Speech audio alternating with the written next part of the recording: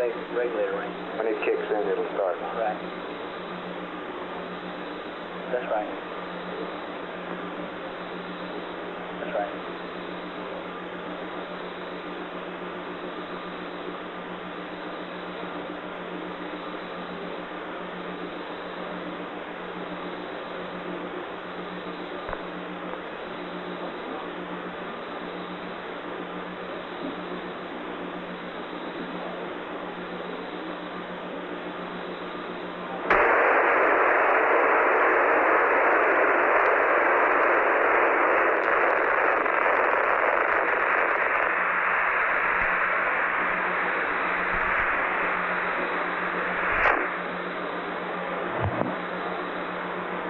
Opposition honeysuckle. Roger. Honeysuckle is go for command, Capcom. Okay, thank you. Yes, sir.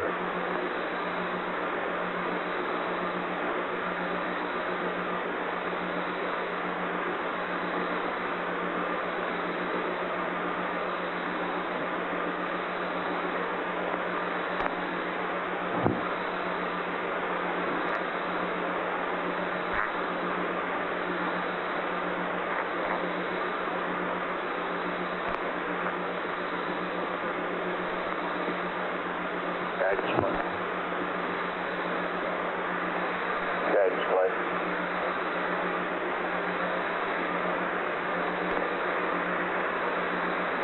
Guidance flight. Go ahead, fine. Grand, I assume everything's in work at HOSC. Affirmative, fine. Okay. OMP Capcom on AFD conference.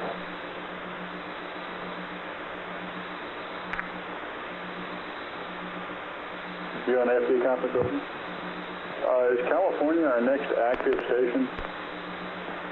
I'm not sure how to read that. No, it says passive on some like that. Okay, but they're up on USB? Negative. California doesn't have anything but C-band and VHF. Okay, so Goldstone is... Goldstone's your next one, okay?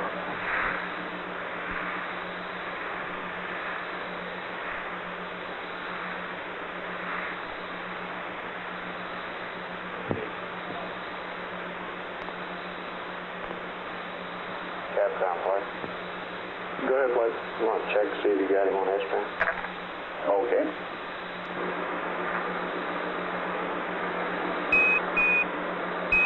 Apollo 11, this is Houston on S-band. Radio check, over. Roger, Houston, Apollo 11, reads you loud and clear. This is Houston, Roger, reading you the same.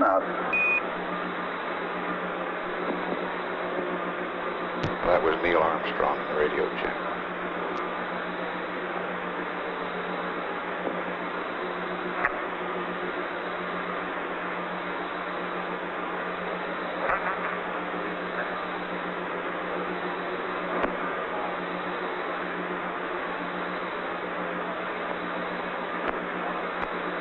Econ play. Econ play. Play econ? How are your rats?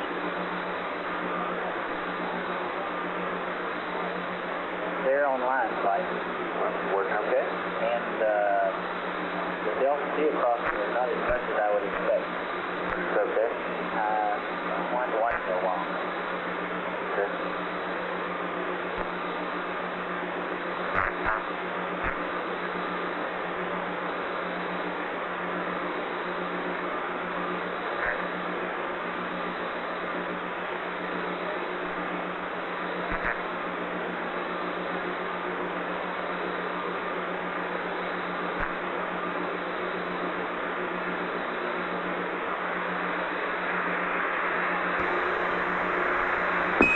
Apollo 11, this is Houston, a little over 1 minute to LOS at Honeysuckle. You'll be AOS at Goldstone at 12902, LOS at Goldstone 13355, over. All right, Bruce, thank you. We expect TV. We've got it all hooked up. We have not yet turned it on. We're ready to do that now.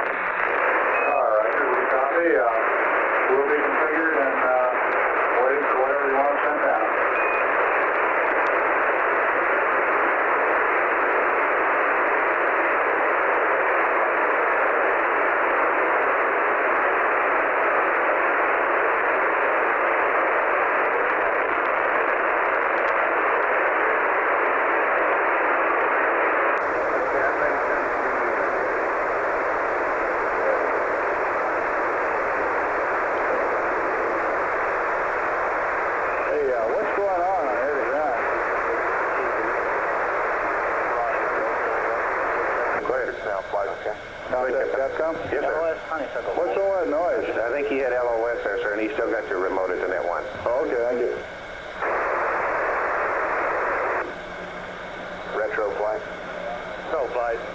you doing on your work schedule down there with your pay? I'm on time, Bud. Okay. AFD flight? I'll be off for them. Yeah. Yeah, I love that. Appreciate it. I'll just stuck it in my pocket.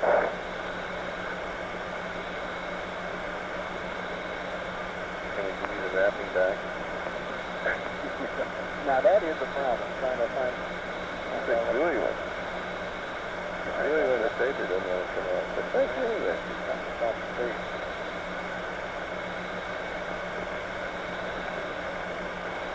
It's the built-in Delta for the race thing.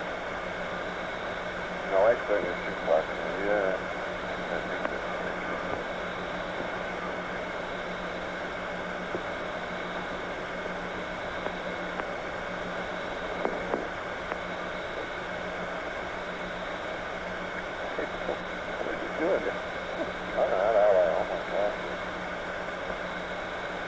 Figured I'd really go along with this and put some of that oil in there. So slick. That drives up my rig. Right?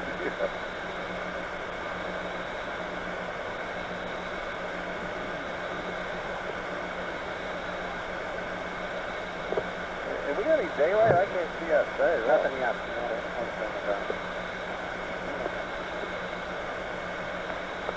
They gotta rig that up, Michael. Well, Bren's gonna hold out that hatch window. And hold it? Yeah. And that Delta B was what? 5666.6, 5666.6, then we'll make that 5667. Right. Did you confirm the primary column? Those are out and should be up shortly, John. Roger that. That's all recovery. It's all recovery. Okay, let us know when your tail line plus 90 minutes and tail line plus 5 hours is good in your port scan table. Okay, I'll let you know.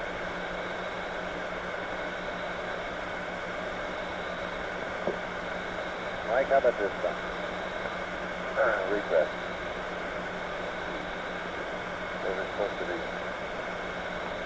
Bottle, this is retro. Go retro. If Croc's in, the best we're going to have is we're going to pull in a honeysuckle as soon as he gets it ready. Okay, I'm standing by for that. Roger. 860. Select fighter. Good. Select fighter. Select fighter. You got honeysuckle for me? Coming at you just momentarily. Evaluating on the Rough. Go ahead. Go ahead. I can turn the foot turned on Bill for a minute if you want. That's all you need to do, I think.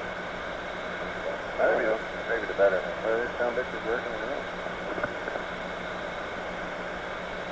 Slide it down. Go ahead, E-Town. They did the same. Go through for a minute. Go ahead. You got a DNT where he heads down around for a while. Which maneuver do you want? Well, let me see. We are sending The separation maneuver, when just the CFM pops off the SLA, yeah, he heads down. almost heads down. Okay, and let me get that. Is that DNT 1D? I don't have it in DNT anymore, but I can give it to you over here. Okay, what the only thing? Now, Goldstone, the only station that's going to get this? That's all. That's the only one that's got a scanner converter.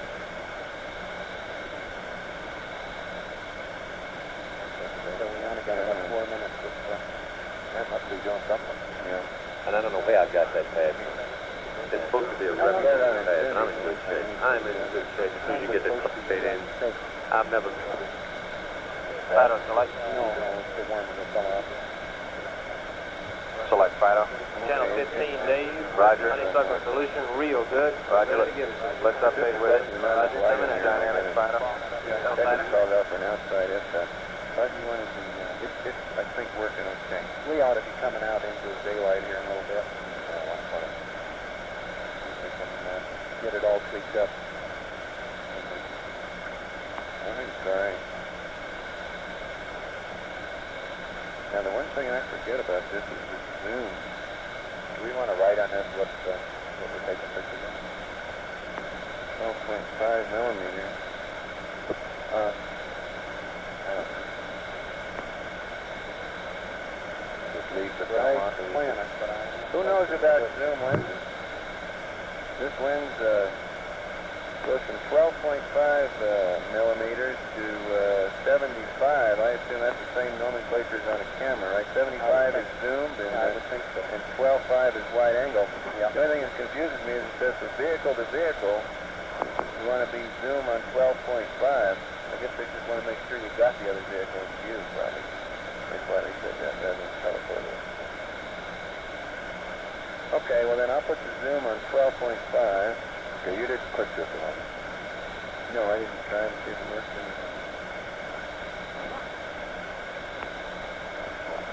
Minimal. Now I felt right. Focus, I'll put it in infinity. And the f-stop is vehicle to vehicle is...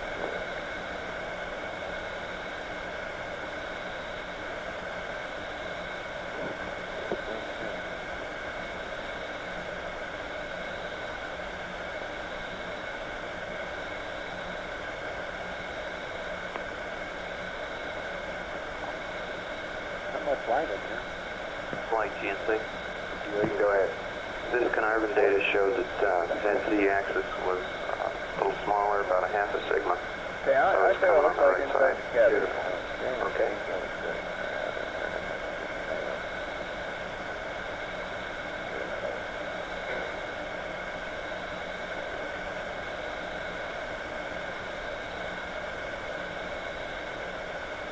Okay, this one's all right. Point that at Neil, or point it at somebody who's in the light. Yeah, we got it. Can't see it, but the shit we can get. Want to see the monitor? Get a picture of that. Yeah, want to see the monitor? Yeah. Is this all right to go? I'm going to put it back over here. Where's over there? In the grist shelf? No, it seems to me that Bud, you want this camera in the grist shelf? The one I ought to do is probably... Hey, Bud? Yeah. Hey, it seems to fit pretty well if you stood it up on the lens kind of pointing out. There are two pieces above the two pieces on the back of the magazine. Like so, huh? Well, yeah, over a little up with the back of the where you put it. Now, I wonder if I'd be better off. I'll do it. Rolling around so I can instead of looking outside, upside down after the flight.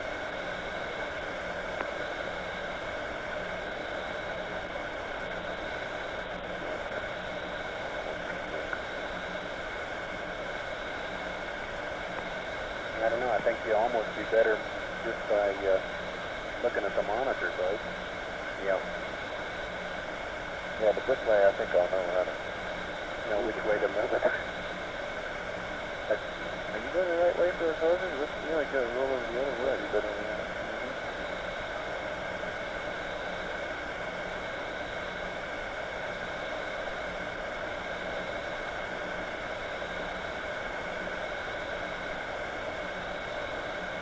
yeah, you look comfy. How's that window?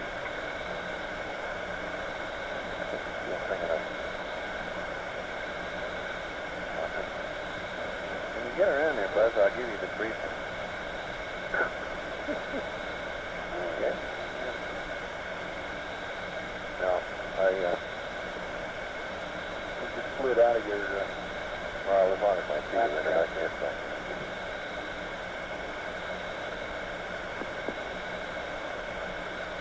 No, good. Handkerchief or something. Where do we have to go to get a tissue? All the way down the gut. Yeah.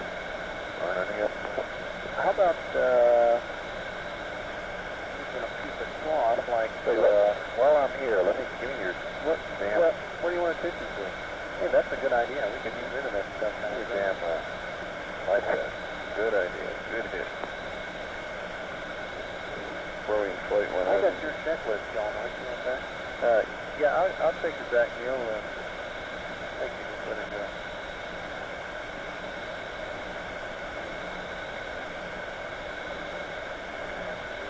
No, you got Buzz's checklist. Right the phone. I mean, you gave me Buzz. Excuse me. Okay, give me this back. I'd rather have my own. Thank you. How did says, look for you, Neil. You happy with it? Yeah, I can't find anything. Take your word for it that the SDS and the ECS and the EPS are all sticky stuff.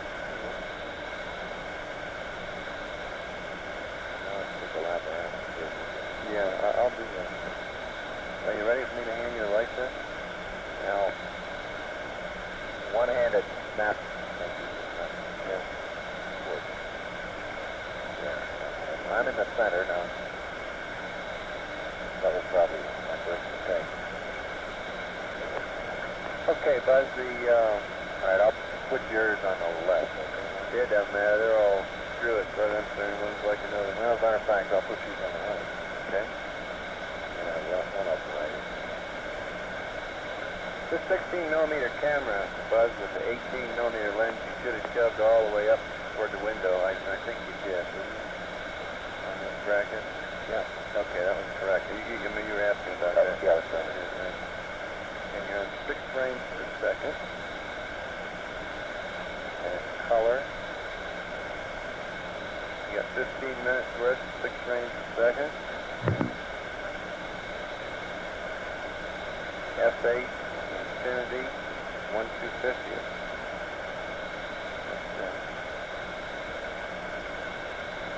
Okay, the only question is, how much do you want to indicate on there?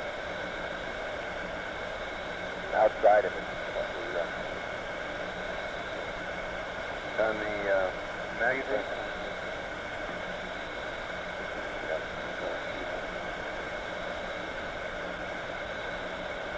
How does zero G feel? Your head feel funny, anybody, or anything like that? It just feel like we're going around upside down. I have we are. I don't even feel that. I feel a horizon come out. Oh, yeah. Oh, yeah. Buzz, are you ready for this? You're kind of 90 degrees the wrong way. Are you ready for this briefing, Buzz? Yeah, let me get this. Oh, okay. Oh, yeah. Stand by for sunrise. Hey, we got that rookie with us. I haven't seen too many of those.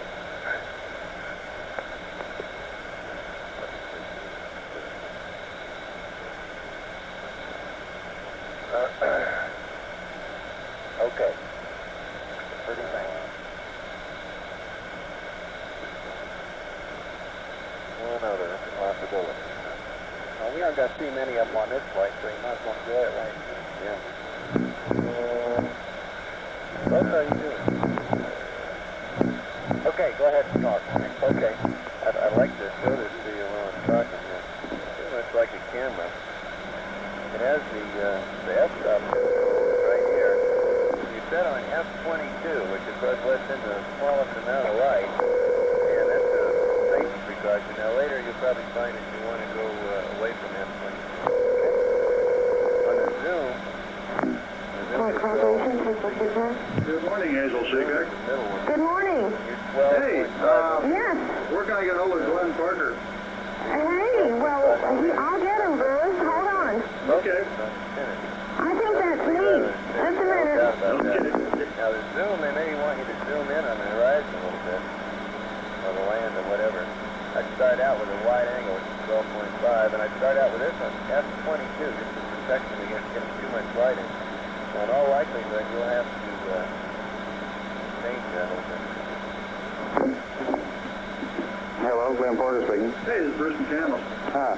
You probably got the word from Mike Collins about your cup of coffee. Yeah, I understand I didn't lose. It sounds like you won. Right. Loud and clear. Right, that's real good. Did you get a chance to thank him for me, will you please? Well, No, if you can. why don't we wait until he gets back? Yeah, that's a good idea. But I said I'd pass the word on and want to make sure you got it. Okay, I certainly appreciate it. So it sounds like they're in real fine shape up there, and looks like everything reached up through insertions all night went beautifully. Yeah, the launch was real beautiful from down here too, Bruce. It really was. Well, we're one of the few people again who weren't able to see the launch. Yeah, that's true. That's true. Well, looks like we're getting off to a good start, and I sure wish them the best of luck. Okay, hang in there. Okay, thank you very much. Bye-bye.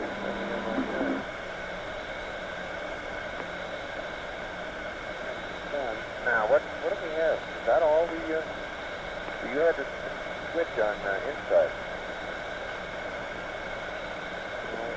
back in the front. Oh, yeah. Okay, put that down. I'm going to say that's the checklist.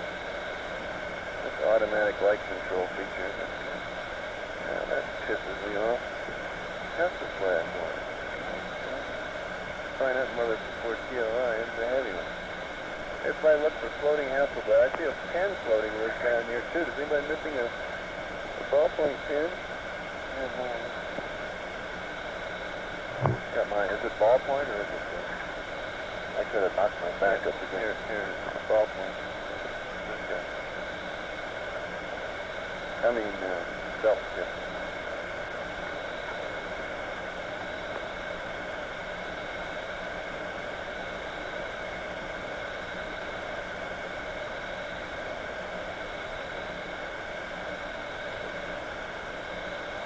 Sorry, I'm much embarrassed to say we have lost a Hasselblad. I seem to be prone to that.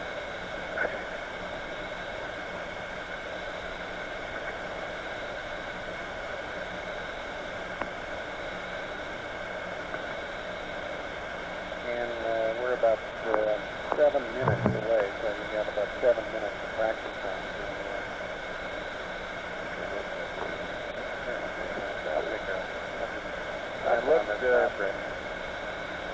I've looked everywhere over here for that Hasselblad, and I just don't see it.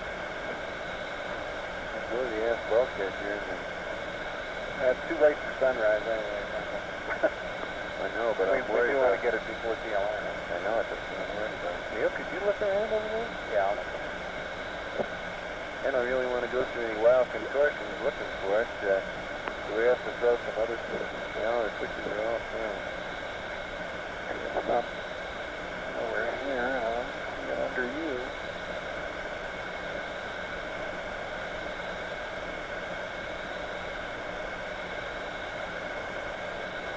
Glad you don't see the Hasselblad anywhere down below.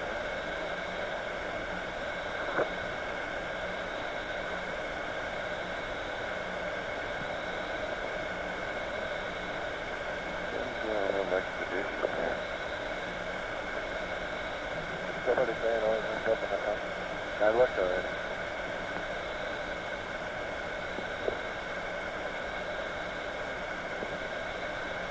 Ah, here it is. Find it? Yeah, here it is. Floating on the ass bulkhead. On your side? I got a way of keeping it.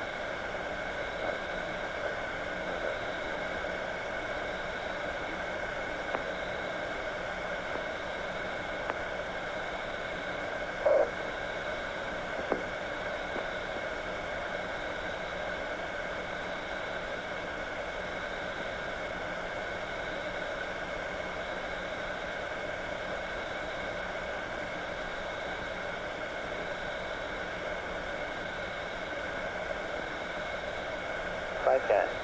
Go, guys. Little status. Okay. Okay, the Delta RV checks, downrange checks on the IU are go.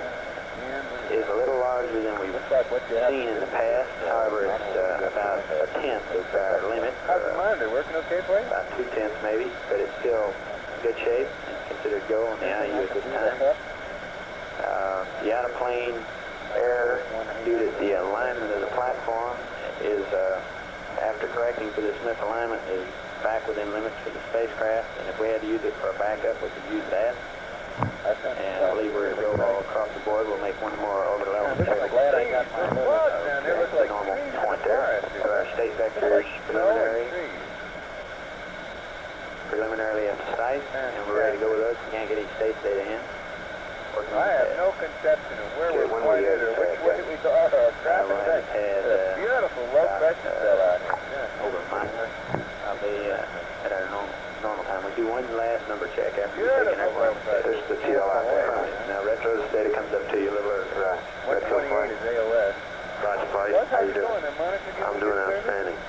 Well, yeah. Look at That means I don't have a pass. That means you don't have a pass. Okay. Just remember now, you're going to have to get that f-stop probably off 22, maybe not. Focus stays on infinity, and the zoom beats me. You can take your choice. You can zoom with that thing all the way in if you take it fairly slowly. Okay, all flight controllers stand by for the state's pass. We got a lot of numbers to read up here. When we get the pads, GMC, you be standing by. I'm not sure when he'll call us on that hot fire. Roger, flight. And let's see, Econ flight. Flight Econ. Expecting to extend the docking probe over space, and we'll be standing by over Canary for a go-no-go for Pyro. Roger, flight.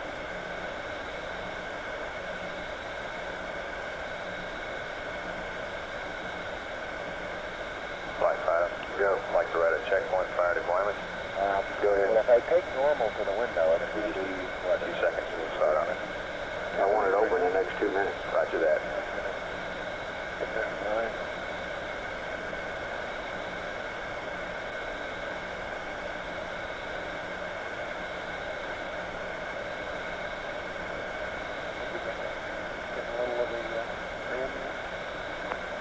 To get a little more view, you have to move down away from it.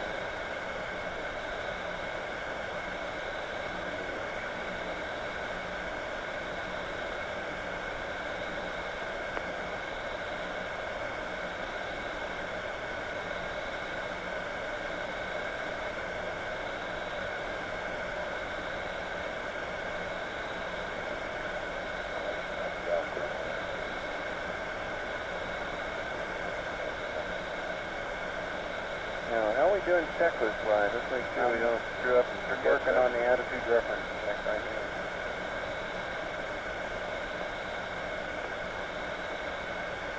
now. Do we need to do anything else to configure this for when I receive it? As far as I know, it's all up to them.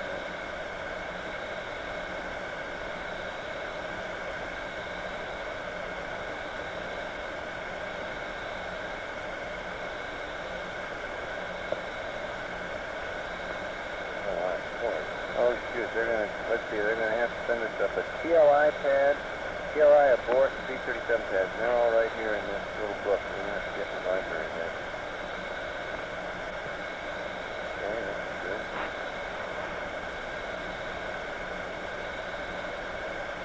Flight fighter, go. Checkpoint complete. Anyway, you think we wrap the handle on? Yeah, you can fold it flat. Would that help you? All right, pull. No, pull that loose. Yeah.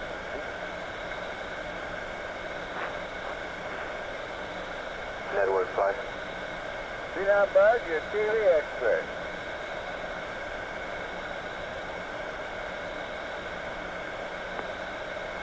Flight network, all up standing by. That's affirmative flight. Okay.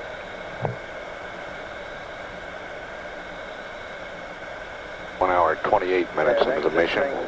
We're about 10-12 seconds away from acquisition at Goldstone, at which time we expect a checkout of the color TV camera. We'll then continue live through the United States pass. Yes, sir. You have Guaymas, sir. Roger. Are you looking at Guaymas? That's booster, man. That thing. 11, this is Houston through Guaymas, over. Roger, Houston, read the alarm there. Roger, reading you the same, coming up on AOS Goldstone. Roger. Should be right now, Buzz.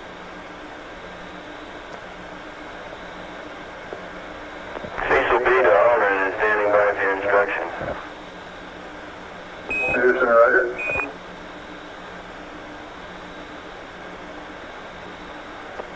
Acquisition Guaymas. I got pan. And the probe.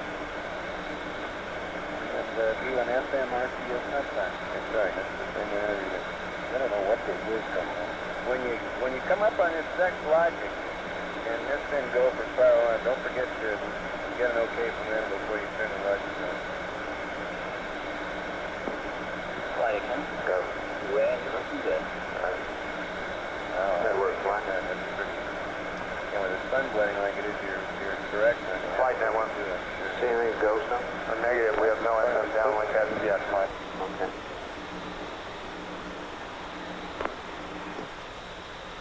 We have no downlink yet at Goldstone. We're standing by.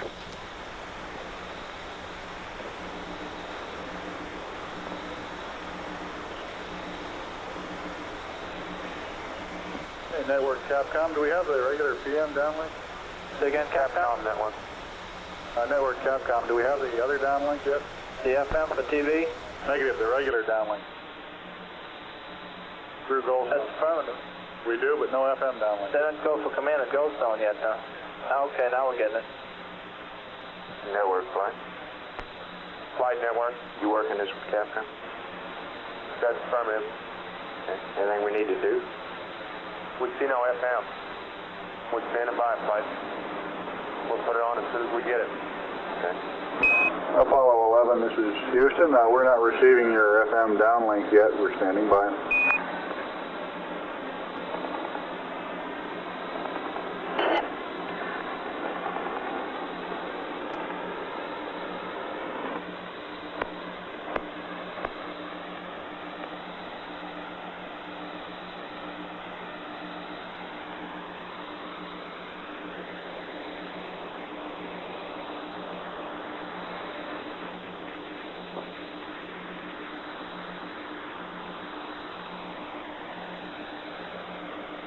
Flight network, FM, ALS. Okay. Apollo 11, this is Houston. We're receiving your FM downlink now. We're standing by for TV modulation on the signal.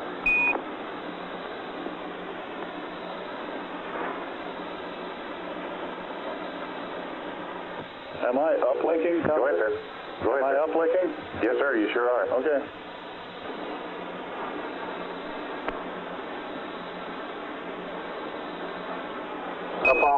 Apollo 11, this is Houston, radio check, over. Roger, loud and clear. We think we're transmitting to you. Okay, we're not receiving it yet, 11, although we've confirmed the presence of your FM downlink carrier. What switches do you want us to confirm? Stand by.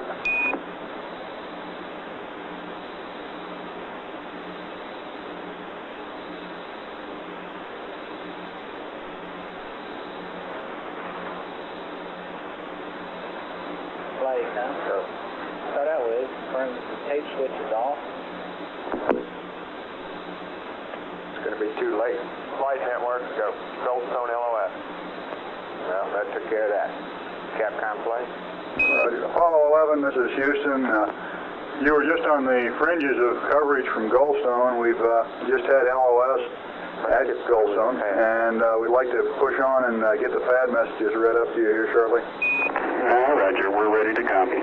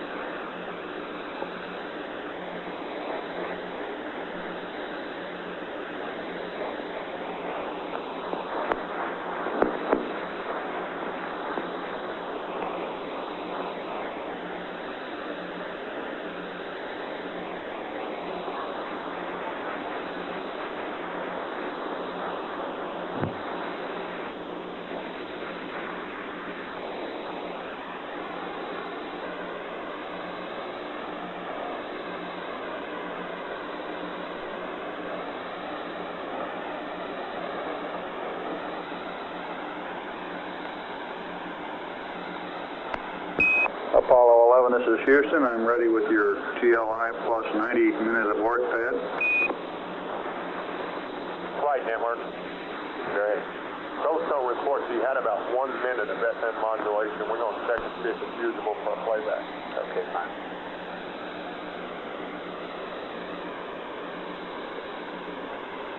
Apollo 11, this is Houston. I'm ready with your TLI plus 90 minute abort pad. Roger, Apollo 11's ready to copy. TLI plus 90. Coach. Roger. TLI plus 90. SPS GNN 63481 minus 153 plus 132. GTI 004 102538. Noun 81 minus 04761 plus 00001 plus 53361. Roll 180. 193,000. HA is NA plus 00203 53573 633 53349er. Sextant star 33 1578 122. The Borside star is not available. Latitude minus 0252 minus 02580 11887 34345 016 03 50. GDC align Vega and Deneb. Roll 071 291 341. No LH. Undocked. And I have your P-37 for TLI plus 5 hours. Over. Go ahead, TLI plus 5. Roger, P-37 format, TLI plus 5, 00744, 6485, minus 165, 02506. Read back, over. Roger, TLI plus 90, SPS GNN, 63481, minus 153, plus 132, 004, 102538, minus 04761, plus 00001, plus 53361, 180 193 000. Not applicable, plus 00203, 53573, 633, 53349, 331578, 122. Not available. Minus 0252, minus 02580, 11887, 34345, 016, 0350. Vega and Deneb 071 291 341. Now Ullage undocked. P-37 TLI plus 5 00744 6485 minus 165 02506. Over. Apollo 11, this is Houston. Read back correct. For your information, Goldstone reports receiving approximately 1 minute of FM downlink carrier. We were getting ready to request you confirm on the S-band aux switches, the S-band aux tape switch to off, and the S-band aux TV switch to TV. Over. Yeah, I confirm that is the configuration we ran. Roger, let us do a little more detective work here, and we'll see if we can come up with something. Okay. Don't worry about that anymore, Capcom. Guidance flight. Go flight. We're working on the pad now. Okay. Little drag here getting the update in. Another minute. Flight Capcom, are we configured for the safe vector uplink? Houston. Negative, they don't have a Apollo 11 is ready to go ahead with the expand the docking probe and Okay, come. ready to go with the RCS hotfire when you're ready to monitor. Over. Go. Roger, go ahead with the probe now. GNC flight, stand by. We got the flight. Roger. Flight network, go. Milo reported that he did have briefly a usable TV picture, and then he reported the FM modulation off at 139.40. Okay. So apparently they've now shut it off. Okay.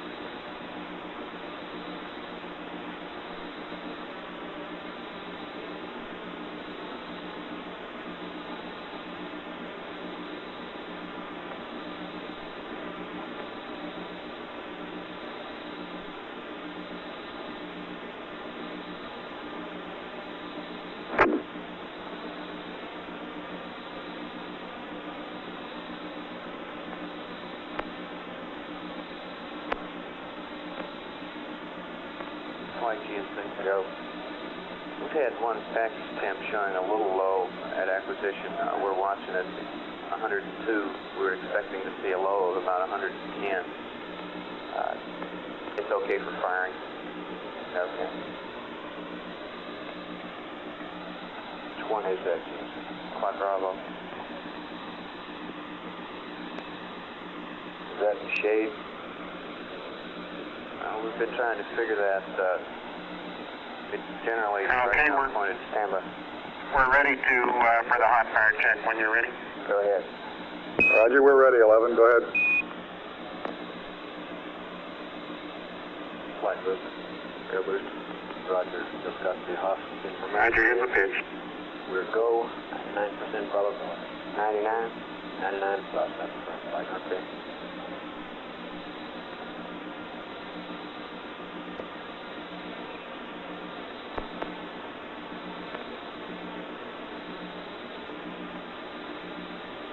Roger, we're seeing pitch flight. Good, okay. Clarity. Okay. 11, this is Houston. We're seeing the pitch hot firing, and it looks good. Roger, be advised that we are unable to hear him. Roger. Roger, we copy. Plus or minus yaw. Have you seen all three axis fires? We got pitch and yaw, didn't we, GNC? That's the firm flight. We've seen pitch and yaw. We have not seen roll today. Okay, I'll put in a couple more rolls. We saw a roll on the chart recorder flight. Got it on the chart. Okay, we've got the roll impulses, and you're looking good here. Roger. Houston Apollo 11, we're standing by for a go for sequence logic on. It's a little early. Econ flight. Flight Econ. You want to go ahead with that? We may as well. Yeah, let's go, Captain. Apollo 11, this is Houston. Go ahead, and we'll watch you on TM. Okay, sequence logic. Two of them.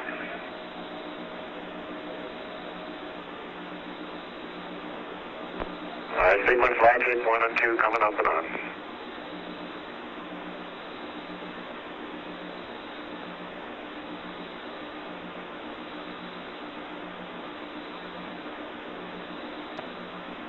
Logic bus is arm flight, and we're go for power on. Okay, it looks good, Captain. Apollo 11, this is Houston. You are go for pyro arm. Roger, hang on. Flight guys. Go. Who would accept? We're going to come in from the Vanguard. Okay. At the handover time. Okay. That is less than a minute away, flight. Roger, did we get through and accept, Captain? Apollo 11, this is Houston. If you give us poo and accept, we have a state vector update for you. Roger. It'll be 40 seconds or so before we try to send it, Captain. I understand, and I don't think that'll cause any problems. And you got your TLI pad. Yes, who and accept. Roger, probably be another 10 or 15 seconds. We're going to go up through the Vanguard. When you're ready to copy, I have your TLI pad. Roger, ready to copy. TLI pad. Roger, TLI 23514 179er 071 001. Burn time 547 104356 35575. Roll for SEP 357 107 041 301 287 319er. TLI 10-minute abort pitch 223. Read back over.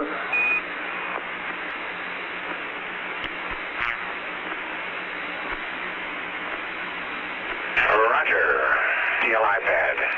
23514 179er 071 001 547 575 357 107 041 301 287 319er. Guidance 5. TLI 10-minute abort pitch 223. Roger, would you read back Delta VC Prime again? You were cut out by some noise. Okay. Roger, I'm picking up the squeal here also. Network flight. Flight network. Is that a problem? To VC. 104356. Over. Apollo 11, this is Houston. Read back correct out.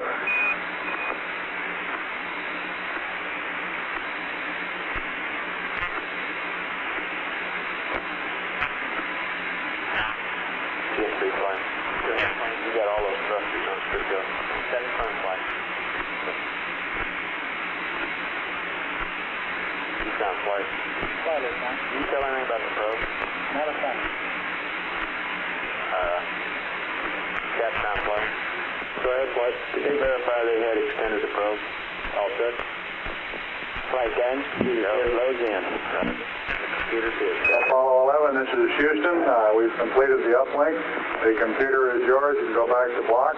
And would you verify that you have extended the probe? Over. Roger, that's verified. The probe is extended. Roger, about 2 minutes to LOS on the stateside pass.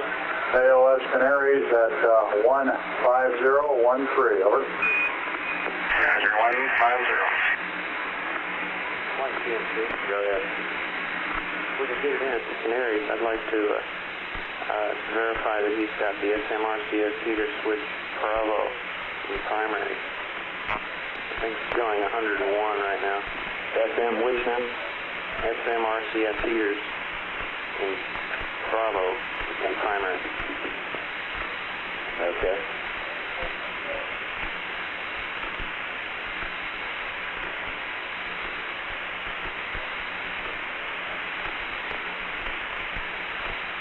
Capcom flight, did you get that? Roger, I copy.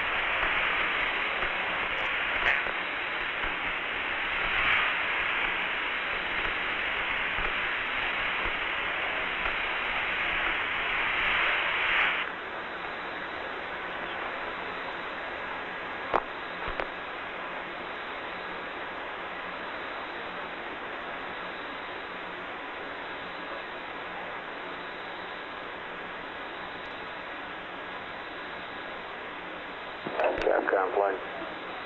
Go ahead, flight. Okay, another thing you can tell him is guidance. This is Apollo Control. The tracking chip Vanguard has had loss of signal. However, the Canary Island station will acquire Apollo 11 in less than a minute. We'll continue to 99% stay up live through the Canary station. All that's in good shape. The ignition time for the transmitter injection burn, elapsed time of 2 hours, 44 minutes, 14 seconds. Duration of the burn expected to be 5 minutes, 47 seconds. Capcom, you want me to go ahead and send that up anyway? We're acquiring at Canaries now. We'll stand by. We got a few minutes over Canary here. Okay.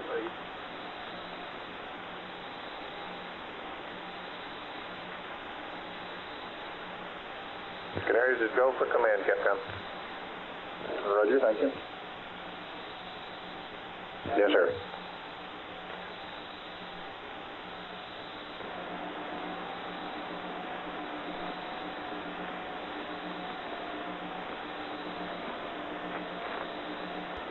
Apollo 11, this is Houston, over. Roger. Houston, Apollo 11, loud and clear.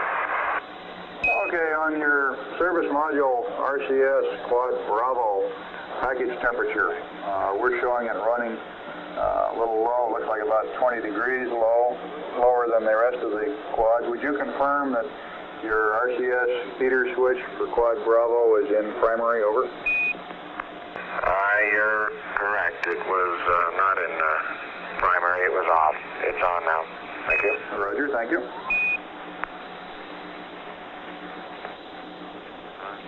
Copy, GNC. GNC flight. Flight GNC. Copy. Roger that. Let me know what you see. How long do you expect it to take to start coming up? It has already started. Flight's come up 3 degrees. Great.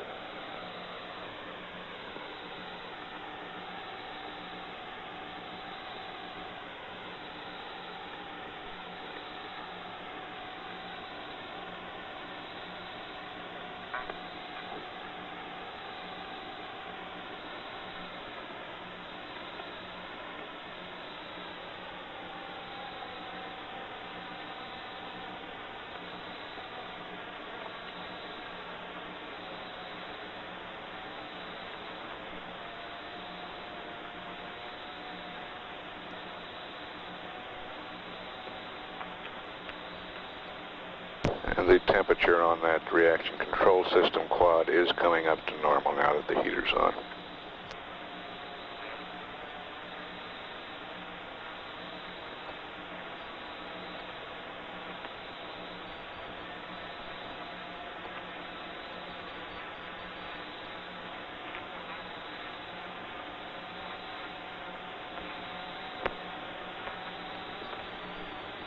Guidance flight.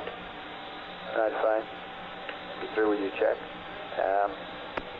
Okay, we have checked the numbers. It's very close to our plane limit on the orbital element check. Now this is an optional orbital element check since it passed the mode A limits going into Earth orbit insertion. And we feel like it's go even though it's fairly close here. So Which platform this is is the spacecraft, not the booster. Booster's still in good shape. Okay, and due to the large azimuth error we had during launch phase, the misalignment, initial misalignment, and certainly we don't know all the things about the pipet because of the bending, but we feel like even though it's close, we're going to give it a go at this time. Looks good. You're giving me a go across the board? A go across the board. Okay. I'm just advising you that there is a little bit larger out of plane in the spacecraft than we like to see at this time. Okay. Copy, Captain. Apollo 11, this is Houston, over. Houston, Apollo 11, go ahead. Roger, we've checked over the spacecraft and the launch vehicle guidance. They're both looking to be in good shape. We estimate you have better than a 99% probability of a guidance cutoff on the launch vehicle, so things are apparently holding in very well. For your information, Mila received approximately 1 minute of a usable TV picture, so apparently the system is working. And you're a little over a minute from LOS at Canary. AOS to Tenerife is 2 hours, 9 minutes, and 18 seconds. Over. Roger, we like those 99 numbers. Thank you. Roger out. Roger out. They were when we went off high bit rate. Well, let's see. We want to go to the suit circuit? Yeah, go to the suit circuit. Find it. So. Okay, let's see. That's the EDS power on. Oh, that thing is hard. What do we want here out of close? Gear 48. Ready for EDS power on, you think? EDS power up. Yeah, okay, it's going. EMS function off, verify. EMS function off. Mode standby. EMS mode standby. Okay, standby. Using the torque angle, going back in and verifying the limit, we only get about half the air that we get the other way. So I feel like that's probably a better cruise than going the other way, our normal way. We'll call it better than that ago. So this is Apollo control at 1 hour and 55 minutes into the mission. Canaries has lost their signal. Anybody know what we're doing with this? We were unable to use the 1 minute of TV time from the mileage station. There is no longer a converter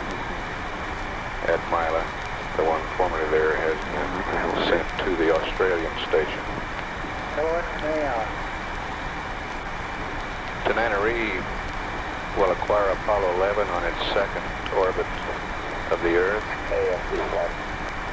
at 2 hours, 9 minutes, 18 seconds. I guess so. That's what you need. We expect the translunar injection burn at 2 hours, 44 minutes, 14 seconds. Duration of 5 minutes, 47 seconds. And the delta V, or the velocity that we will add to the spacecraft, is 10,435.6 feet per second. That's PLI plus 90. We'll come back up at Tananarive Acquisition. This is Mission Control, Houston.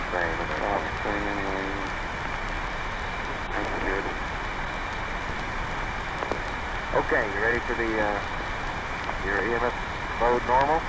Normal. EMS function to Delta V test. SPF light is on. Infill. Now we want a GDC aligned. That's minus 19.9. That's all right. Minus 0.1 to, can you write that one down? It's real close.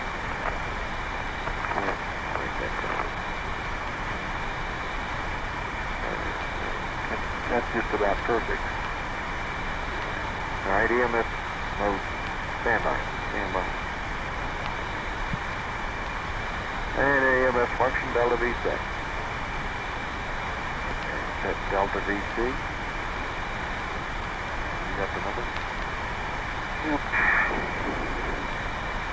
10, 4, 3, 5, 6.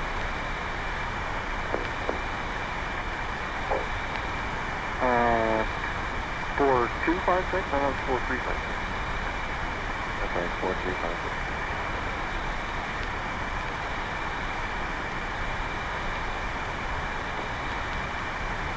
And how about ordeal? You get that back then? Yep. Flight Fido.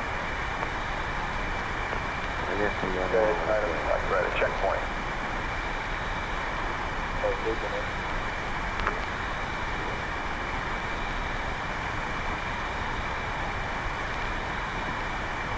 Where'd all those numbers come from?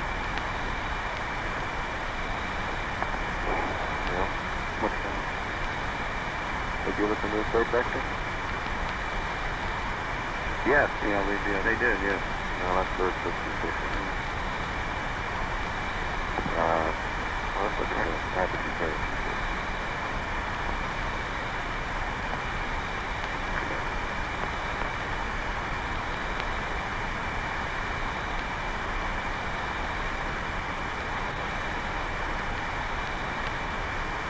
I'll just put a question mark here, but I can show our ignorance.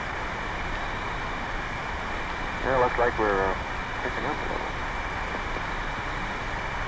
That sound reasonable? 116.6. Thing is starting all the time, is that right? Yes, for it be? Yeah, you had about 4 or 5 miles to your orbit. Apogee charging. Yeah. Yeah, that's too much. We're up to 6.9, 6.9. That seems excessive. Now that may not be now. That may be at PLI.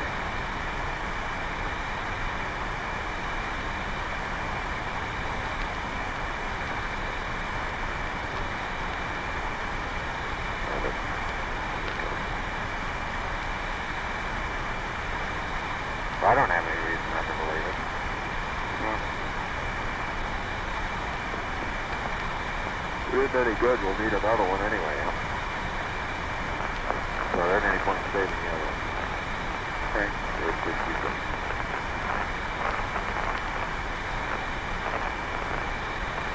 Okay. 10,435.6. Flight Fido. Go ahead, checkpoint complete. Okay. Request 2. Affirmative. 10, 4, 3, 5, 6. Flight guy? Go to EMS function. Yeah, that was, we didn't see him do his very good hit, which he first. GDC align is at Okay. That's all we call it. We'll check it again at Carnarvon. If he has anything, we'll say it. Okay, check it at Carnarvon. Right, he's the exit right after we get to back there. That means VOR. Okay, but we will talk to him there tonight. Okay. Good one. Okay, ace influx we should be on. Is that our deal? Do something with it anyway. Oh, shoot. Our deal is, what good card that was here? Somebody farted. That was me. Is that in boost? This was the boost card. Okay. We can't have that. You don't want that one, do you? No. Trade it. We got a very good one.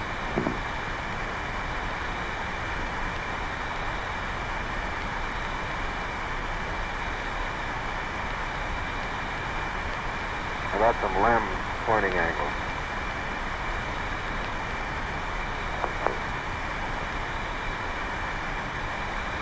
Let's see one more. We're going first opportunity today.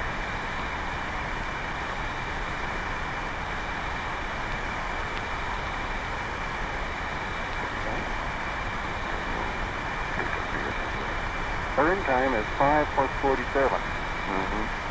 And the emergency shutdown rule is plus 10 seconds and minus 40 on the Delta DC. Is there? So 6 seconds. Plus 6. Right. And, no, I'm not sure about that minus. No, it's not. It's it's plus 6 seconds and VI on the GNM.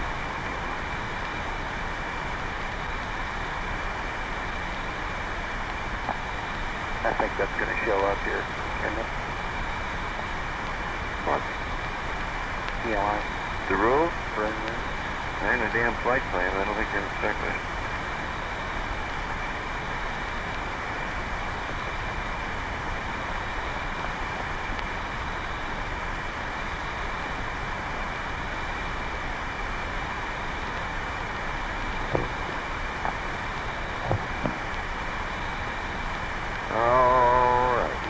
Set in some way? Our deal is okay.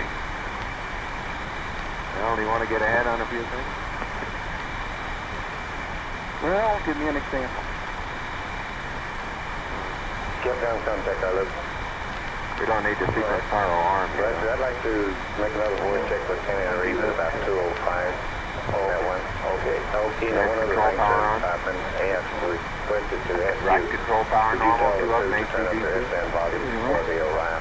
Direct Turn up the SN volume before arrive. Yes, sir. Okay. Okay.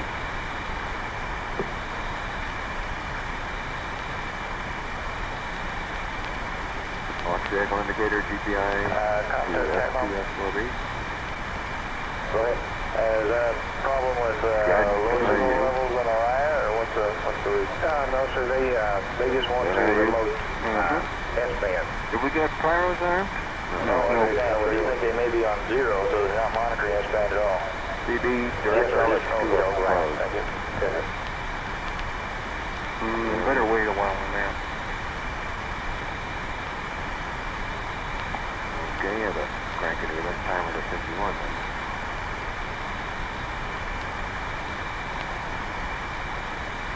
What's burn time? Ignition time?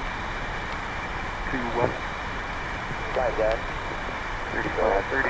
The data from Huntsville confirmed our data that you choose on the pad. We're showing this downrange area we saw at Carnarvon. Okay. Lieutenant Reeves, contact confirmed. That's flying on voice check. Repeat contact, this is Lieutenant Reeves. You're loud and clear. Roger, read you the thing. Just to tell you, there's slight differences in the booster. A little bit larger than we're used to, but still well within the daylight. Okay.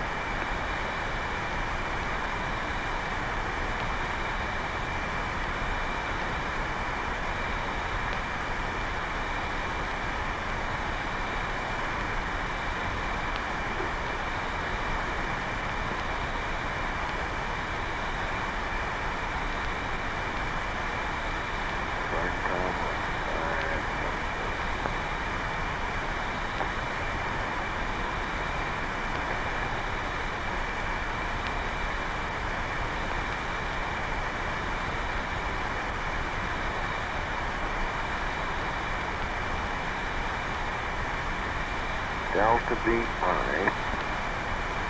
There's one update that number.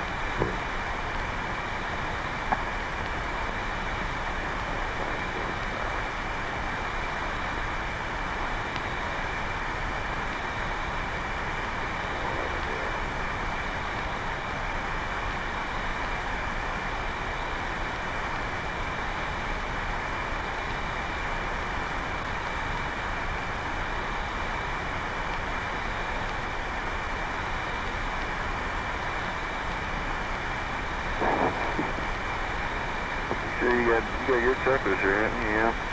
Yeah, they put all this TLI crap in my checklist. Even though I took it out, they put it back in. Now, Mattingly assured me that I was going to have a circular velocity versus altitude, you know, that when they get you in 100 mile on the other side. It's not in here either, but where would it be? It would be right in this manager's neck one.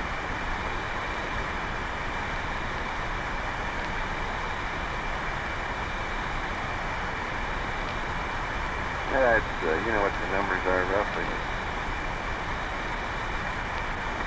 25, 550, 100 miles. Something like that. It changes probably, but this was to be, what do you have on this side to give you that on the other side? Okay, flight. Stand by flight for that with you. Go ahead, flight. I guess. I'm running a little bit on the one side. How are you guys? Don't see. How do you tear it It's out? a little long. A little long. 547. Cruise and cabin pressures both look, It's about 545. Their normal time flight. Okay, check that one more time. For water, water. yeah. In fact, Roger. Run through what we've got here on Araya. As I understand it, we'll be going through Araya 4 after we leave from Arbon. And Coming in if I understand correctly, you want to request that they turn up This is Apollo Control at 2 hours, 8 minutes into the mission. Apollo 11 about to be acquired at the Tananarive station. As expected, this orbit is changing slightly as the S4B third stage advance. We're showing an orbit now of 107 by 105.7 nautical miles in an orbital period of 1 hour, 28 minutes, 30 seconds. We've acquired a Tananarive. Now we'll stand by live through that station.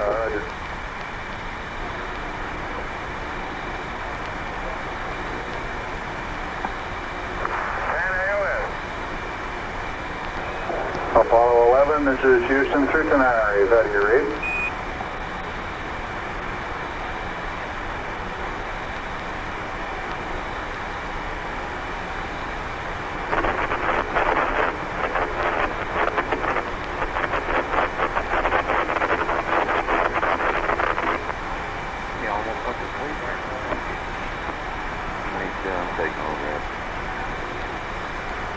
Apollo 11, this is Houston, standing by through Tananarive. It'll be a long day.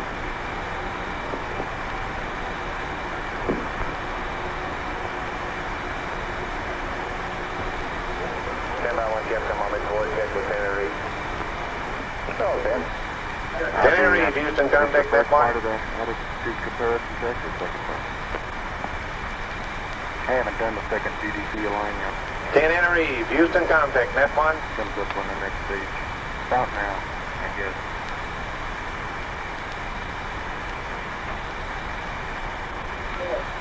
Got a voice, Houston, contact net one. We should have Tananarive. Got a voice, reading you loud and clear. Roger, we can arrange Tenerife. Contact Tenerife. Roger, Tenerife. Are you receiving Capcom's voice, and are you uplinking it? Negative. Roger. Monitor the... When they cleverly do this, Monitor again and out. Jeff, Capcom, make one more transmission. Roger. Capcom, give her a traffic. Apollo 11, this is Houston, standing by through Tananarive. Over. All right, you're ready.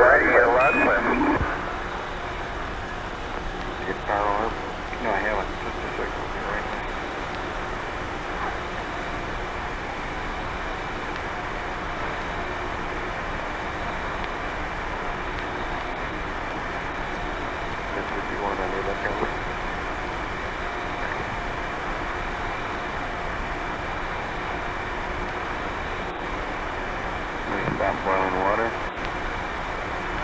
Good.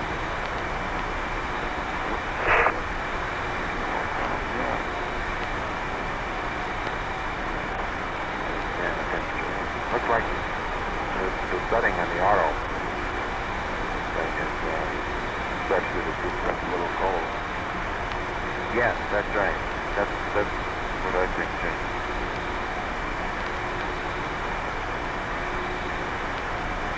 Got a feeling there's a ball in here. Okay, the CDC is aligned. Right, okay. We got the 48 in there, we're at 83, ordeal set. Sequence fire on. Okay. Back for a blast. One's on. Two's on. Houston, Apollo 11, we have the pyros on. This is Houston, roger. Transit control power is on. Drive control power normal to ACD. They're all up. Direct. Name. Right. S2, S4B. Check. Guidance IU. IU, yeah. Circuit breakers direct solid key code. Okay. And the event timer set. Now, why don't you,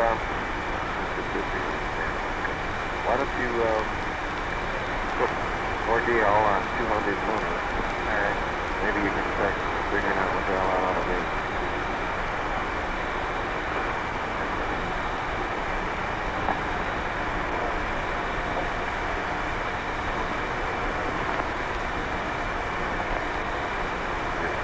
I guess these more commercial.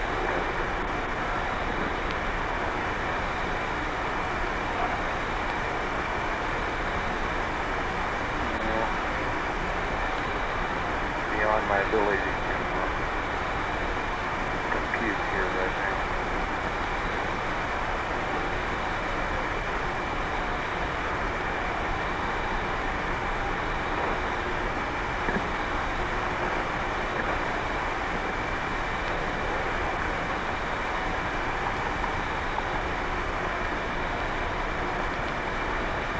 Keep that plane?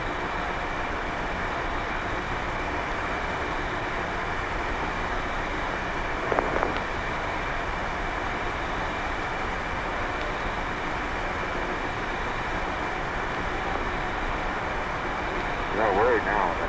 Driving the motor lights everywhere.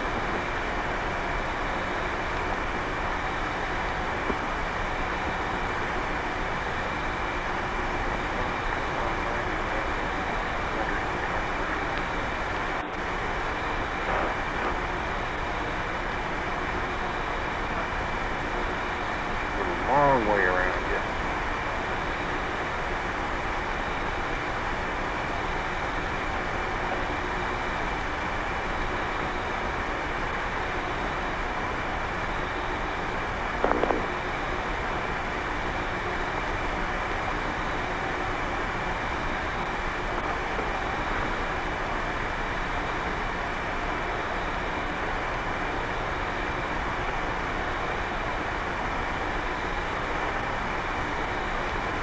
Apollo 11, this is Houston, 1 minute to LOS Canary, ALS at Carlin, 22530.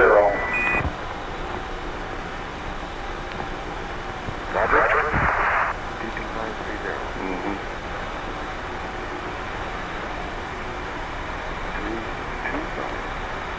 225.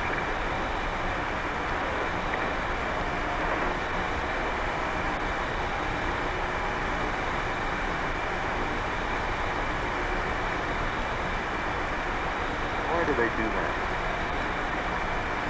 That should be up here. Before. 235.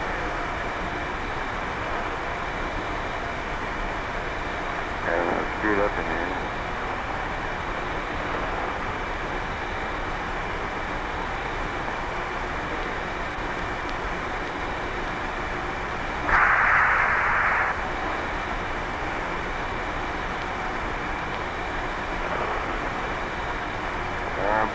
Weren't they giving the two aboard pads before?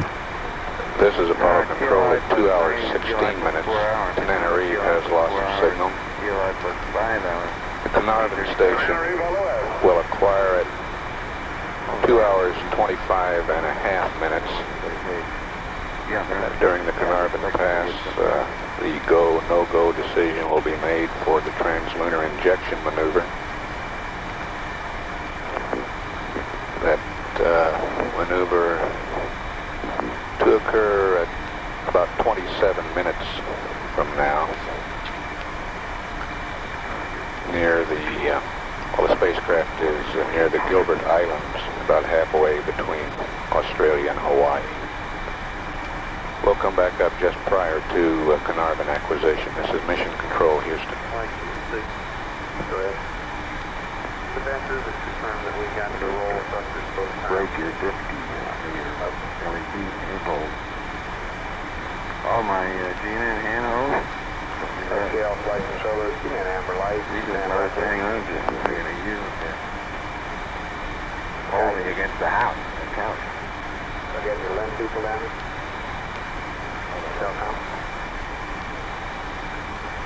Okay, we're coming up on Carnarvon.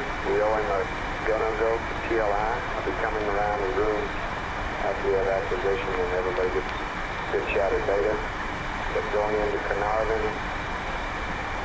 here's the way I had it. First, you have no problems with greater than 99%, correct? That's the front flight. Okay, still green.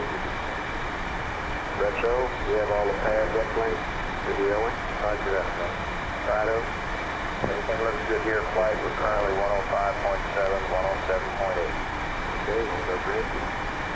Guidance, I have you go on both. Fairly a good shape, right? Green.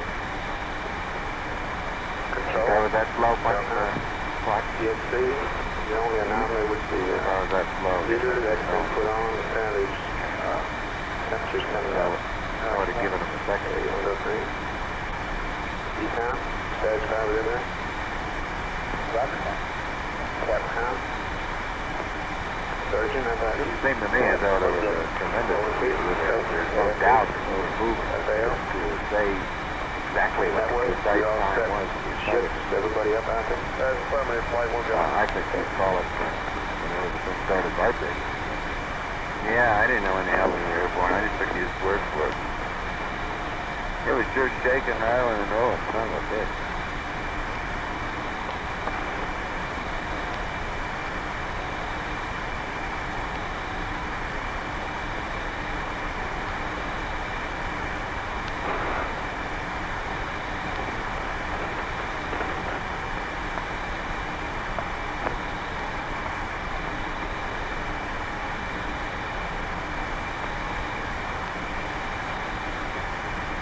Wake me up, PLR. Somebody. There's 15 minutes till time very clear. You get out the alarm clock.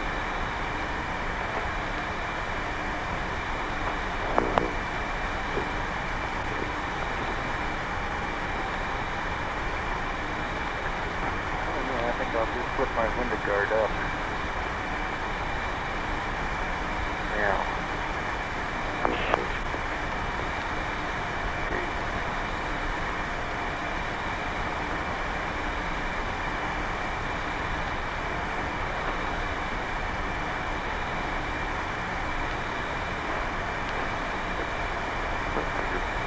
Picked up an 8 there. Illinois.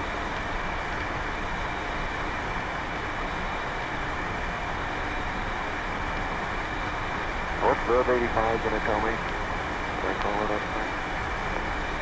It tells you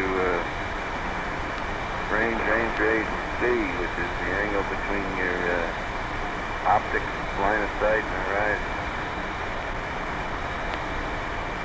What's that little bump in the grip from there? That's me. I'm thrashing around over here a little bit. You wonder, I set my launch checklist in the little gap between the... You don't have a launch checklist?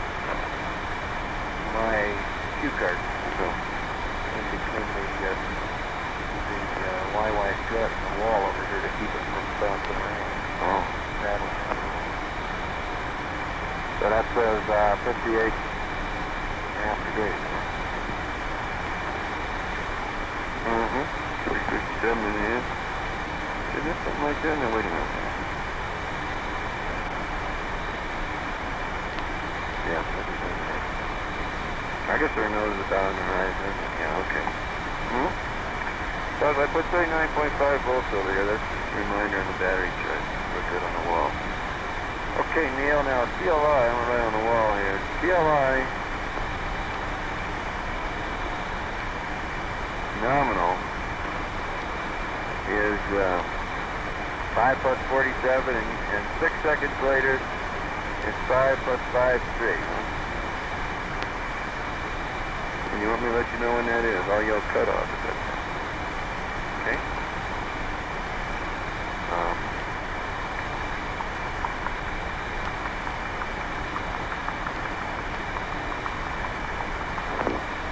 We want to get what that time's going to be up there. Is that right, Neil? Yeah, that's right. Okay. 953, I want to kill. Okay.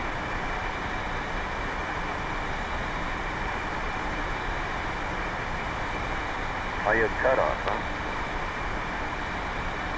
Yeah, I guess.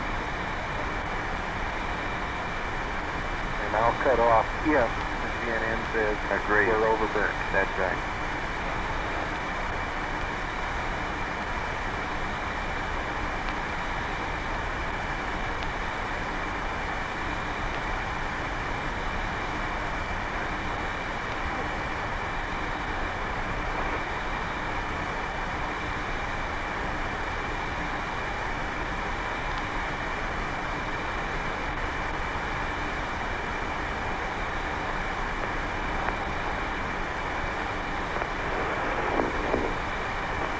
You got that translunar switch? Yes, ma'am, yeah. Okay, sir, for Orion 4, could you use manual key procedures? I understand you're having a problem on the Orion. That's affirmative, and that'll be the first Orion aircraft that we talked to. Is that correct? Yes, sir. Pyros, Your Honor. I will do. Pyros are All right, sir. 4 bases in, and the switches are out.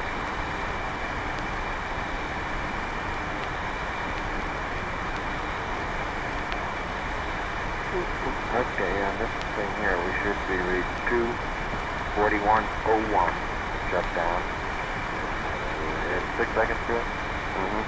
Contact Captain, would you tell me when we change over from Orion 4 to Orion 36? Yes, sir, I sure will. Okay.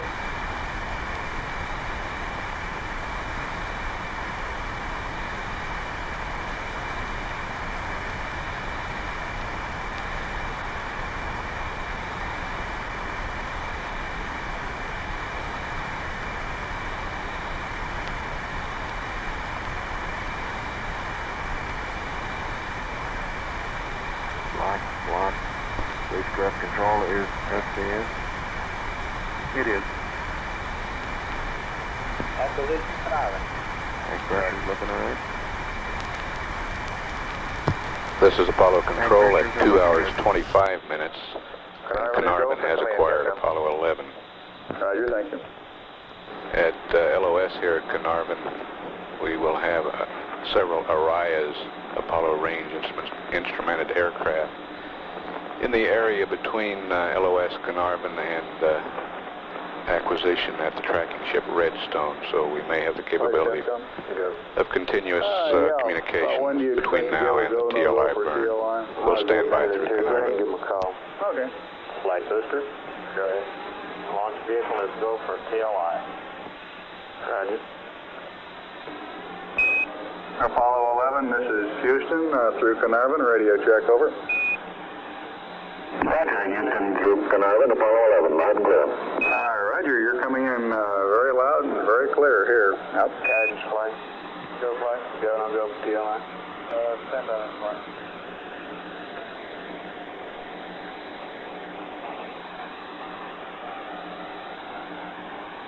GNC flight.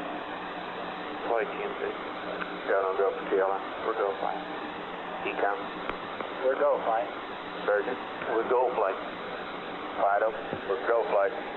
Petro. Go flight. Guys, go flight. Thank you. That works flight, how about you? We're go flight. 3. Okay, Captain. Apollo 11, this is Houston. You are go for TLI, over. Apollo 11, thank you. Roger out.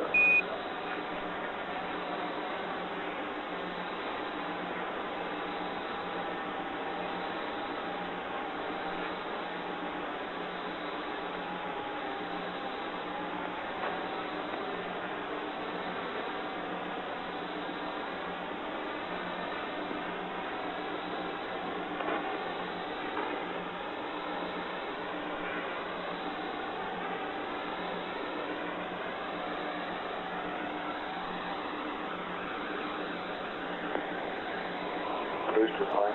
Go flight. Go to channel number, please. Roger. 26 flight.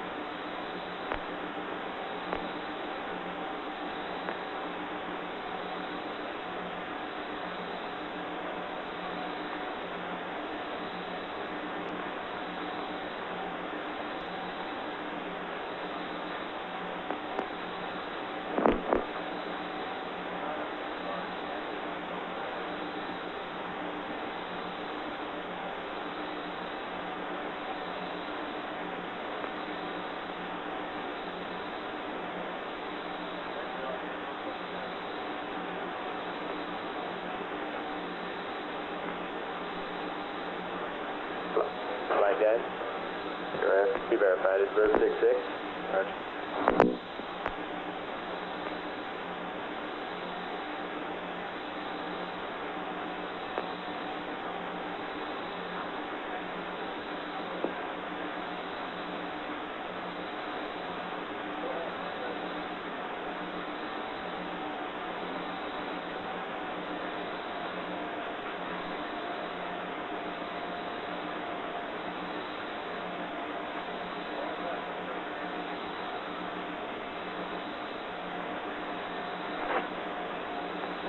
Apollo 11, this is Houston, over.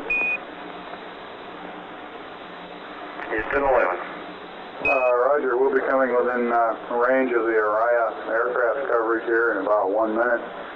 They're going to try uplinking both on S-band and on VHF this time, so if you make sure your S-band volume is turned up, we appreciate it. And we believe that we'll have continuous coverage from now on through the TLI burn, over. Very good.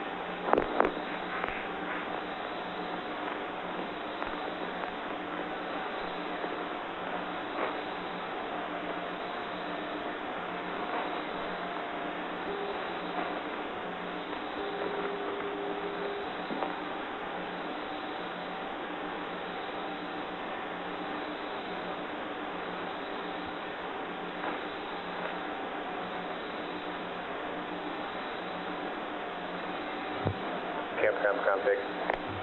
Go ahead, contact. All right, sir. You have the route for us, sir. We go for command? Yes, sir. Okay. Roger.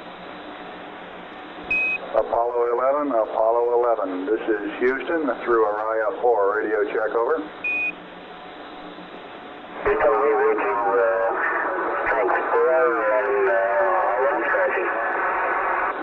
Roger, we're reading you strength 5, readability at 3, should be quite adequate. Apollo 11, this is Houston. We're reading you readability about 3, strength 5, sounds pretty good, over. We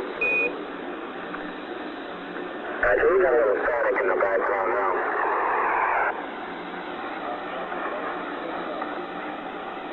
My God. Look at this predicted lift. RTB 600 looks good. Heard ground value. The onboard time. Okay. Yeah, flight Capcom, we've got really pretty good comm through Araya this time. Roger. We won't have much to say. Concur.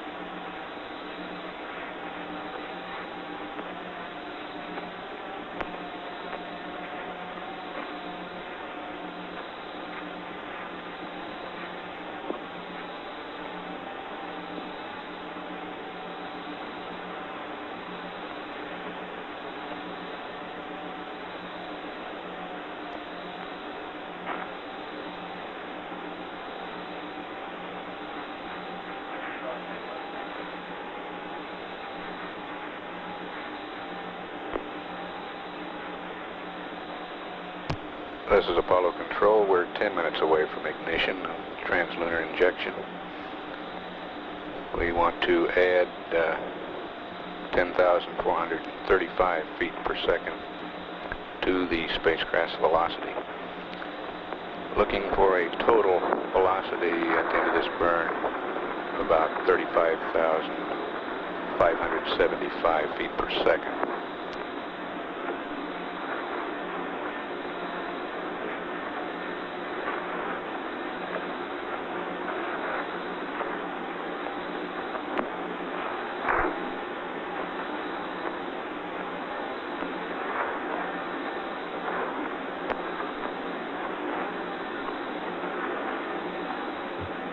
Capcom contact.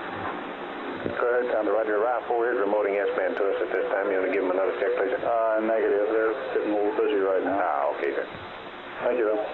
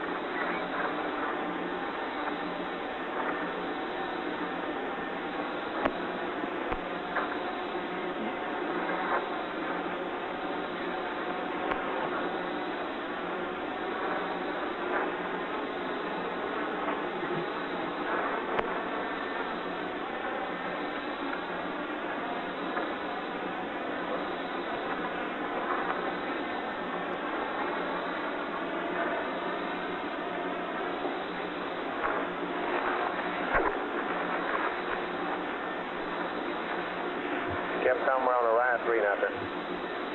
Roger, thank you. Booster flight. No flight. Keep standing by. Roger, flight will get to ASSD.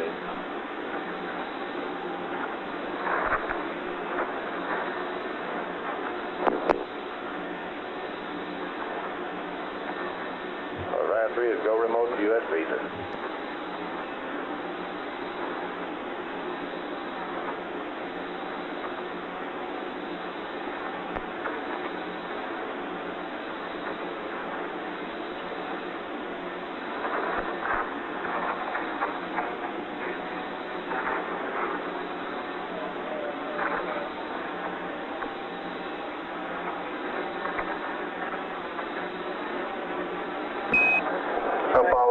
11, this is Houston through Araya 3, radio check, over. Roger, Houston, Bravo 11, you're much clearer and adequately readable. Roger 11, you're coming in 5 by 5 here, beautiful signal. That's a lot better than the static we had previously. Okay.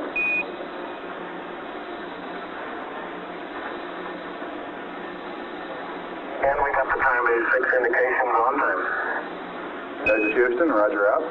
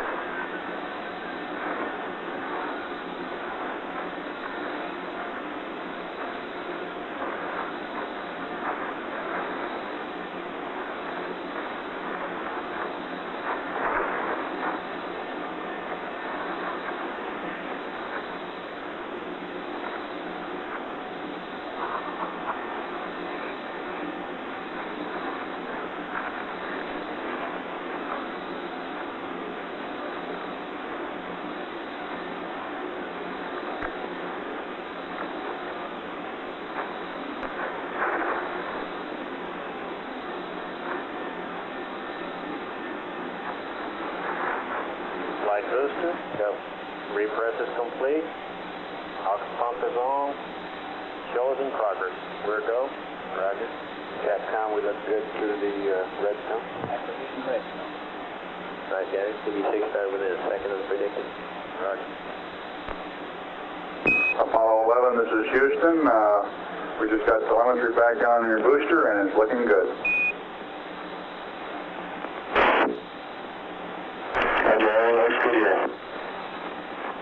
Houston, roger out.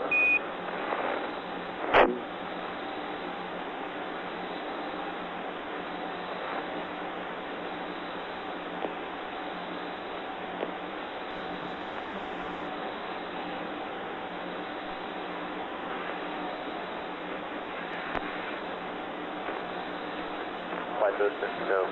We still have our IU, but we're losing some of the 4B data. Check. Roger. Systems look okay now. That's a firm flight. Network flight. Flight network. You get some body data from Redstone. We're checking on it. Okay.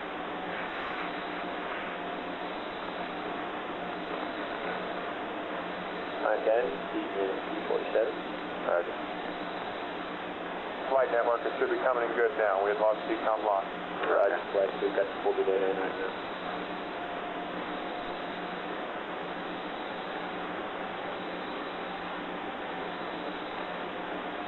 Flight network. Go. Mercury's command computer is down. He's trying to recover. Mercury? Okay. That's affirmative, flight. Copy that, Bruce. Roger. Flight, I copy.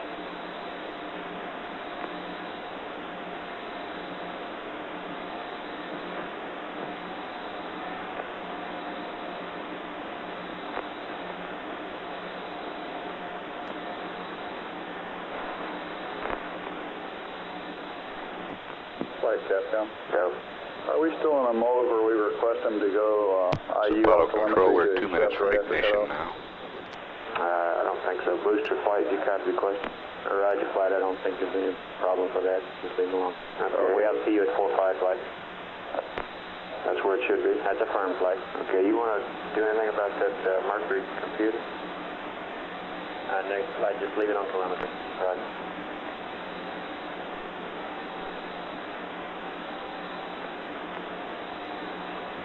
Flight Fido, yeah. Computers are at high speed, Redstone has it solid with radar. We're showing present altitude about 108 nautical miles. Okay. We expect to be at an altitude of 177 nautical miles at cutoff. GNC, how are you? We're go flight. Econ? We're go flight. Okay.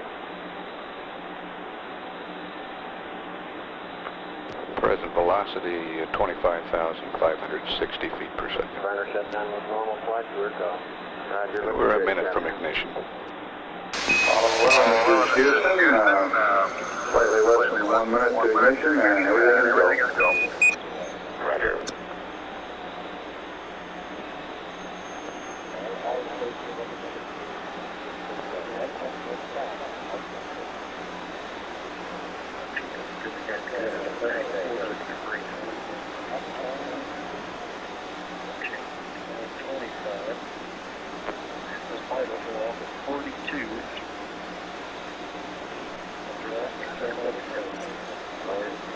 Diamond based on traction.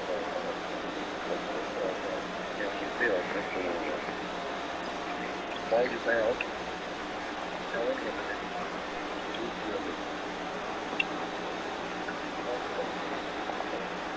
You okay, Bruce? That's a firm flight. We're looking good. Got fuel lead. Ignition. We have ignition flight. Roger. We're go. Thrust is go. Okay. We confirm ignition, and the thrust is go. Guys, to shape line. Fido radar confirms ignition. We're go.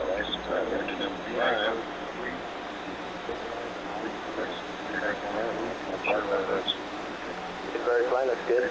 Lightning or it could be something. Guidance looking good. We're looking good. Velocity 26,000 feet per second. Fido flight, we've got a fairly solid flight. It's looking good. Radar not a little lower.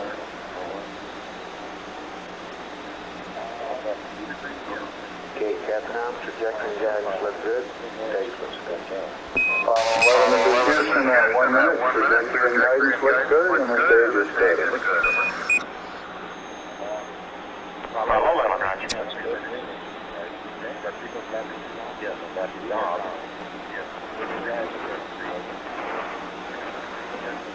Coming up on 27,000 feet per second. Yeah, don't do that. Right, Fido, we still having follow with the radars. Looks good. Right, Fido. Don't look out window 1. It looks like what I see out window 5. Don't want to look at it. I don't see anything. Right. So those flash. Oh, I see a little flash. Telemetry and radar tracking both solid. That's Velocity 27,800 feet per second. Really? GNC flight 90. Looks good flight. Keep coming. Looks good, right?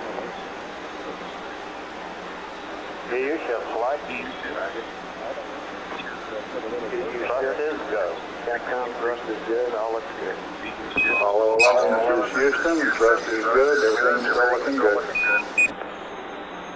Roger. Not like a pitch change rather than acceleration increase. It'd be that way to you. Okay, we got a lighted horizon. We're 2.5 minutes into this burn. Still have another 3 minutes to go.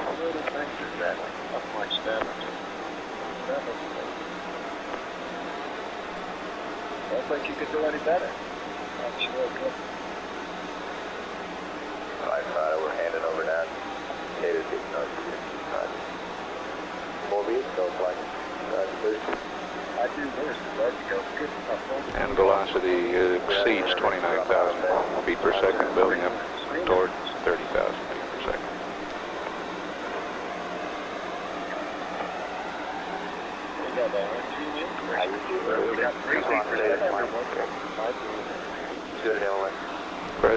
altitude 115 nautical miles. Roger, how you guys? We're going to booster flight. We're no 15. Check this locked in. Flight pilot overhead, trouble getting radar lock on. UAGC has still. That's good guess, huh? Guidance flight, guys. The predicted cutoff is exactly normal. Okay. Apollo 11, this is Houston. Around 3.5 minutes. You're still looking good. Your predicted cutoff is right on the nominal. Roger, Apollo 11's go. Bright star out here. 31,200 feet per second now. Forgot to memorize John Mayer's window well enough to say what's not. Sure is right. Altitude 125 miles. Then yes, that's the super stuff. Here comes the old sun. Flight pilot was that good at me.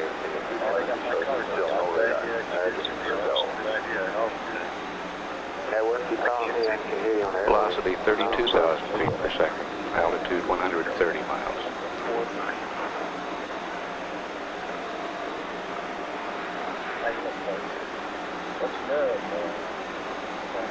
Where go flight? Pilot noise is in. 1 minute left to burn. Velocity is 33,000 feet per second. Altitude 142.5 nautical miles. We're go flight. Good time. Baby, that's all. We look good, Captain. Apollo 11, this is Houston. You are go at calling. Roger, we go. Just a little bit forward. Right forward.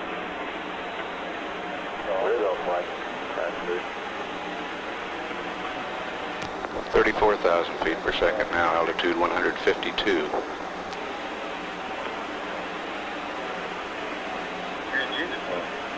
Got it. 1.4.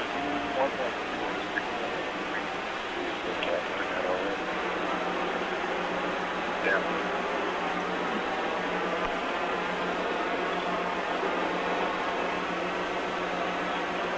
That's solid data now. 35,000 feet per second. Cut off, Roger. Cut off. Cut off. Cut off. 3.3 on DC on EMS 3.3. We're showing velocity 35,570 feet per second. Altitude 177 nautical miles. I got out of kill radio. Let's go back. Let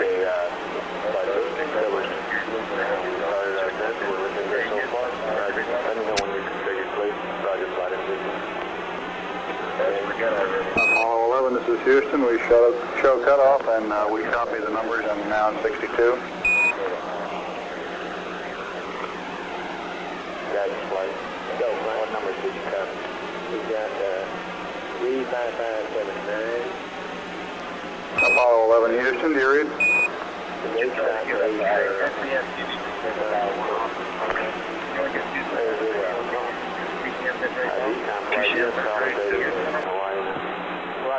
Capcom, did you get a response from the crew that time, sir? Negative. Okay.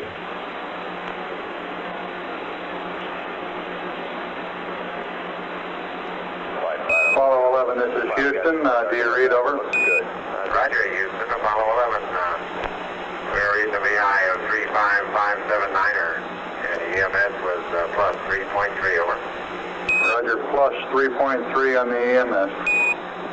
And we copy the VI. Ecom flight, how are you? We'll go flight. We'll go flight. Okay, booster flight. Roger, flight. Update on times. Okay. Are you configured? Roger, we just we're still getting some of our landing flight. We'll get back with you on that minute. We'll get the times for you. Okay, fine.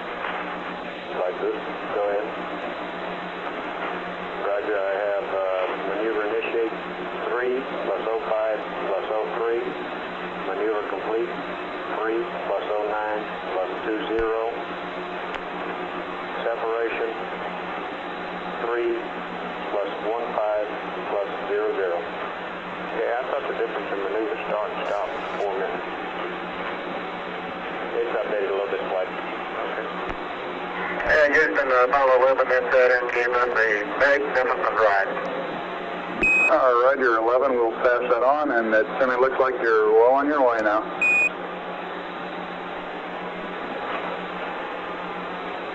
That was Neil Armstrong praising the launch vehicle. Capcom flight. Go ahead, flight. Did you copy those times in case we need it? Roger, right, copy. We have no complaints with any of the three stages on that ride. It was beautiful.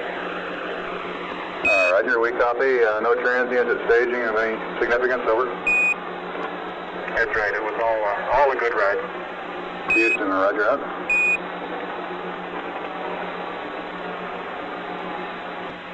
Flight Capcom, you want me to pass up those times?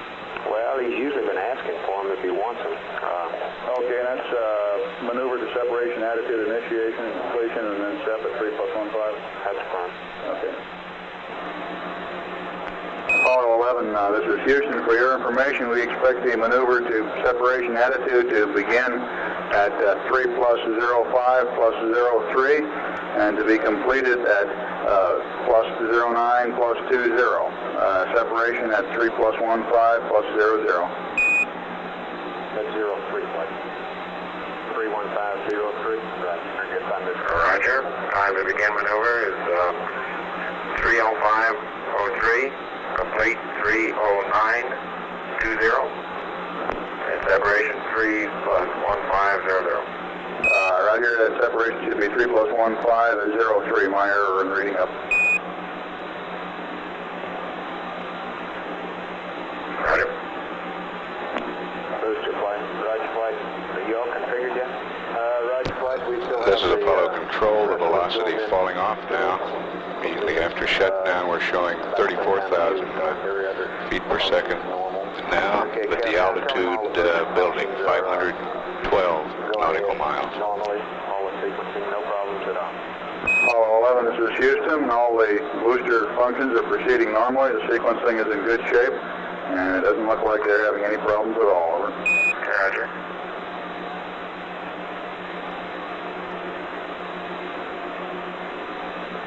Howdy, Con. Go ahead. Satisfied with the data we saw during the burn? Say again? Were you satisfied with the data that we got during the burn? In other words, the VSC data, I don't think we can This is Apollo Control, and we're showing orbital weight now, 138,892.9 pounds. Here we go, flight, no comment. You don't need to go? Negative, we do not need to know. Hey, right. Might run that by your channels in the back, just to be sure. Right.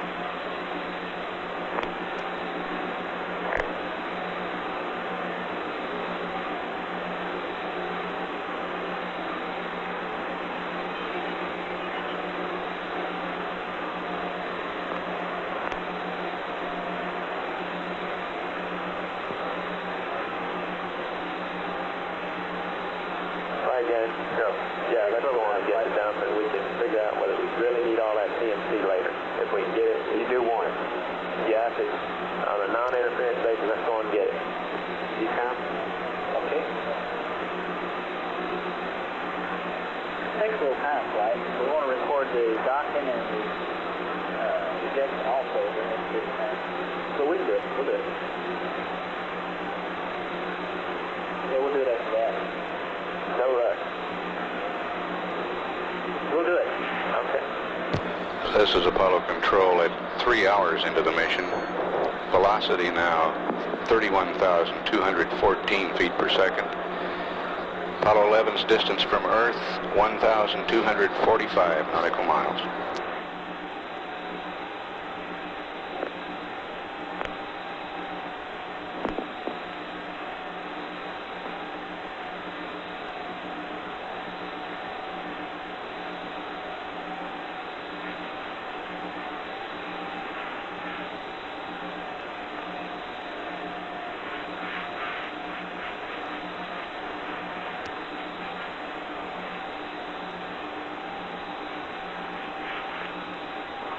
Yes.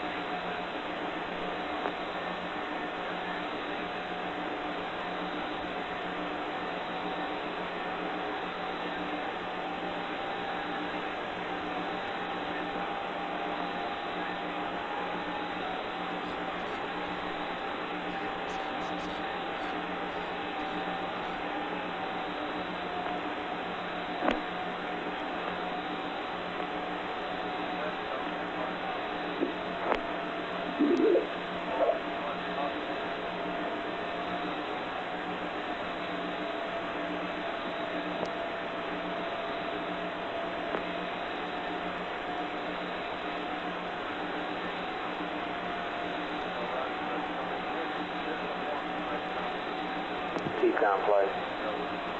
Flight, huh? How you doing? We're doing fine, flight. Everything looks good. Okay. I haven't seen any of the post-TLI sequences yet, though. Okay.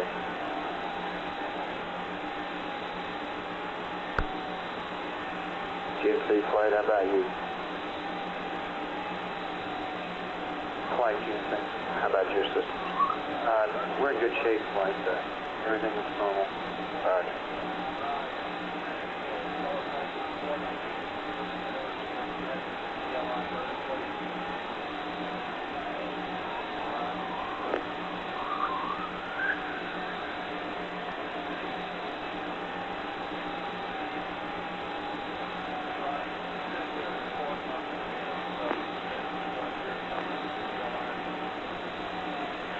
Booster flight, still proceeding normally. That's a firm flight. The vents should be closing off in about a minute. Okay.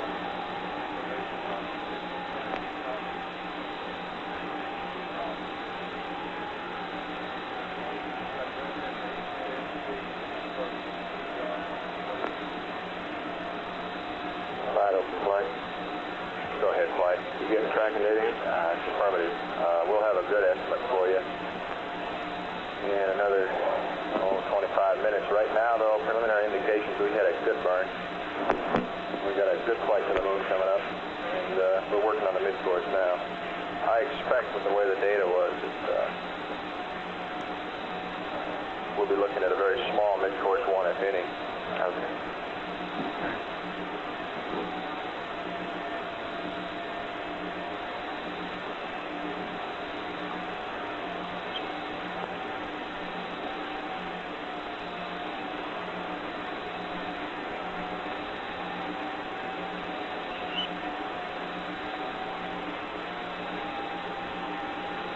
Capcom flight. Go ahead, Flight. Okay, you might tell him preliminary data looks like a good cutoff. We'll have some more good firm information for him in about 30 minutes. Okay. Booster? No. Roger, we have completed our sequencing and we've initiated the maneuver. Okay. We're go all the way. Roger. Apollo 11, this is Houston. Our preliminary data indicates a good cutoff on the S4B. We'll have some more trajectory data for you in about half an hour. Over.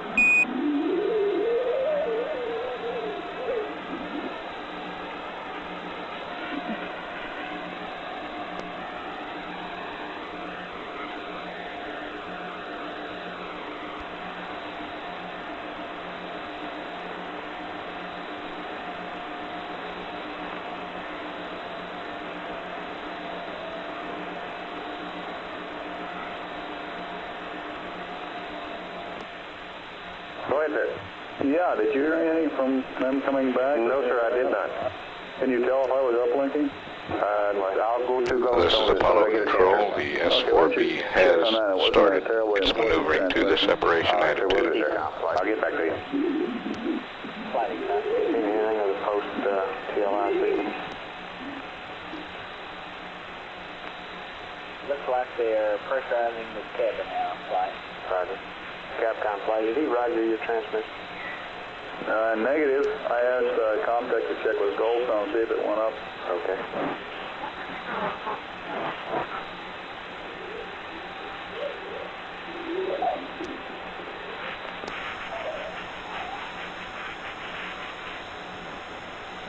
GNC flying.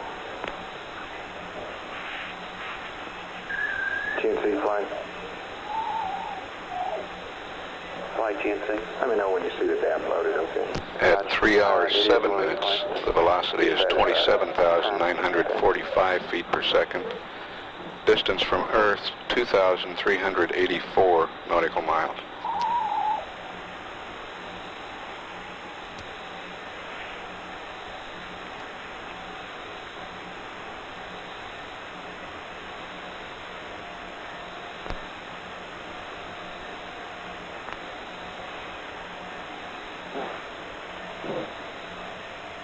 GNC Capcom on Mocha 1. Capcom, GNC. Hey, are we happy with the CSM weight that he's got loaded, 63387? That's close enough. We normally carry 1% delta on that. Okay, because the value that we passed him previously is about a 1/6%, about 100 pounds off. Roger. Okay, thank you. We're carrying, for information, we're carrying about 63453 right now. Is the weight. Flight guide. Oh, okay, I got 63481 on the CLI plus 90 maneuver pad. Roger, that's what it was there. Go. Okay. They've got a Pyro Bus A arm, so we haven't an indication of Pyro Bus B arm. Okay, let's check Capcom contact.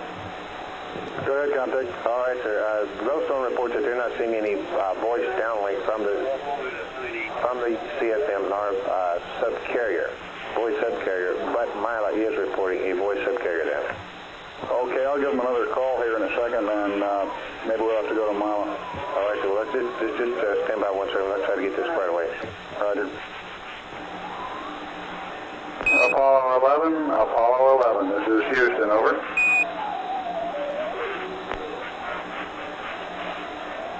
Flight booster. Go. The maneuver's been completed. All right.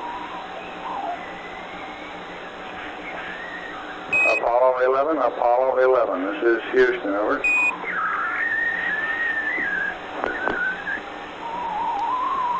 Contact Capcom. Yes, sir.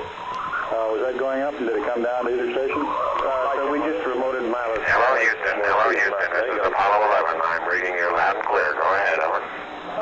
Roger, 11, this is Houston. We had to shift stations. We weren't reading you through Goldstone. We show Pyro Bus A armed and Pyro Bus B not armed at the present time. Over. That's affirmative, Houston. That's affirmative. Roger. Econ flight. Flight.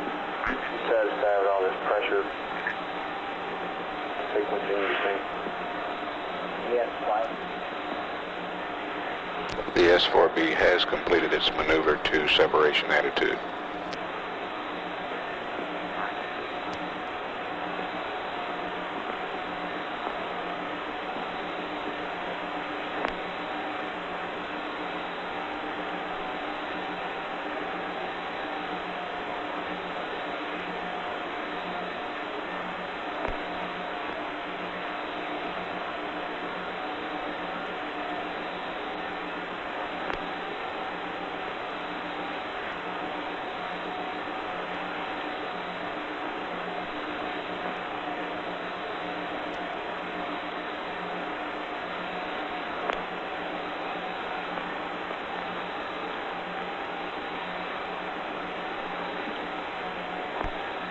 Four minutes away from separation. 4 minutes.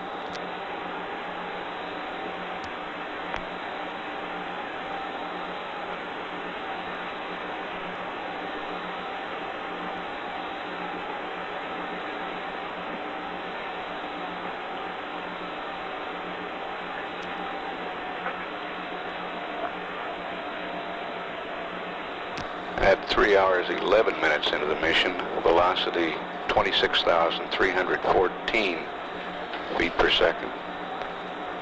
Distance from Earth, 3,140 nautical miles.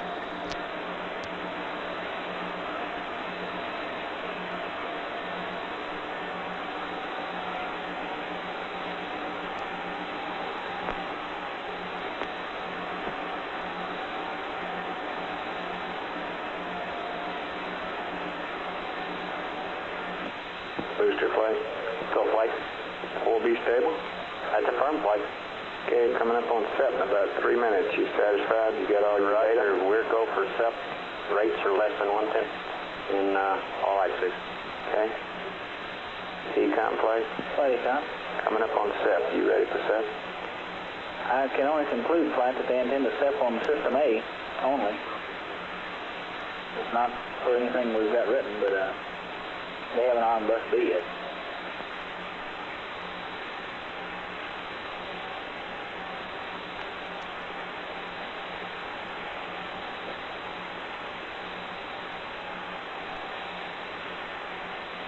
The S-4B is reported in a stable attitude for this separation.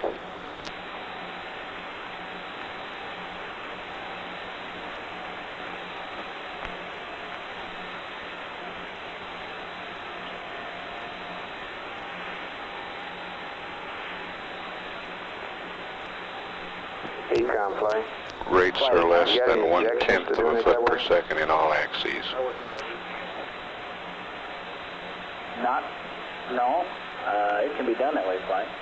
Okay. FAO, you got any input on this? No. He should normally have them both on. I don't know why he said only A.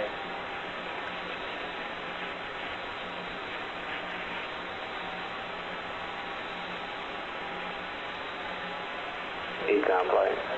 Flight Econ. You ought to go for SEP, though. We go for SEP. As a personal preference, I'd like to see the bus arm, but they can do everything on Bus A. Okay, GMC, how about you? We're go flight. Okay. Capcom flight, tell them we recommend both buses.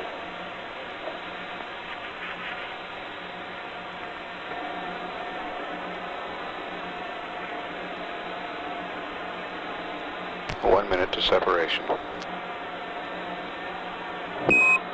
Apollo 11, this is Houston.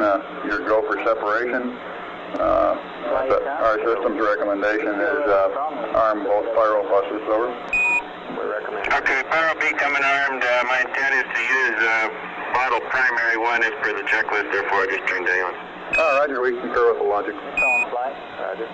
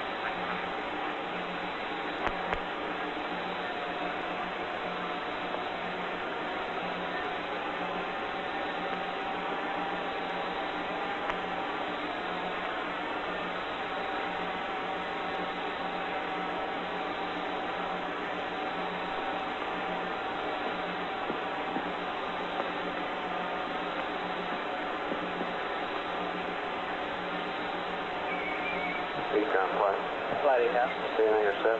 Not yet. Okay.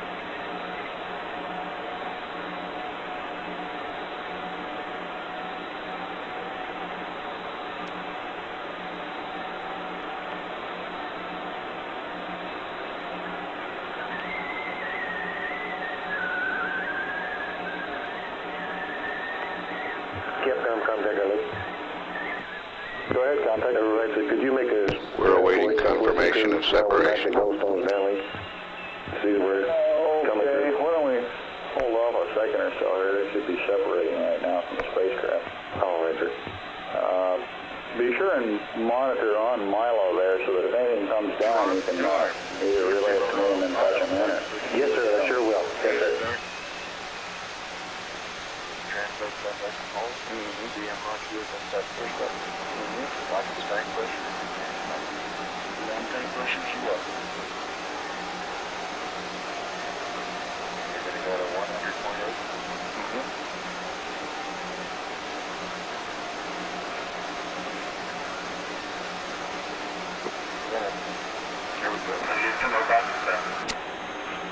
This is Houston, we copy.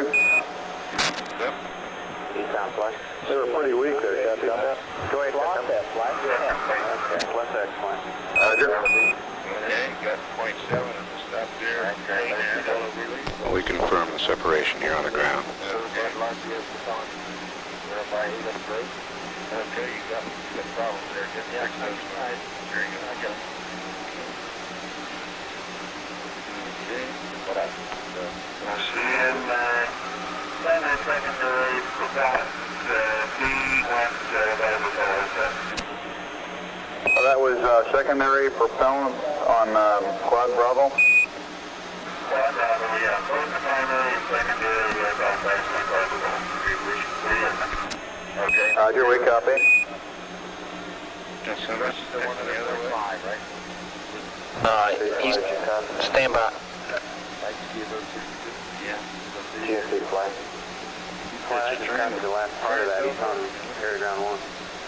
Okay, both the primary and secondary talkbacks went larboard pole on Quad Bravo on separation.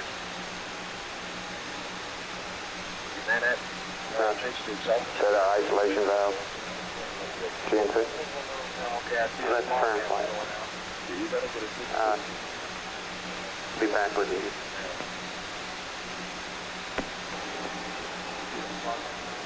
They contact Capcom. It seems like their signal strength is very weak now. Oh, okay. We'll check on that, sir. Roger. Jeez.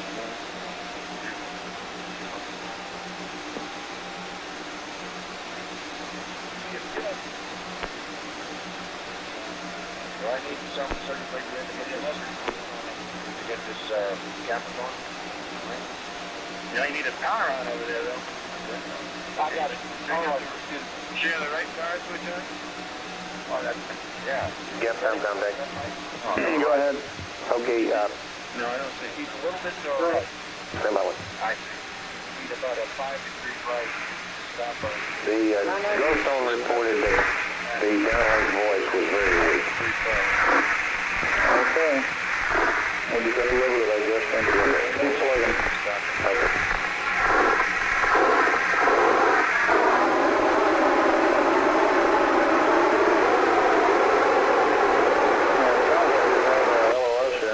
BT is unable to command her. Their signal strength is decreasing. How about Milo? Stand by.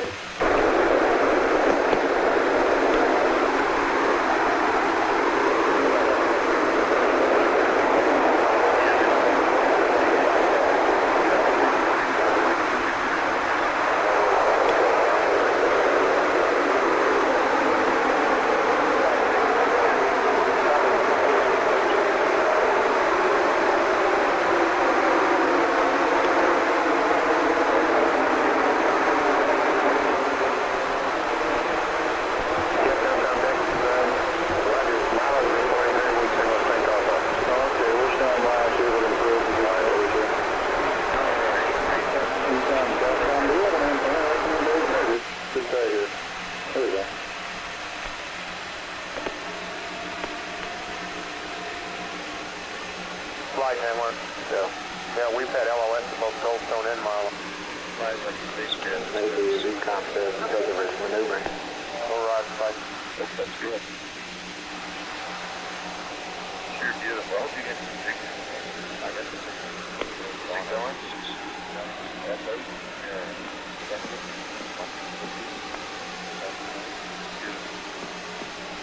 Very long time. They were closing and it leaves really fast. How long is this report?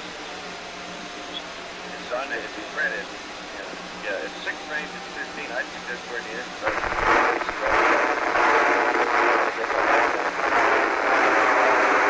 Capcom flight. We've got drops at drop out.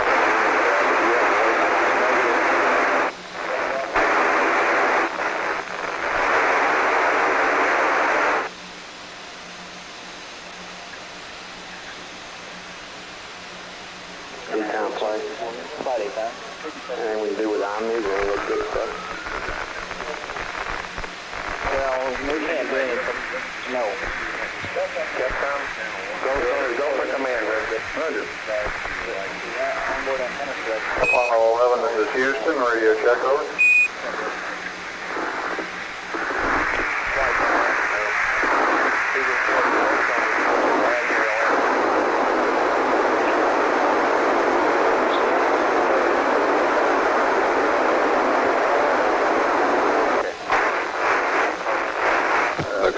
Station reports a very weak signal. We believe that Mike Collins is now maneuvering the spacecraft in the transposition and docking maneuver, and the antenna patterns aren't too good at the moment. So we have a weak signal strength.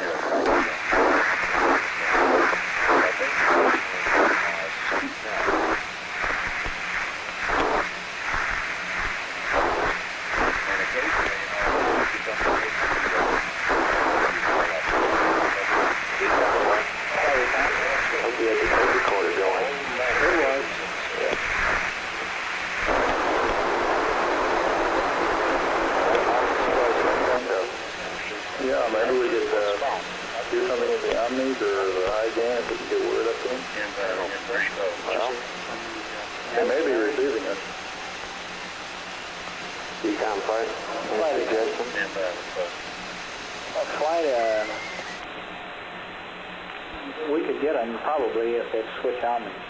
We probably won't be able to get into them. However, if theirs has to do it, and I imagine when they want to talk to us, they'll come back. What Omni would you like? I don't know. Probably Bravo would be a good one to start out with. Try that, Capcom. If he reads you, probably try Bravo. Apollo 11, this is Houston, broadcasting in the blind. Request Omni Bravo. If you read us, request Omni Bravo. Out.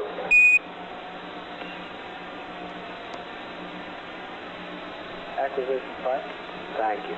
Apollo 11, this is Houston, how do you read?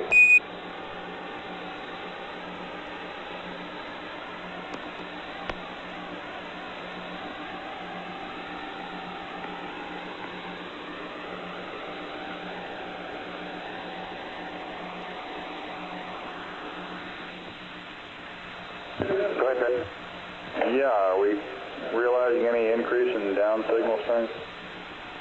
No, sir, still, it is a little better. We don't have CMAG mode 3 to stabilize and align CM. CMAG mode 3 to at 1 rate 2. Okay. And that captures all the extended releases on that CMC mode 3. Yes, sir. Allow for the band, ATL calculations, and there's docking code retract, primary one. We do the main afterbox.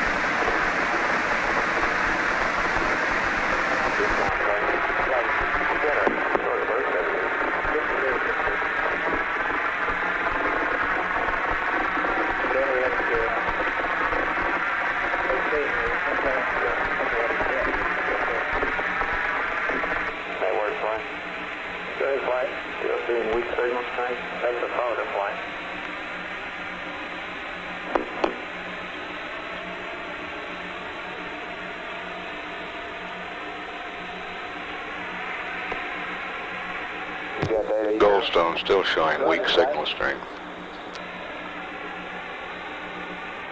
Apollo 11, this is Houston. How do you read? Over.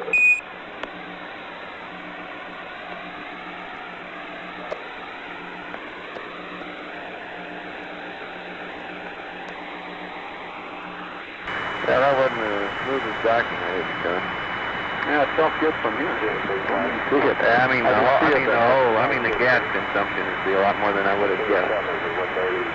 You know, I thought I could about equal the simulator real well, and I did, and I bet you I used, I hate to quote a number, but I've been down around 30-some pounds in the simulator, and I bet this is 50, 60 pounds. So,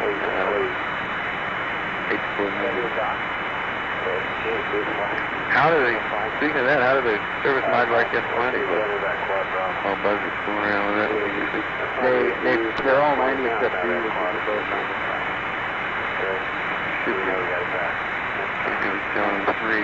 CMD or 90. Apollo 11, Apollo 11, this is Houston. Do you read? Over. Okay. Well, I got to go in there and dick. I'm not sure that we were getting. Anybody reading? Negative, sir. Well, Buzz is calm right now. Let Buzz do his high gain thing, and I'll get ready to go dick with the tunnel.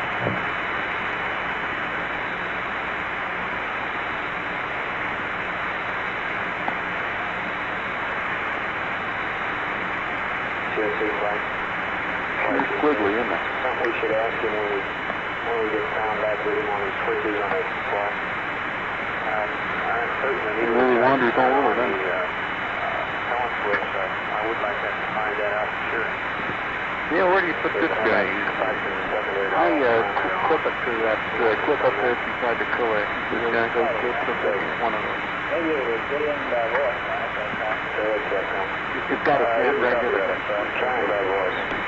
To do what? Just try to call it. No confirmation I get it. Apollo 11, this is Houston. Radio check. Over.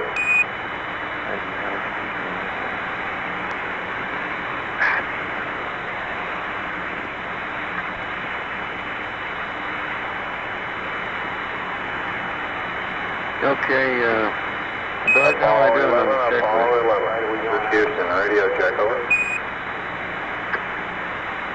No, Tony, you're a post doctor. I'm trying to get the high gain thing. Network flight. We're going up. You got any words to say? I just queried California, the VHF side of it, because they're not receiving any VHF. Pictures. It should be on wide beam. Maybe we might have some VHF down, but they said negative. Okay, hey, if you're through there, give me a word bit before. Okay. I'm amazed how it just wanders around for the given setting. You know what I'm saying? You want me to request again? Yeah, it sounds like we got it now. Maybe we're we got okay. You have to really be on manual for those things to be indicating correctly. He was, but this one was just kind of wandering around there. But the difference was as soon as I went down a high gain. So you have a high gain? Yes, I should. Flight number, minus 92, we got good signal, sir. Apollo 11, this is Houston. Radio check. Over. Roger, we're copying you about 5 by 2, very weak. Can you give us a status report, please? I do the dot.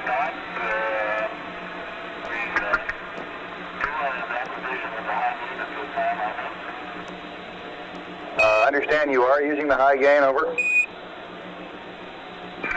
Affirmative. Roger, I read you very loud and clear, Buzz. Mike's pretty weak.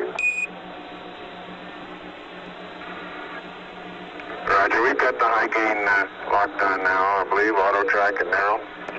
Okay, you're coming in loud and clear, but Mike is just barely readable. How is Neil? How are you reading Mike? Loud and clear now, Mike, and we understand that you are docked. That's affirmative.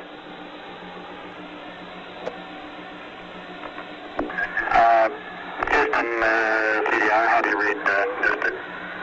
11 CDR, loud and clear, Neil. Okay.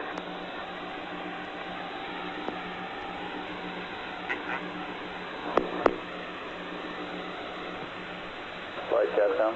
Go ahead. It sounds like we had sort of a combination of low RF signals strength and maybe a problem with Mike's microphone. Could be. Okay, let's see. Do we owe him anything here? We owe him an update on the pad in about 30 minutes. Econ Flight, you satisfied with everything? Roger, Flight. We're listening to that. How about you, GNC? GNC Flight? Flight GNC. You satisfied? We still have that question about whether he has gone to open the prop valve on that quad B. But he's used propellant. Flight, this is Capcom. I thought I copied him to say that he had reset them. Okay, but my question, GNC, is when this happened on 9 or whenever it was, isn't there some sequence you should go through, like, to be sure that the secondary cycled off and the primary on? That's a firm. We want to essentially find This is out Apollo Control. exactly what he did Apollo with 11's RB. velocity now And then for C, 21,096 feet per second. Distance from Earth, 6,649 nautical You miles. mean you don't or he doesn't? He does. Okay. Capcom Flight. Yeah. Did you ask him specifically, since we were having problems with COM, exactly what he did with respect to Quad Bravo? Okay, could I have a second or so to talk the situation over here with Ken and some other people down here? What do you want to talk about? The question of secondary propellant talkback. Well, find out first what he did with Quad Bravo, and then we'll go from there. Okay. 11, this is Houston, over. Houston, Apollo 11, go ahead. Roger, when you commented on the Quad Bravo problem at separation, you're a little weak. Could you go through what you did after you noticed the talkback's barber pole again, please?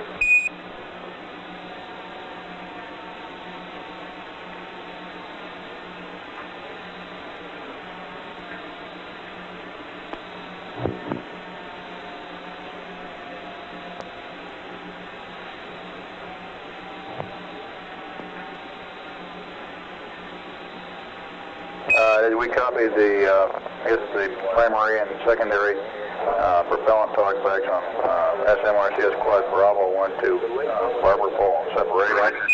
Roger, that is affirmative, and we moved that switch to the open position, and they went back to gray. Over. Roger. Copy, Flight.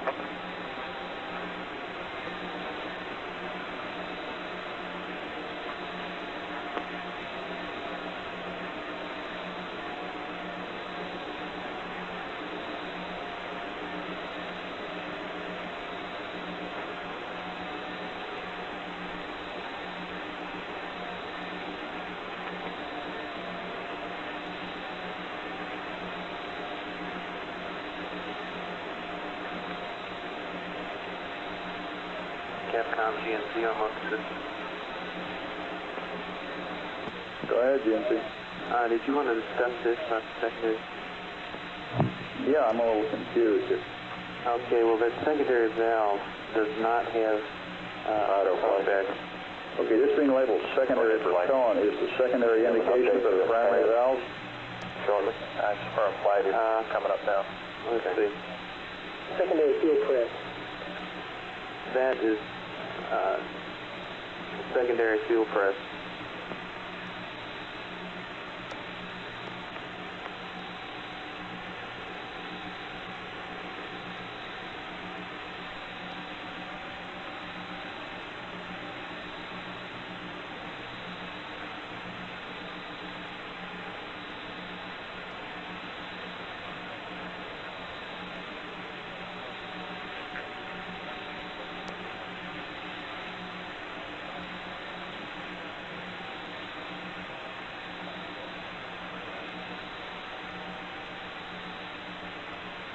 GNC, you still on? Yeah, you copy that? That other talkback is down there in the fuel. This is Apollo Control. We're 34 minutes away from extraction of the lunar module from its adapter in the third stage of the two bottom Saturn. rows of talkbacks are both associated with the propellant valve.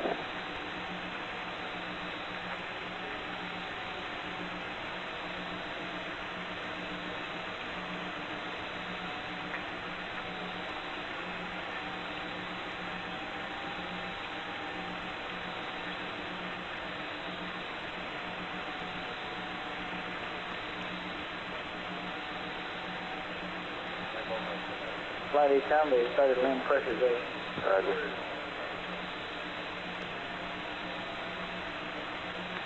GMC flight. The crew has started pressurizing the LEM.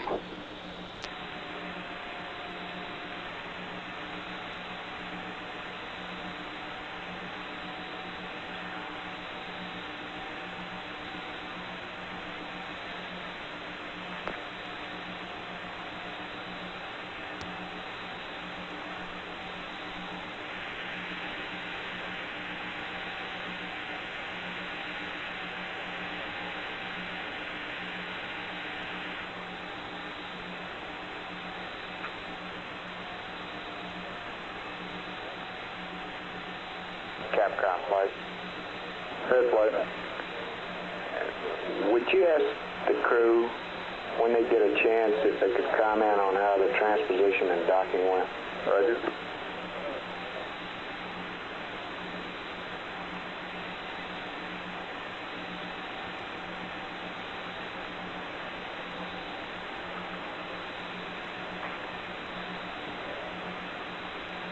Capcom flight, you copy? I copy.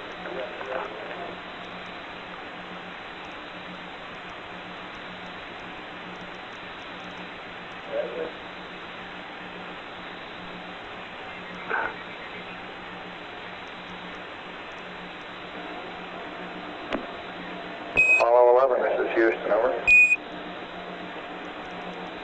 Roger, Houston, Apollo 11, go ahead. Roger, could you give us some comments on how the transposition and docking went, over? Yeah, I thought it went pretty well, Houston, although I expect I used more gas than I've been using in the simulator. The turnaround maneuver, I went pitch Excel command and started to pitch up, and then when I put the manual attitude pitch back to rate command, for some reason it stopped its pitch rate, and I had to go back to Excel command and hit what I thought was an extra proceed on the Disky. Then during the course of that, we drifted slightly further away from the S4B than I expected. I expected to be out about 66 feet. My guess would be I was around 100 or so, and therefore I expect I used a bit more coming back in. But except for using a little more gas, and I'd be interested in your numbers on that, everything went nominally. This is Houston, Roger, we copy.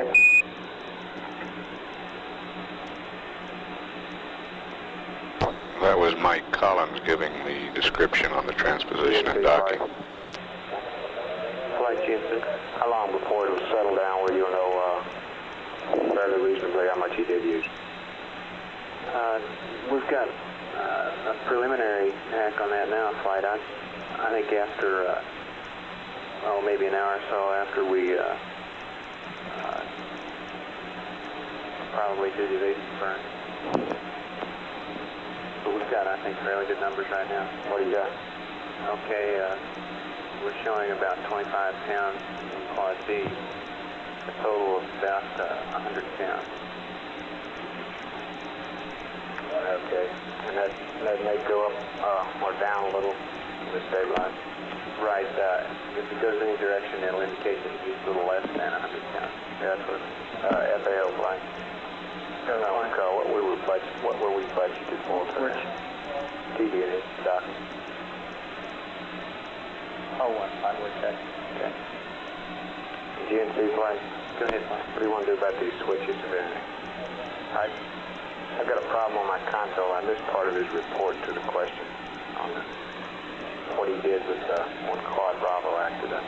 Okay, he did what we suspected. He went to open on the power switch. Okay, is that what you wanted? Raj, that's what we wanted to do in Quad B. Now, we have some more to this, and this is so that we're sure that all of those valves are in the proper position. that's what you're working on. Right. Okay, let me know when you got some. Right.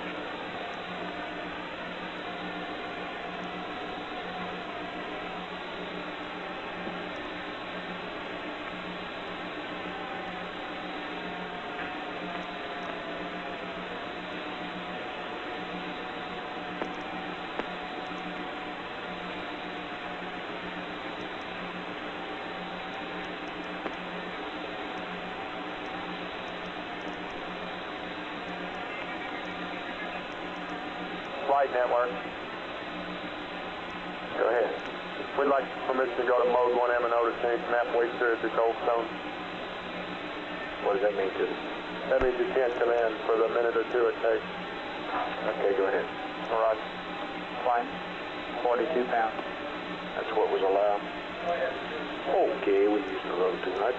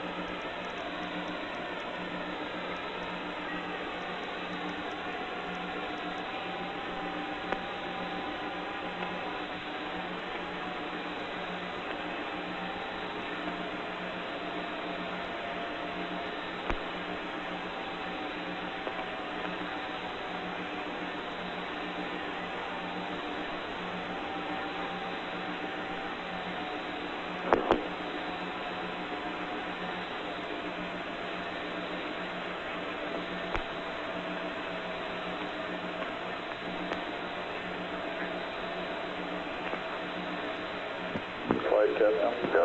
I have the evasive maneuver pad here whenever you want me to pass it up. Yeah, whenever they're ready.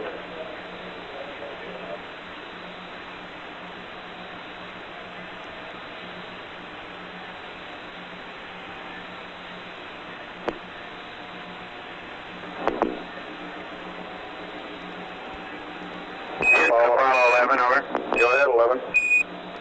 Right, we're working on the pressurization of the limb now and working off the decal, the DSM limb pressure equalization.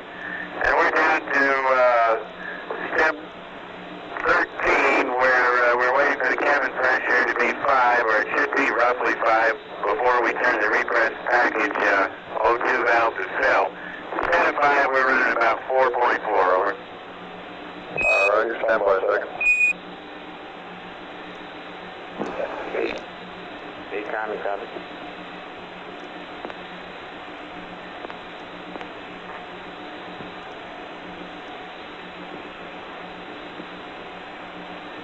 Econ flight, copy. I think I copied it, yes.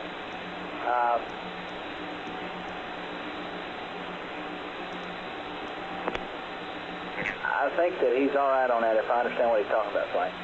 He is okay if I... Well, let's be sure you understand. Okay.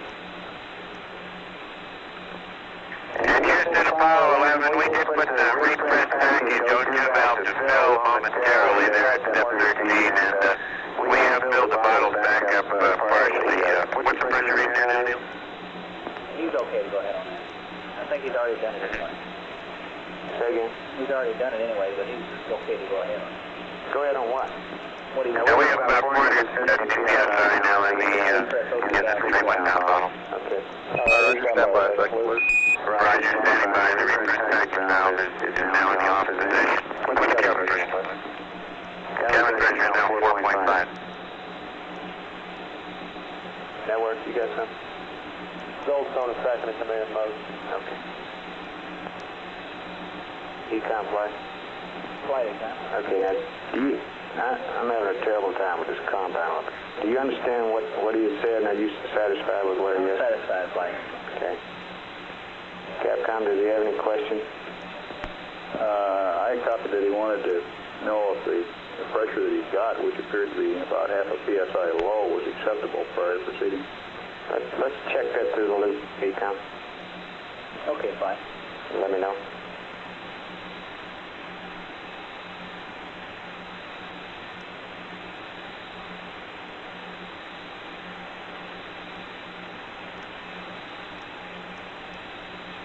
At 3 hours 46 minutes, velocity is 18,917 feet per second. Distance from Earth, 9,002 nautical miles.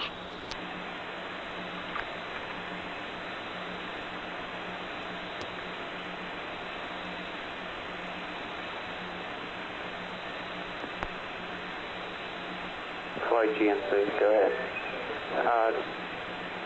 We do recommend cycling all 4 of those secondary propellant fuel press switches to close. Cycling all 4, rush each plug. Secondary propellant. Say the word again. SMRCS, secondary propellant fuel press. They're all momentary type switches. Okay. Got that. Got that. Roger, got it.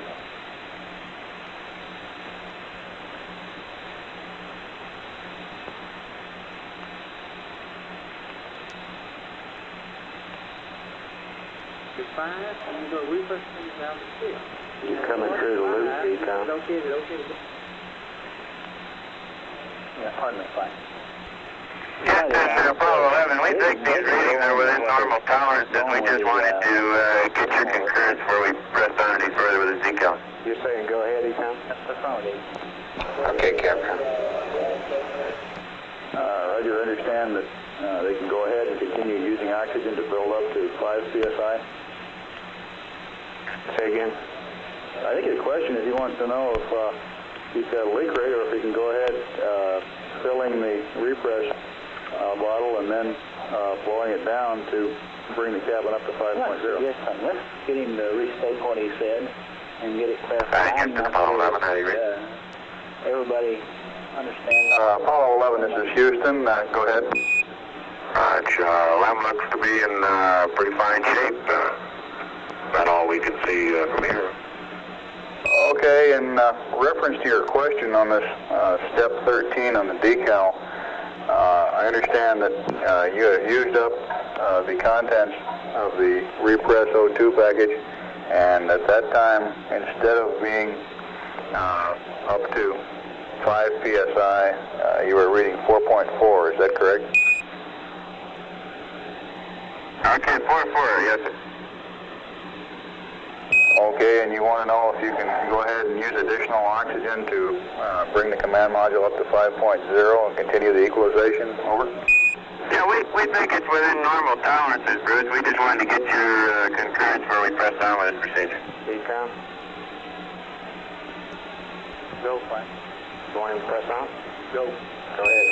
Roger, Apollo 11. Go ahead. Okay, we're pressing on with the procedure. And 11, Houston, we have a request for you on the service module secondary propellant fuel pressurization valve. As a precautionary measure, we'd like you to momentarily cycle the 4 switches to the closed position and then release. As you know, we have no TM or talkback on these valve positions, and it's conceivable that one of them might also have been moved into a different position by the shock of separation. Over. Okay, good idea. That's being done. Roger. Flight booster. Go ahead. Roger. We're doing a vent on the fuel tank. It's a non-propulsive vent. They may see some cloud. Okay, Capcom, want to tell them that? Apollo 11, Houston, we're doing a non-propulsive vent on the booster at the present time. That's a non-propulsive vent. You may see some sort of a cloud coming out of it, and when you're ready, I have your evasive maneuver pad. Roger, that's coming out. Roger out. It's a haze that's going by toward our minus X direction. And several small particles are moving along with it. The actual velocity is fairly high. At least it appears to be high. And we've got O2 high, a little high right now. Houston, roger out. ECOM. Copy.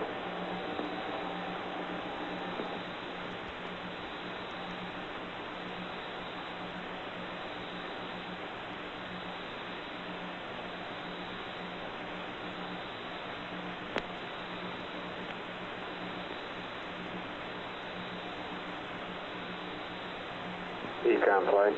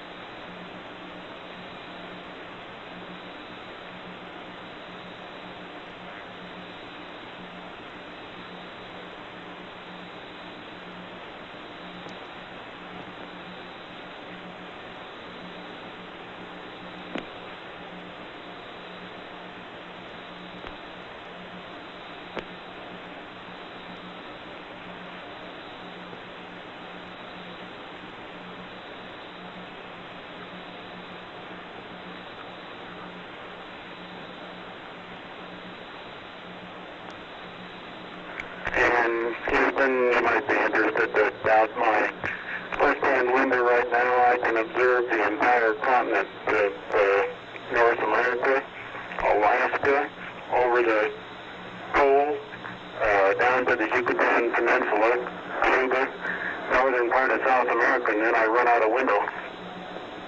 Roger, we copy. That was Neil Armstrong with that report.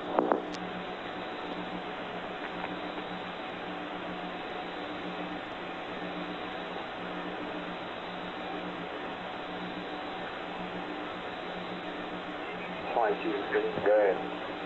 Total usage on RCS is looking a little better. We think between 5 and 57 pounds total so far. Okay, that's much better. Econ flight. Flight Econ. Okay, what's happening to our pressures now? Everything look normal to you? It's normal. Cabin pressure is 4.5 and the O2 flow is still putting it in. Okay. So we'll build up in probably in the order of 20 minutes. We should be back in normal range. Okay.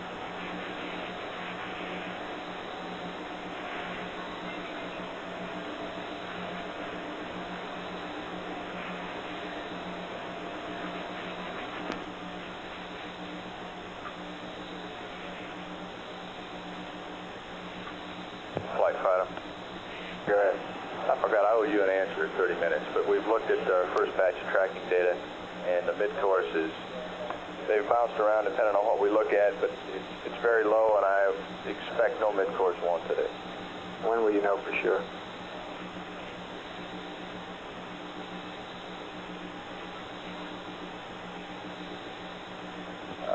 30 minutes after evasion. I'm sure Select won't give me anything before that. Okay. But it's pretty cheap right now. It goes any place between 4 feet per second, 17 feet per second, depending on which data you look at. Okay. Capcom flight. Go ahead, flight. You got your evasive pad, right? That's affirmative. I told them I was standing by to pass it up when they were ready. Okay. Flight plan calls for 4 hours.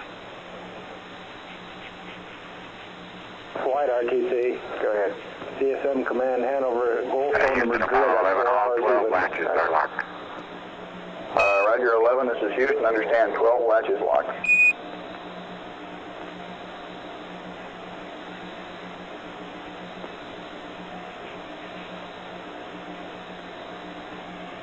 And that was Buzz Aldrin reporting that all 12 of the latches in the docking mechanism had locked. GNC flight. Flight GNC. Okay, are we all clear in your area now? You got any more questions or anything? Negative, we don't, Mike. We're clear. You're clear, okay.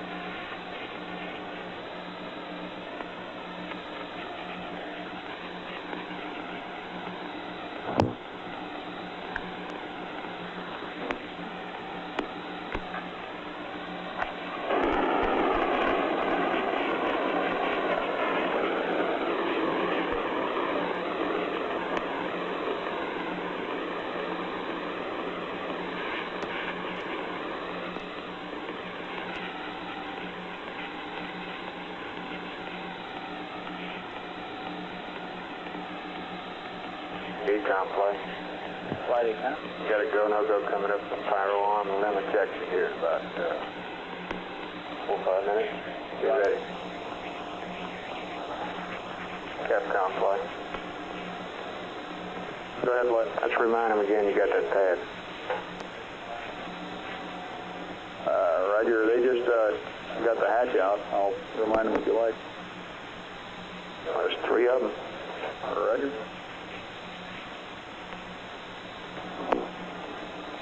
Uh, 11 Houston, whenever you're possessed of a free moment there, we've got this evasion maneuver pad. Okay.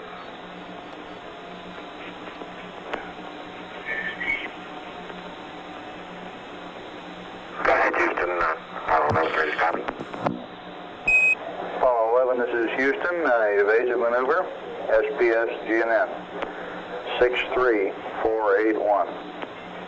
Plus 095 minus 020. GETI is 004 40 0100 plus 00051 plus all balls plus 00190. Roll is your option. Pitch 213357. Noun 44 is NA. Delta VT 00197. 003 00152. The rest of the pad is NA. No ullage. Lem weight 33290. Read back over.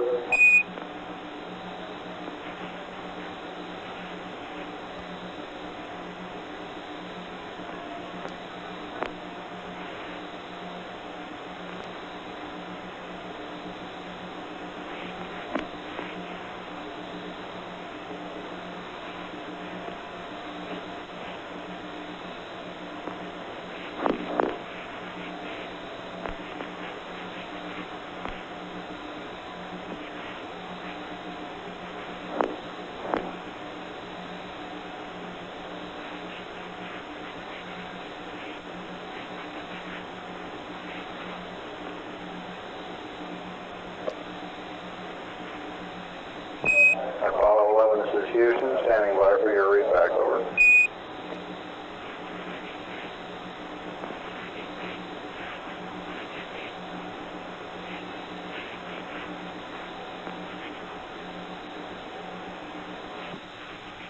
What do you make of that? What do you should be going to Madrid right now. Okay, did we have a dropout or anything? Yes, sir, you did. You had a handover from Goldstone to Madrid, sir. Yeah, how about telling me about these things in advance, okay? Roger, will do. Flight account. You got data? It's static right now, flight. 11 Houston, do you read, over? Edward flight. Never mind, disregard. We have data flight. Okay.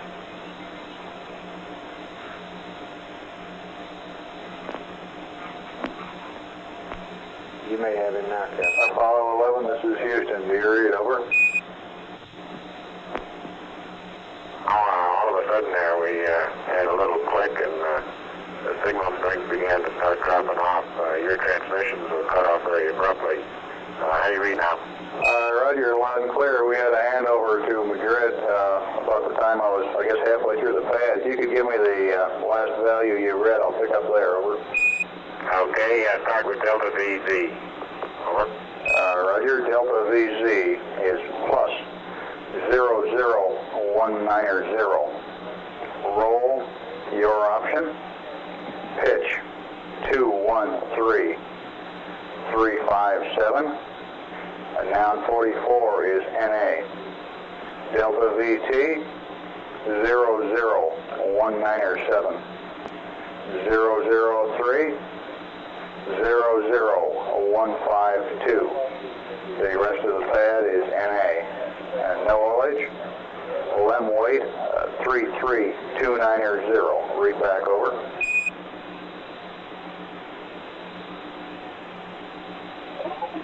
Roger, Houston, evasive maneuver, SPS GNN. 63481 plus 095 minus 020 00440 0100 plus 00051 plus all zeros plus 00190. Roll crew option 213357 NA 00197 003 00152. No knowledge. Lem weight 33290. Over. 11, this is Houston. Read back correct, out.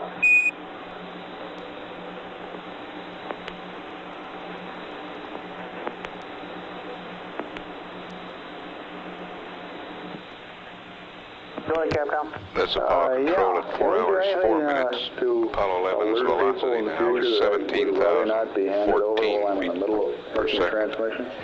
Its distance from Earth, 11,753 nautical miles. I can come up and tell you when we're about We're to hand about over. 5 minutes away No, I'll do from that. ejection of the lunar module, Because I'd like to avoid getting halfway and through about the pad and 35 cut minutes off. away from this Roger, evasive understand. maneuver. Okay. Right. The ignition time on the evasive For a maneuver, roll angle. an elapsed time of 4 hours, 40 minutes, 1 Okay, second. our flight controllers will be I coming don't think they will. It will be a Injection in about 5. service propulsion system you all burn set? of 3 seconds duration, delta V 19.7 feet per second. Or go for power alarm, right? That's the fun. We need to have them on the logic listed first. Raj. GNC, how about you? Okay, we're ready, flight. We still have some things to reconfigure. He's not at that point in the checklist yet. We'll be watching for it. For instance, the DAP data. Yeah, let me know when that's all done, please. He may be a little behind. Calcom flight, how are you? Peter Curl looks good, flight. Okay, how about control? We look good, fine.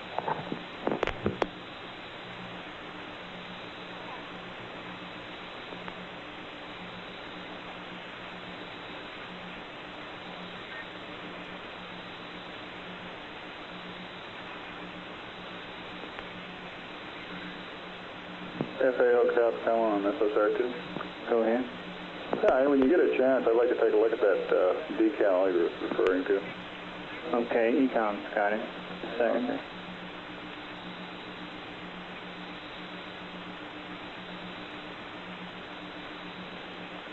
FAO Flight Plan 2. Yeah.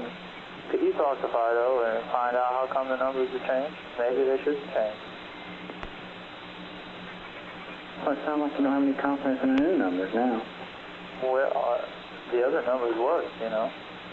I guess they work. Okay, Frank, can you check that in the sim?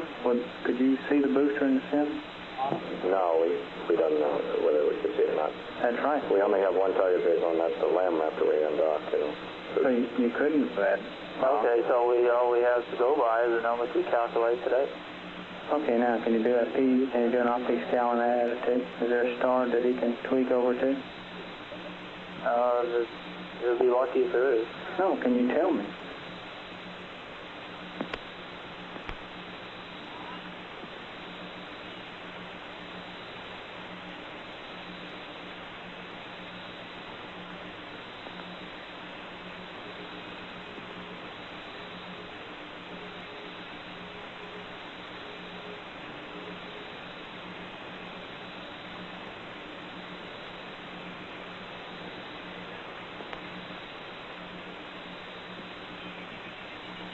Ecom flight. Flight Ecom. How's pressurization look?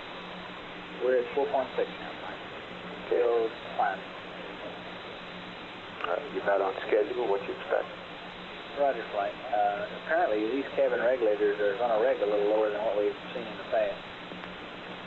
And looks like they may reg about 4.7 or slightly less, as opposed to 4.9. We're almost there.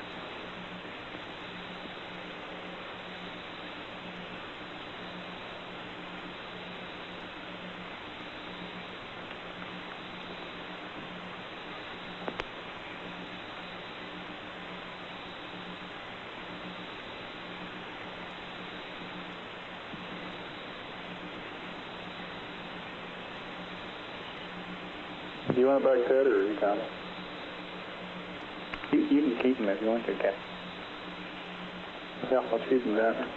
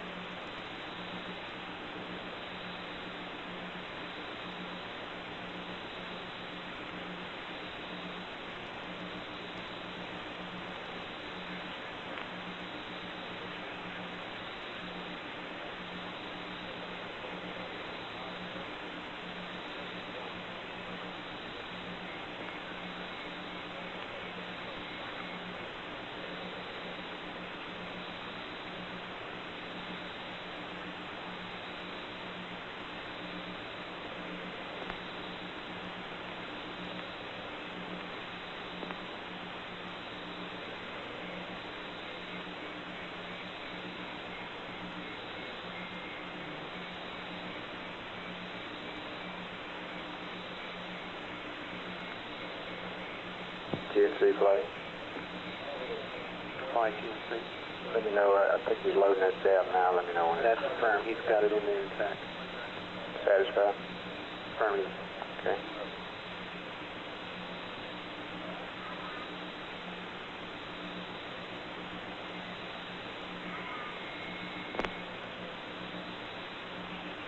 He's entering the weight this time.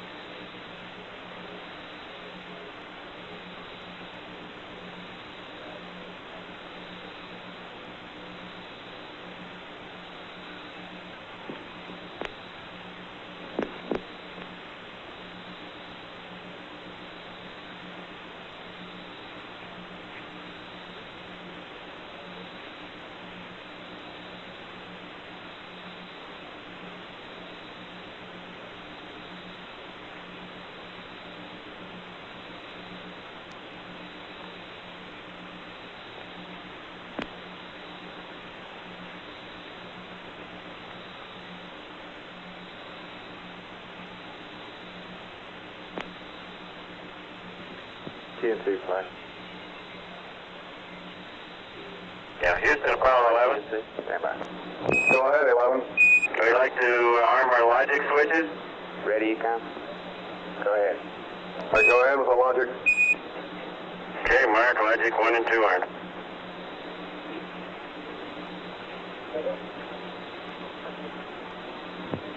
Logic time, we go for power armor, right? Okay. Roger, we show the logic arm and your go for pyro arm. Booster flight.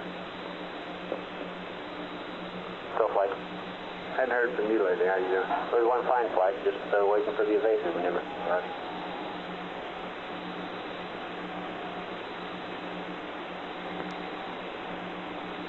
Right, guys. C-47. All right.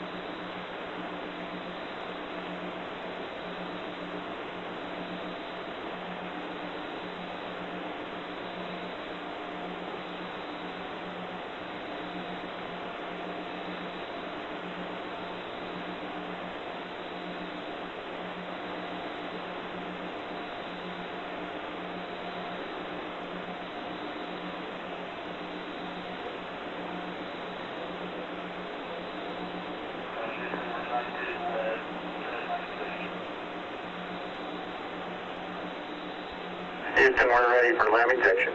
Ready, ECOM, GNC? Go flight. GNC, go flight. Go ahead, Captain. Roger, go for LEM ejection. Thank you.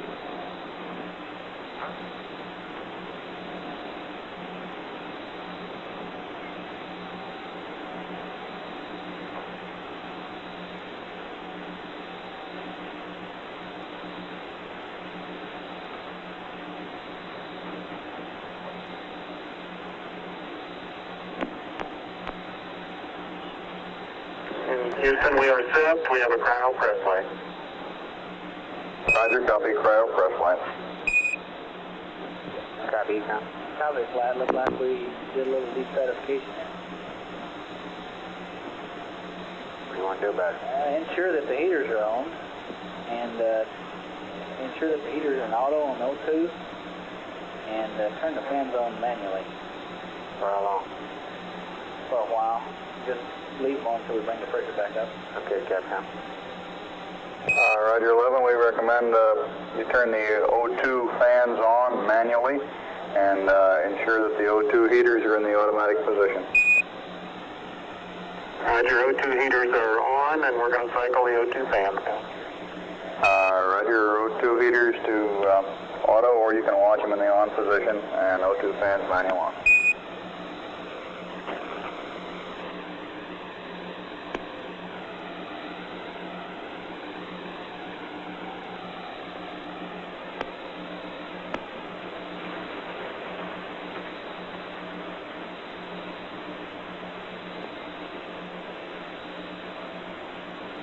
London Power Bus space, Mike. Roger.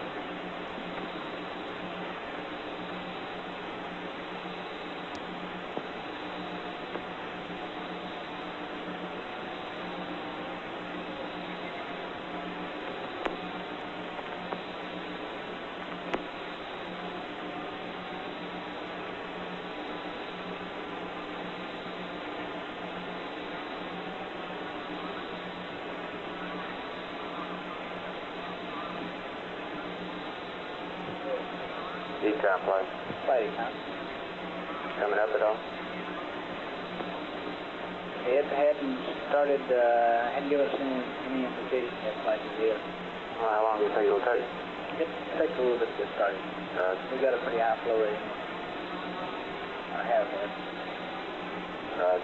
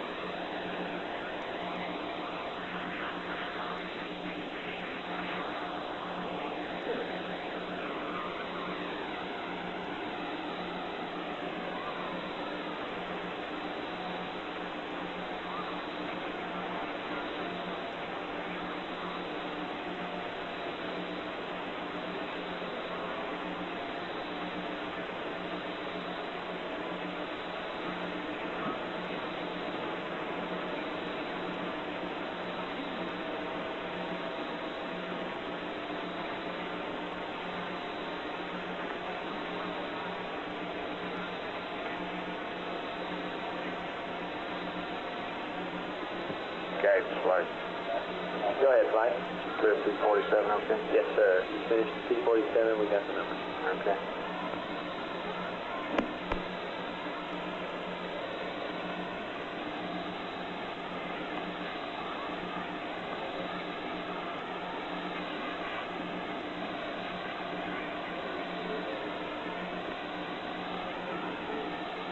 Fido flight.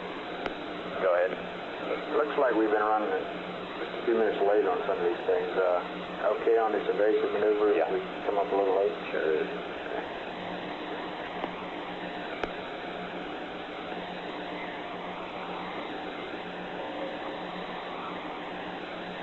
Econ flight. Flight econ? Any pressure riser? Yes, tank 2 is beginning to come up a little. Okay, well, tell me about it every once in a while, will you? Okay, I will. Tank 1 showed an increase now, flight. Okay. I'll give you a hack to see kind of a rate on it to determine what it looks like the heat input is. Just let me know if it seems to be doing what it's supposed to do with the fan. Okay, well actually the fans and heater should be on now. Alright.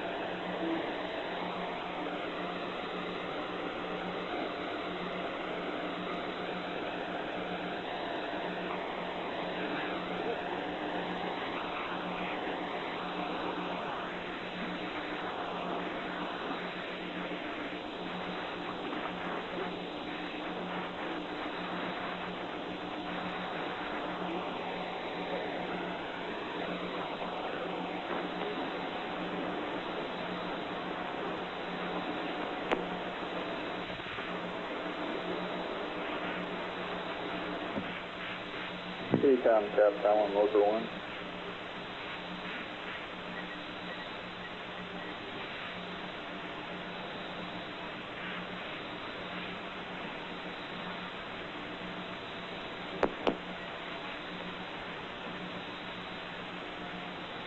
I'm ETS.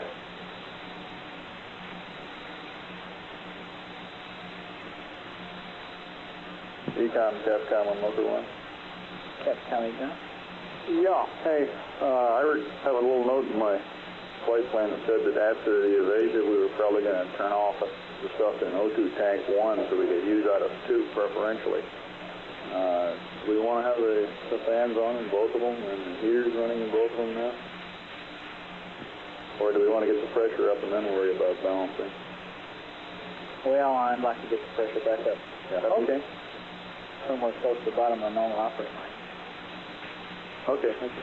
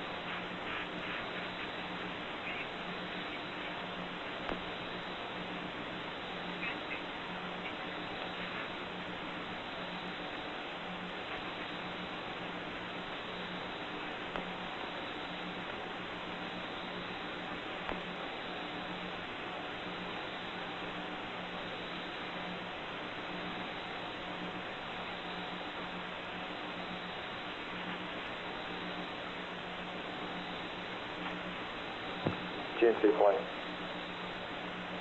Flight TNC. Okay, that best estimate you gave me was around 65 pounds total use so far, huh? That's firm. Prior to ejection. That's a firm. I had some later RCS deltas that also apply prior to ejection if you want those numbers. Does that change your total? Negative. Looks like he only used about 20 pounds over That's right. He the didn't plan. use too much over it. FAO plane. So fine. What was that number you gave me? 42 that had been planned for the TD&E?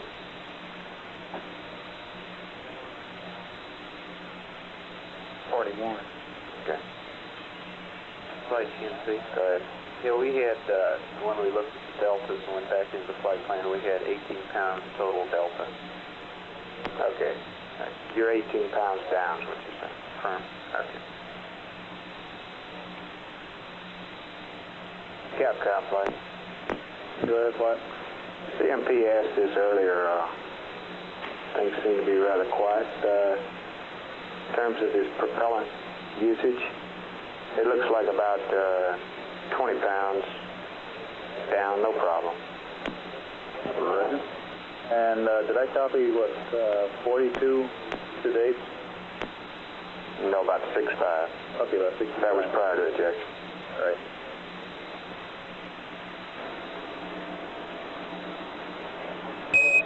Apollo 11, this is Houston, over. Houston, Apollo 11. Roger, in reference to your question on RCS usage, it looks like you're about 18, maybe 20 pounds below nominal at the present time, no problem at all, over. Great.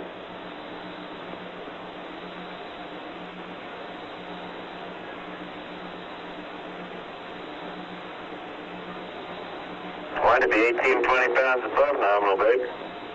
Sorry about that.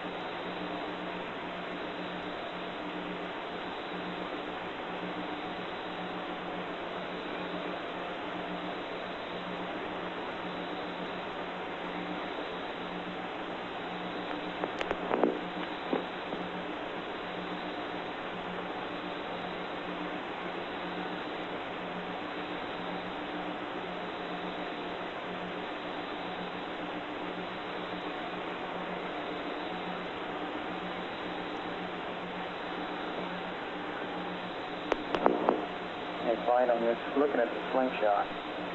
We've got new numbers from the pre-flight numbers, and if he goes to these new numbers to look at the slingshot, he'll have to go back and make an extra maneuver to get in a P-23 attitude, the optics cal attitude. So he has a choice of sticking with the pre-flight numbers and possibly not being able to see the slingshot, or making an extra maneuver to get the slingshot in the hatch window. Then returning to his old numbers for the optics calibration. Okay, what do you recommend?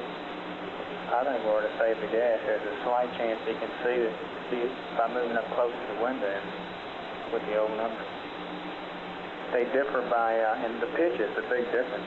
That's just 344 with the old numbers. The new pitch is 280, 289, 290.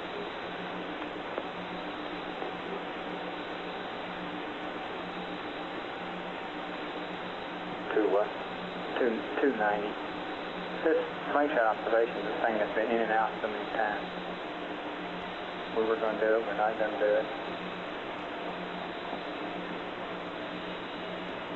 So what you're saying, you go to 290 to see it, you're going to have to do another maneuver to get back to go back to your old numbers, right? Back to 244 for P-23. 344. He's also got to change all three numbers, not just pitch. The old numbers are 344, 344, 11. The new numbers are roll 2.5, pitch 289.3, yaw 357. So if he wants to look at it, he'll have to go to those new numbers and then return to 344, 344. Okay. Booster flight. Calling booster flight. What time does slingshot occur? Flight will command that system anytime you give us a go after the evasive maneuver. It should be nominally about 5:05. Okay. I'll come to you for a okay after the evasive.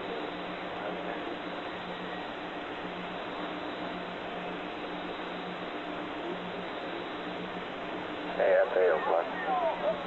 What is it going to take? It's not going to take much gas to do that. No, not really, but Mike's very conservative on these kinds of things.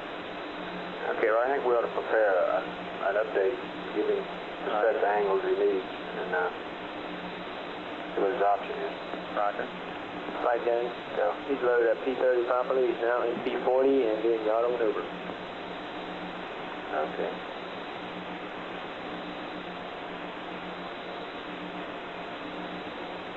Econ flight, how are you?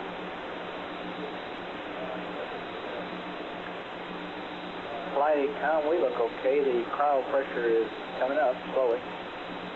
Looks, the indications are that we got all our heaters and fans on. Takes a little while.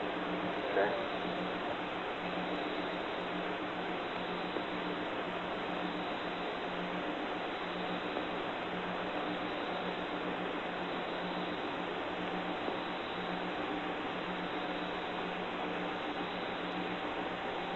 That's online.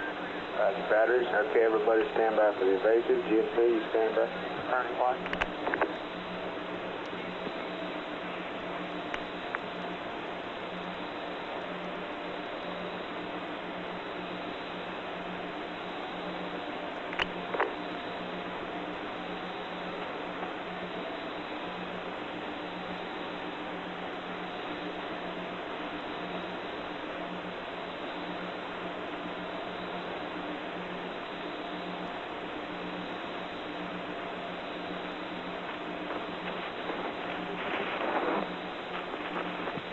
Well, it's 344, 344, 11 will be real close. Not in the sextant. It probably won't be in the sextant. Okay, then say return to roll 346, pitch 345. This is Apollo Control at 4 hours, 34 minutes.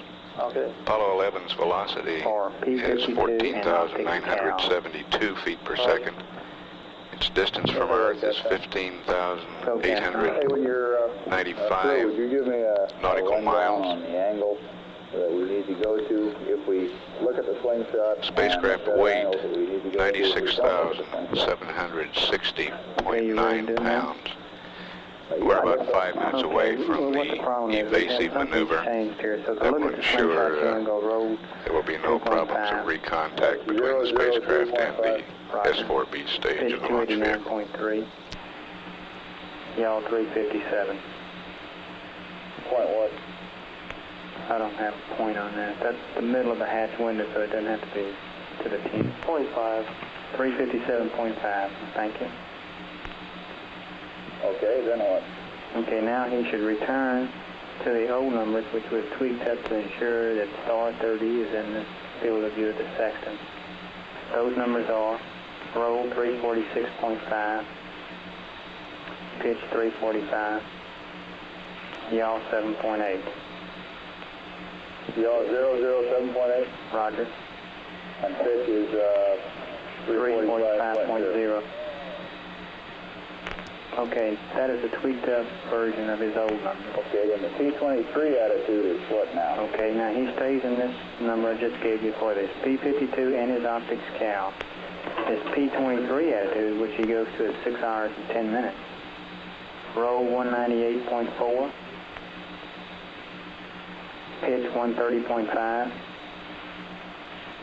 Yaw 340.0. 340.0.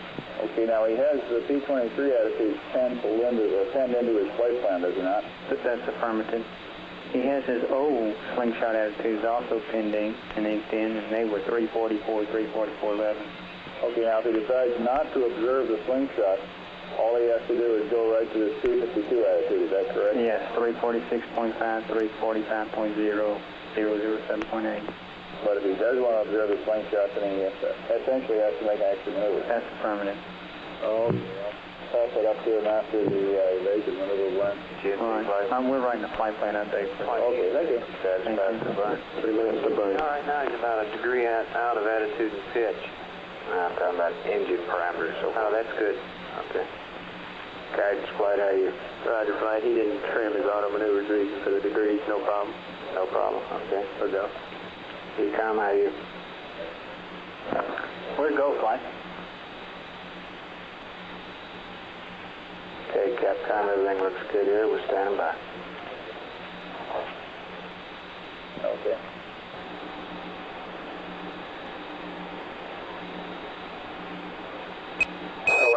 Houston, your systems are looking good. We're standing by for the burn.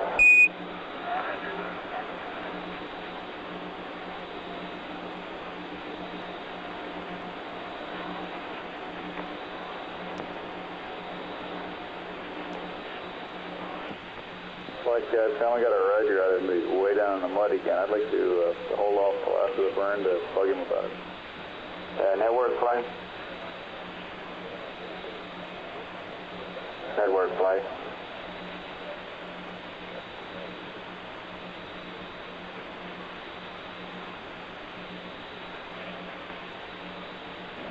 Flight network.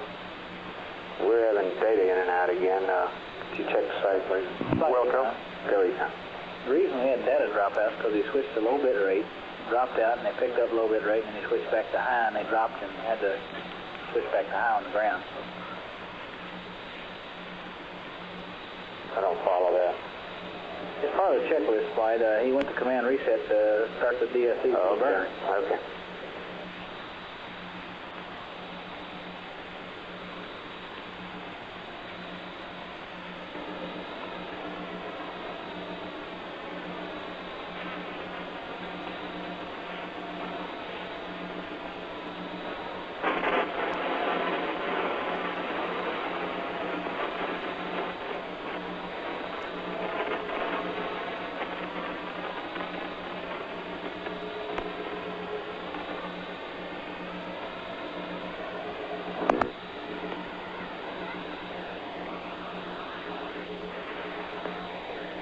The duration of this burn will be 3 seconds. Delta V 19.7 feet per second.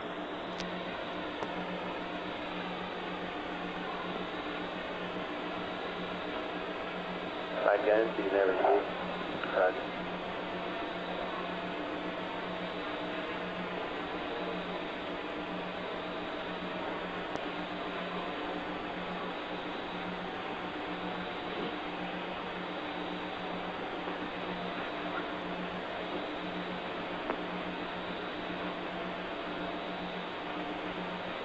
Mark, he's burning flight.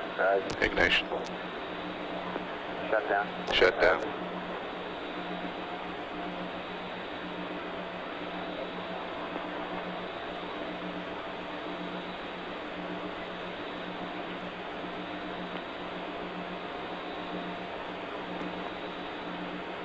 GNC flight. Flight GNC, everything looks okay. Roger, flight off.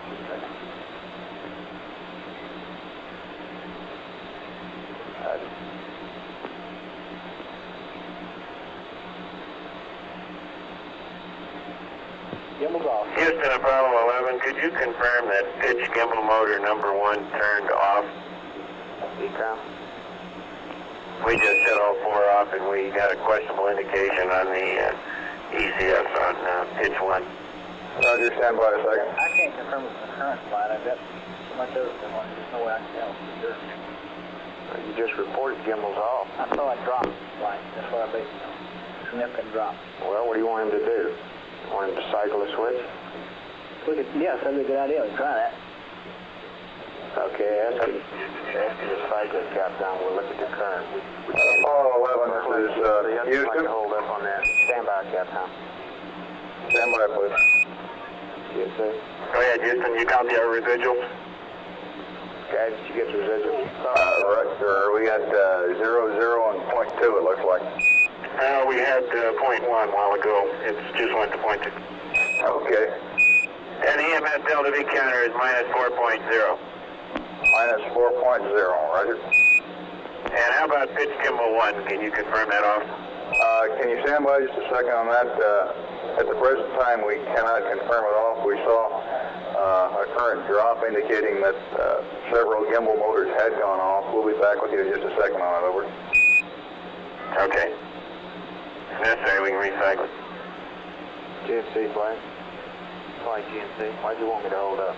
Okay, with TVC servo power off and the manual attitude switches in rate command, the GPI needle will move and show a displacement. Now, I think we should ask him if he had TVC servo power off when he noticed showing the gimbal position. Ask him if he had TVC servo power off. And what should he have seen? With servo power off, and in rate command, which he was in on the manual attitude switches, it would show a displacement. So he should have seen a displacement as he used the hand controller. Now, would like to ask him if he had that condition with servo power off or on the point. Okay, but my question is there something wrong with cycling it? Well, it may not be necessary.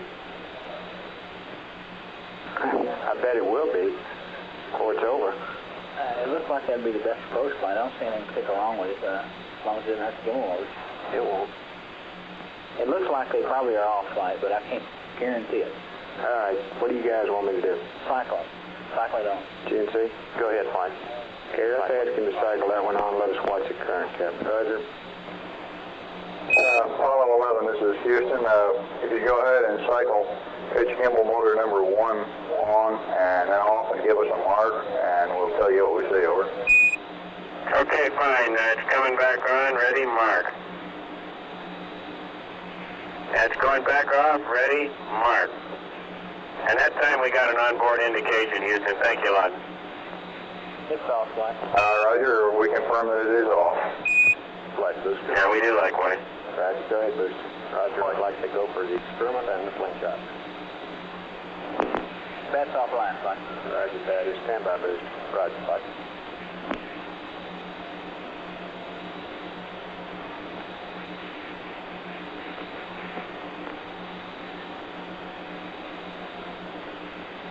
Okay, FAO flight. FAO flight. This is Apollo Control at 4 hours, 44 minutes. A news conference at Kennedy Space Center is about to begin. We will take down the live circuits and tape air to ground during this news conference, play it back after the conference. This is Mission Control, Houston.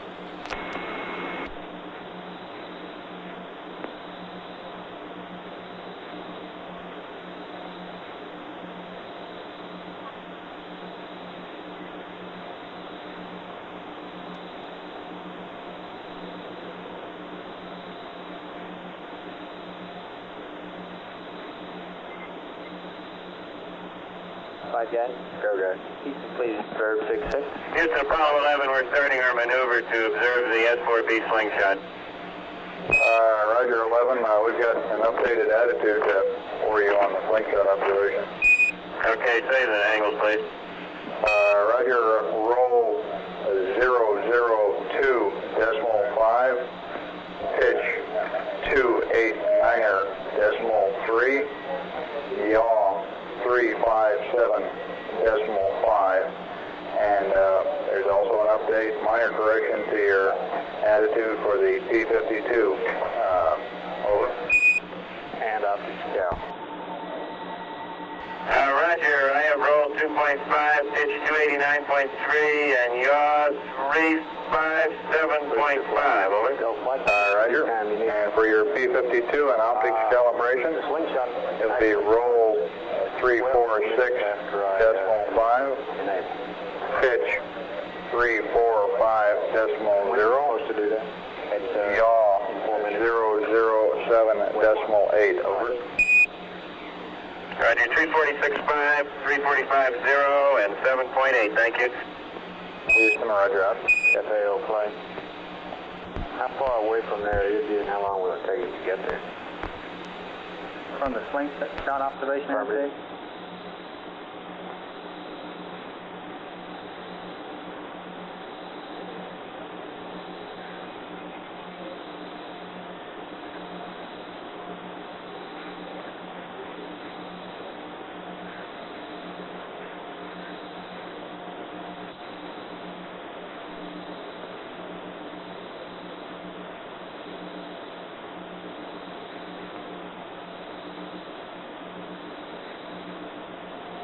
Okay, how long will that take? 100 seconds? Okay, booster flight, give me some updates on those times for the slingshot. We'll give those to the crew. Roger, flight. Right with you.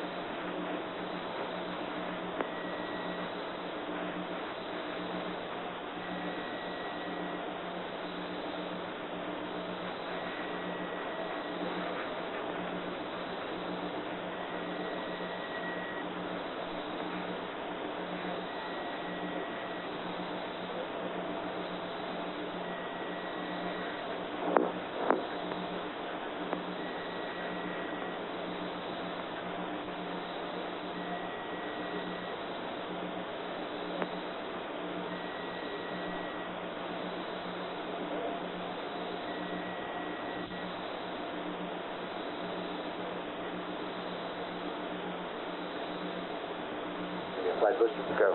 Roger, the maneuver will start when the command is initiated. The lock stump will start 12 minutes after that time. It will terminate 13 minutes 48 seconds after that time. The APS burn starts 46 minutes 40 seconds after that time. Terminate 51 plus 20 after that time. Okay, and you're standing by this. When do you normally send us again now? In about a minute? All right, it should be at 2 hours after the TLI cutoff, which is about a minute from now. Okay, Capcom flight. Go ahead, flight. Okay, we're going to go ahead and enable the booster for the slingshot. The dump will actually start 12 minutes from that point. We're about 30 seconds away from enabling. Roger. Apollo 11, this is Houston, over. Roger, go ahead, Houston, Apollo 11. Roger, we're going to go ahead and enable the S4B for the slingshot maneuver. The lock dump will start about 12 minutes from now, over. Okay, lock dump about, I guess that'll make it about 01. All right, I'll try to give you a little closer update as we approach it. Alrighty.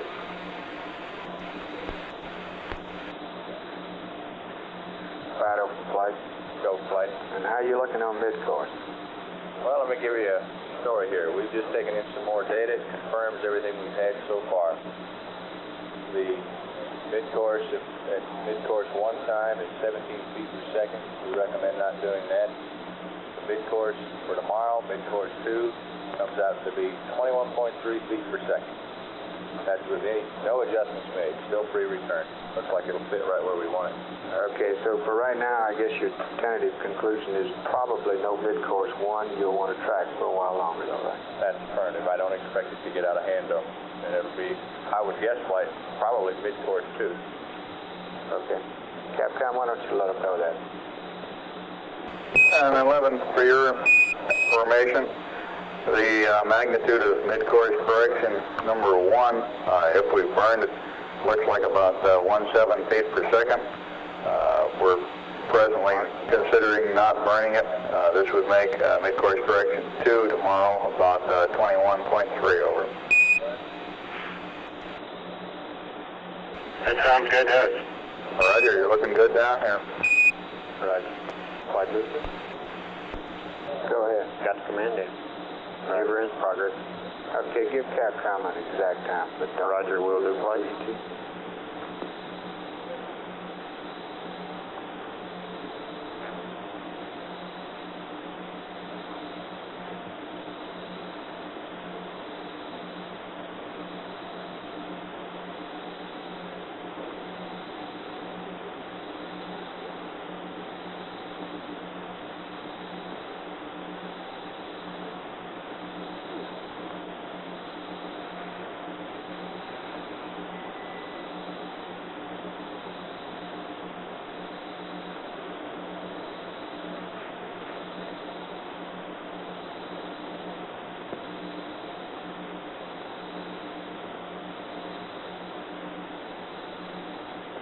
Yeah, we didn't have much time, Houston, to talk to you about our views out the window when we were preparing for LEM ejection, but up to that time we had the entire northern part of the lighted hemisphere visible, including North America, North Atlantic, and Europe and Northern Africa.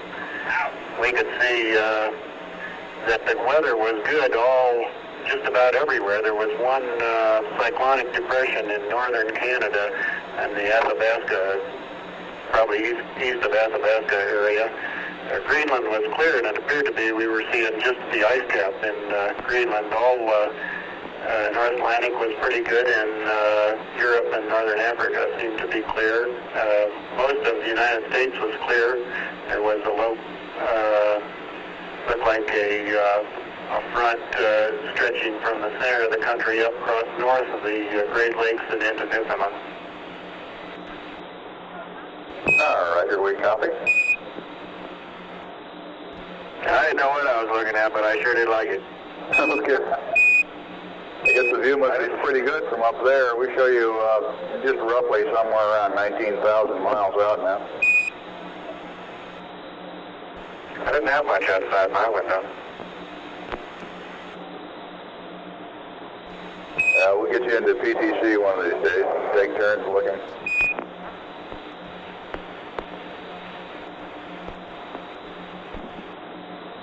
Flight Econ. Flight Econ. If convenient, I'd like to start the crawl balancing procedure now. Oh, we wait till Cliff gets back. All right.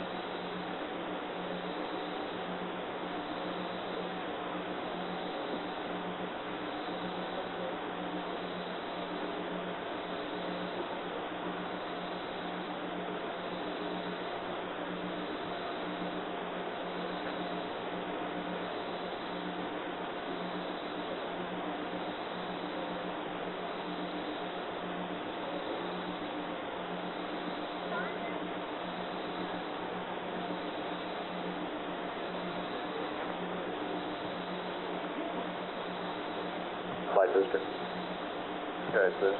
Roger, I've turned those, given those times to Capcom. Okay. I'd like to initiate that water valve experiment to it this time, if I may. Stand by. Roger that.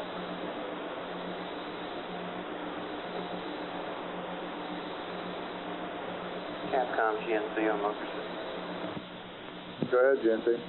Bruce, do you know if this crew was briefed on that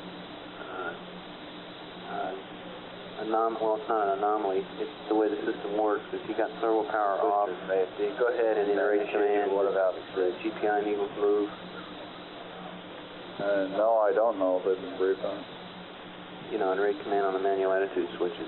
Right, what you're saying is that the needles react as though the engine bell were moving, but it's not. Roger, yeah, I confirm. Okay. Does it do that in yaw also? Any axis as long as... Yeah. Okay, that may have been what they got, but maybe we can talk to them later about it.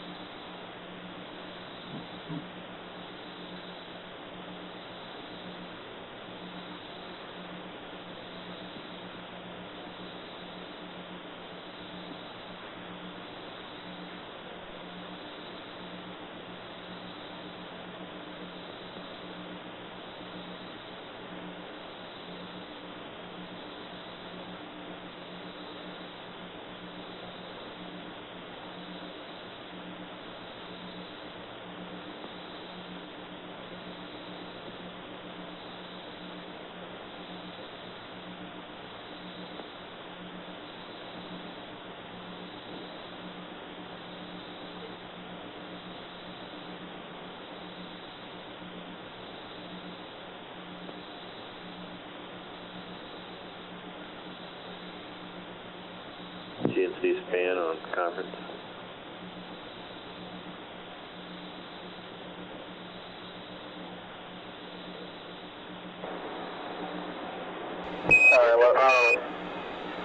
Houston, Apollo 11, we've completed our maneuver to observe the slingshot attitude, but we don't see anything. No Earth and no S4B. Roger, stand by. In GET, I have a wax dump start time for you. It's supposed to start at 5 plus 03 plus 07, and stop at 5 plus 04 plus 55. Ullage burn starts at 5 plus 37 plus 47, stops at 5 plus 42 plus 27. Over. Roger, thank you.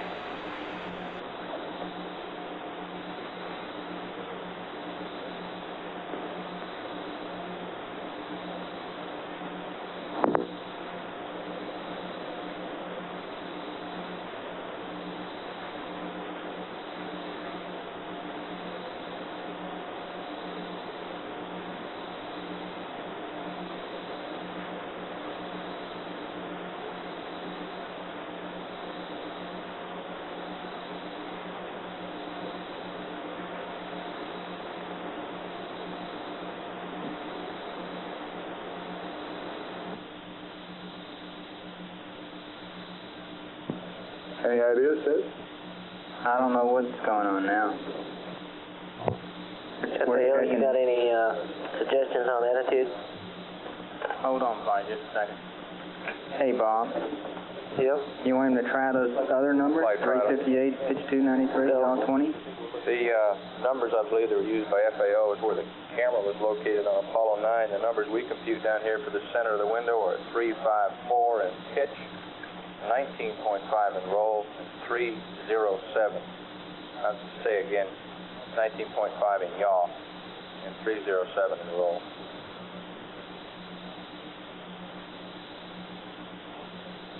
FAO flight. Go flight. You copying what Fido said? I think he's right. That's what our problem is. We're using the wrong window number. Okay, can you run that down in a hurry? And let's get these attitudes to him. Yeah, I think his numbers are right. You want to go with them? Yeah. Capcom flight. Go ahead. Did you copy the numbers Fido said? Understand roll 307, pitch 354, and yaw 019. Say again, pitch 354. That's firm flight. Okay, point zero. And flight, this is Capcom. I don't think he can get to those attitudes before the nominal lock stump start times. Can we hold the lock stump time any? I think he's already enabled it. Negative, flight. We can't hold it. Okay. Why don't you go ahead and get him to 11, Houston. Go ahead, Houston. Roger, we now recommend the following attitude. Roll 307.0, pitch 354.0, yaw 019.5, and the lock stump has already been enabled, so we can't hold it off any longer. Capcom flight. That's okay, go ahead. We'll maneuver around to 307, 354, and 19.5. Thank you. Roger. Go ahead, flight. How much time do they have? About 2 minutes. Okay. He can't get there in 2 minutes. They probably won't. I think you ought to tell them that they can't get there in 2 minutes and might as well save the gas.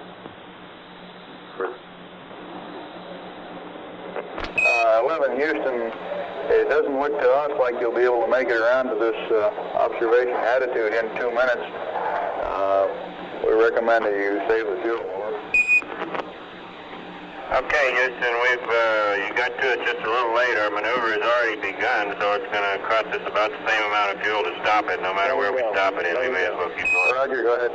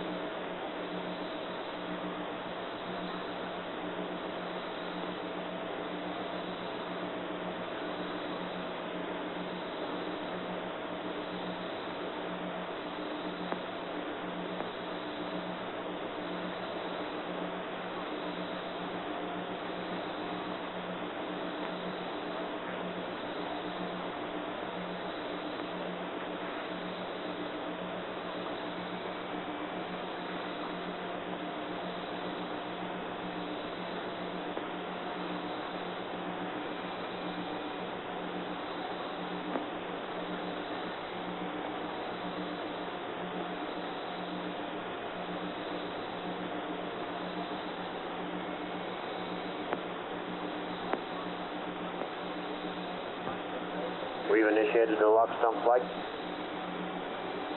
Roger. 11 Houston, lock stump initiated.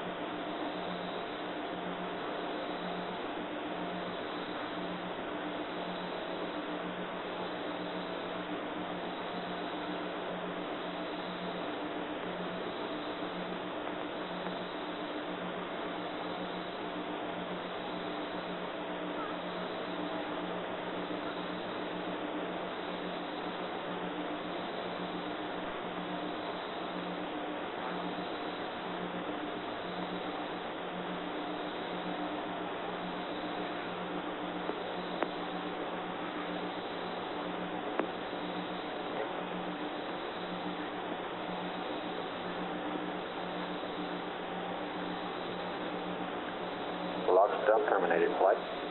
Roger. 11 Houston, lock stump has been terminated, over. Roger. Roger, we still don't have the flight. Roger out.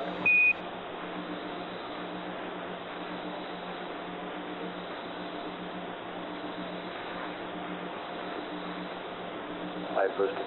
So, they should be able to see the APS burn. They have plenty of time to get over there for that. Okay, let's get McHugh and it occurs. Okay, 5 plus 3, 7 plus 4, 7.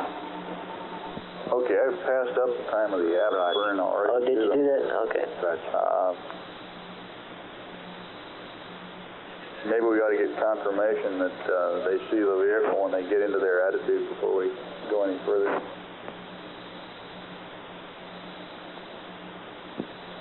Flight procedures. Phil, RTA 6 has the APS ignition time in it. Okay. Is that the one on the bottom?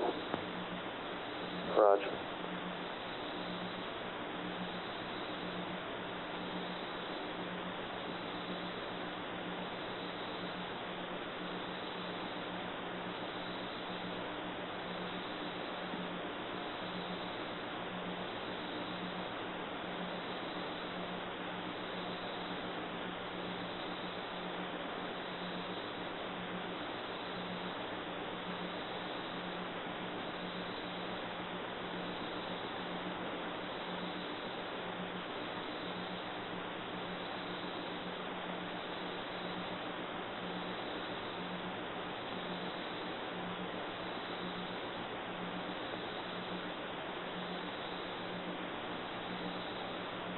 Econ flight.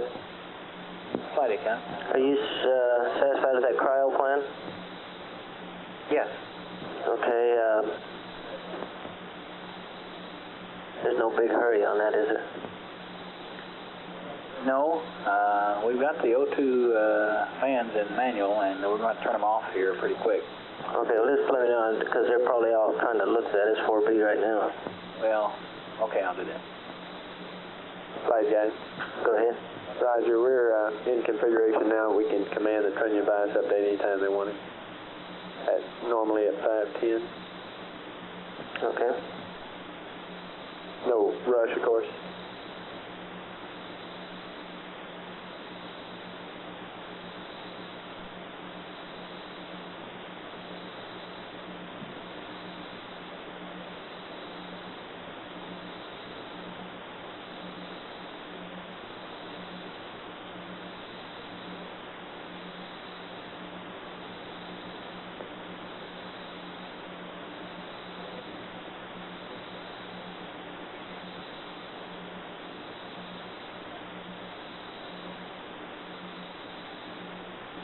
Newtown flight.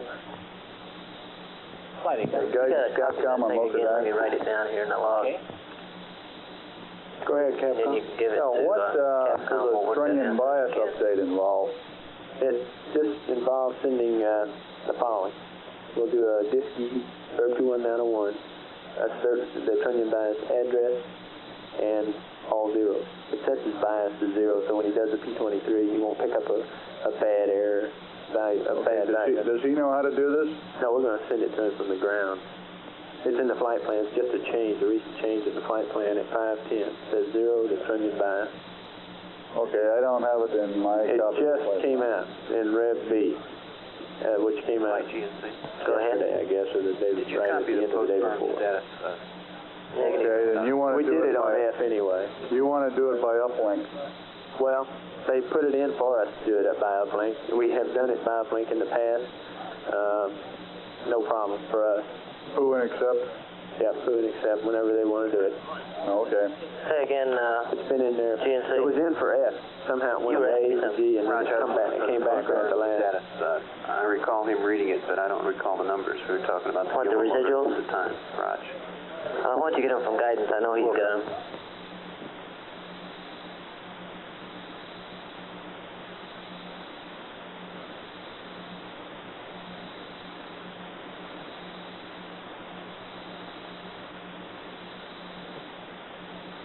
Excuse me.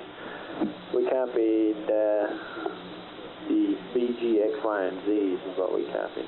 But we can give it to him off the DMT base in terms of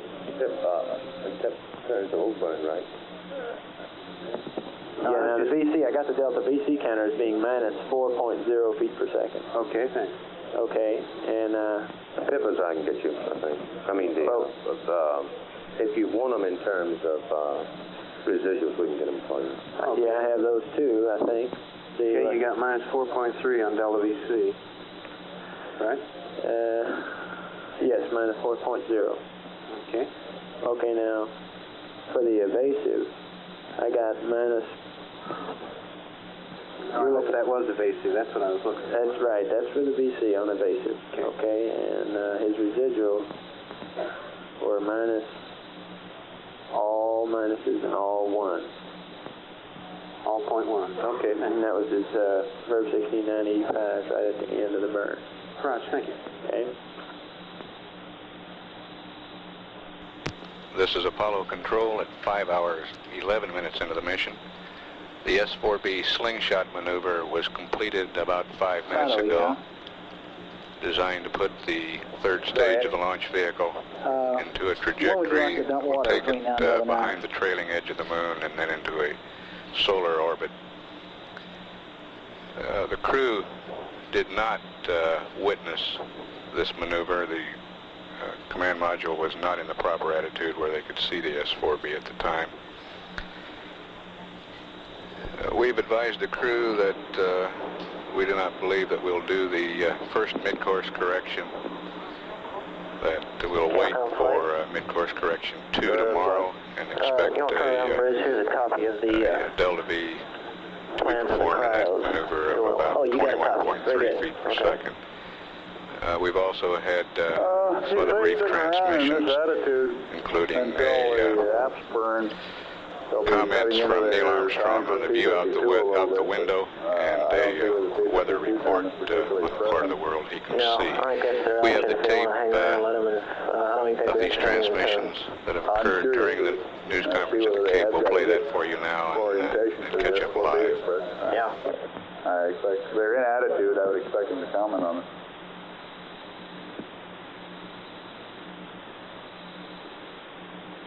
I think you could probably, they are in attitude now, we could probably go ahead and get that cryo plan and get their trunnion bias update if they're ready. Okay, do you want to go ahead and implement this cryo plan now? Yes, we can do that now. Apollo 11, this is Houston, over. Go ahead. Roger, if you'll give us accept and stay in poo, we'll set your trunnion bias to 0, and I have a plan for balancing your oxygen cryos, over. You got it. Roger. Okay, guidance. Roger, we're commanding flight. Houston, Apollo 11, we've got the, what appears to be the S4B in sight. I'll estimate a couple miles away. It's at a number 5 window, and the Delta appears to be coming out of 2 radially opposite directions from the S4B. Roger that. Affirm flight, we're blowing out the LOX tank. Okay? Roger. Non-propulsive vent. They're continuing with a non-propulsive vent from the liquid oxygen tank. It would be radially opposite there. And we're also dumping some fuel out on non-propulsive vent the same way. Continuous vents. And booster tells me it's the continuous vent system. They're also dumping a small amount of fuel this time. You've got about 23 and a half minutes or so until the afterburn. Over. Roger.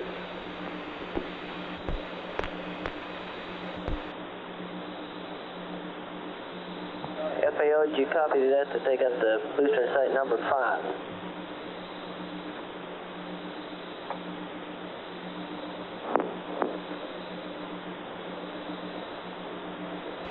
11 Houston, we have a recommended configuration for your cryo switches to even up the load between oxygen tanks 1 and 2, over.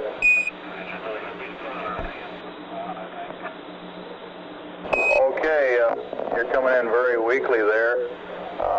We're recommending O2 tank 1 heater off, O2 tank 2 a heater to auto, O2 tanks 1 and 2 fans both off, H2 tank 1 heaters to auto, and H2 tank 2 heaters to off, over. Roger, we have that except the last one was H2 fans to off. Is that affirmed? H2 tank 2. No fans on that flight, only heaters. What do you want? The fans on? We have the configuration we have now is hydrogen heaters. We got 1 auto, 2 off. Oxygen heaters, 1 off, 2 auto, and we have all the fans off. This is Houston. Roger, we concur. 5 guys. So that's 25. Is that the computer says? Okay. 11, this is Houston. We've completed the training 05 setting. You can retrieve the computer and go to flight. Roger that, thank you. GNC, Ecom, you go for a checkpoint. Roger, flight Ecom. GNC? Flight GNC, go. Okay, you okay, Fido? Go ahead. Thanks, flight.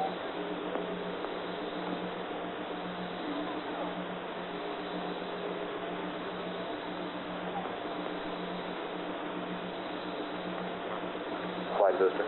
Go ahead. Roger, I'm going to commend the launch vehicle antenna system to low gain. We're having intermittent dropout of data. Signal stream problem. Okay.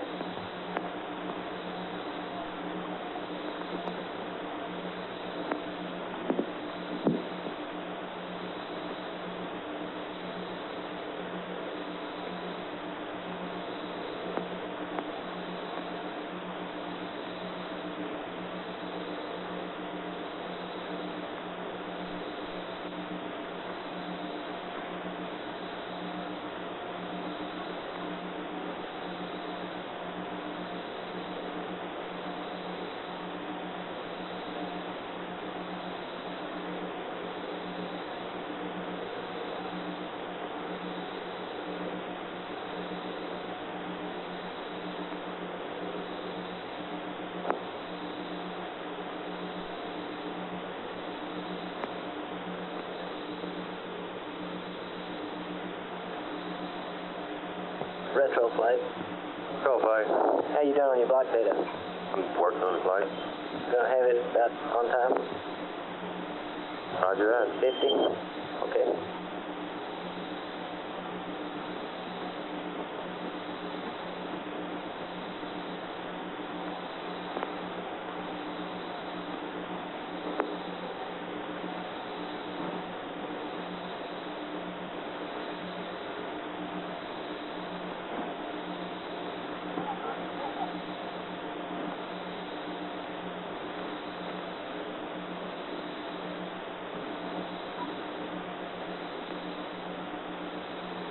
Flight Econ.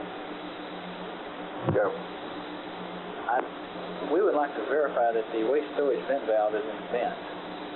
And we're past the time that we should get a LEM CM Delta P readout. Verify the waste valve is in vent. Roger. You suspected it? I do. Okay. And you want what readout? LEM CM Delta P. Okay, Capcom. Roger.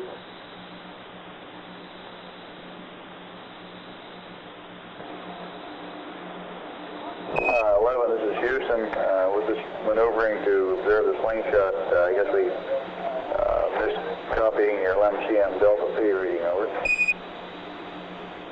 Stand by, we'll give you a reading. Roger.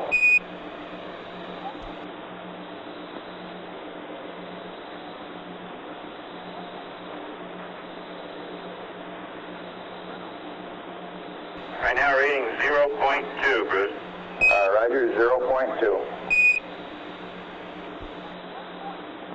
Verify that waste valve is in vent. Okay, Mike, and could you verify that your waste compartment valve is in vent there?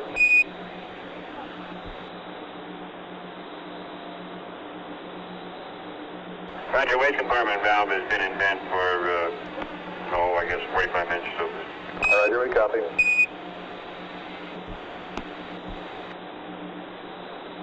Econ flight. Flight Econ. Copy that? I copy. What do you make of that? If we're late in answering you, it's because we're munching sandwiches. Roger, I wish I could do the same here. I'll Don't leave the console. explanation in a little bit. Don't worry, I won't. Okay. We got a peculiar indication. Noticed it all day. The O2 Flight doesn't like it. hasn't looked quite right all day. How is Mike today? Oh, he's doing quite well.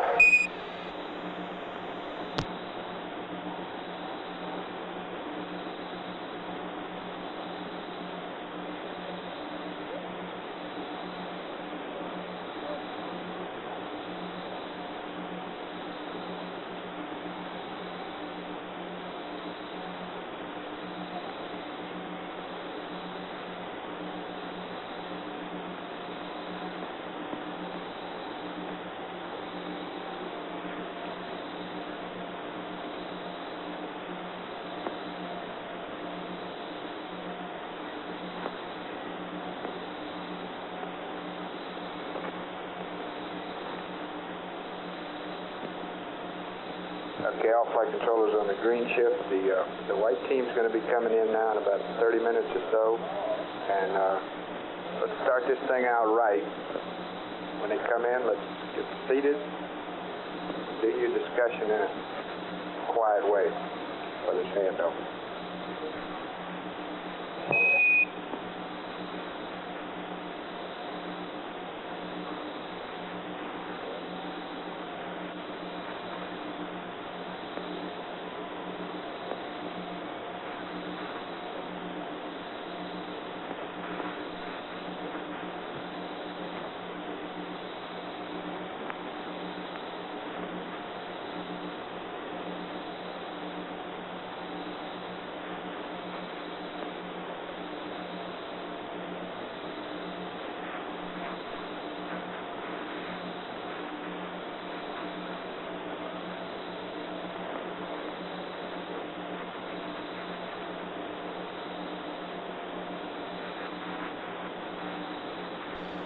This is Apollo Control at 5 hours 22 minutes. We're back live now.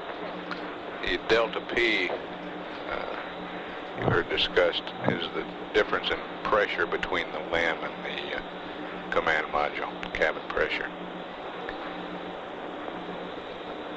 Apollo 11 coming up on 22,000 miles distance from the Earth now.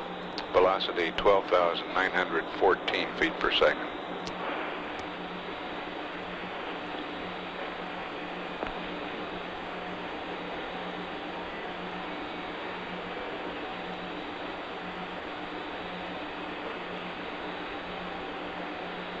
Houston 11.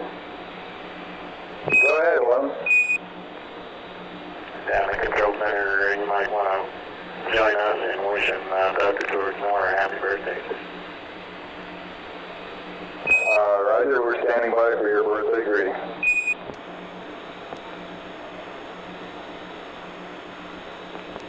I think that was it, Captain. I think today is also the birthday of California, and I believe they're 200 years old. We said them a happy birthday, and I think it's Dr. Moore's birthday also, and I don't think he's that old.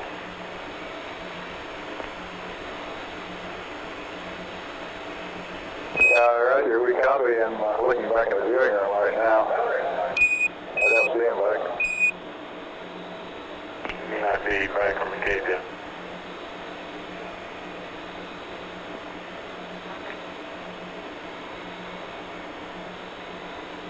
Roger, I believe Dr. Miller's on his way back from the Cape. We'll relay his greetings for you. Thank you.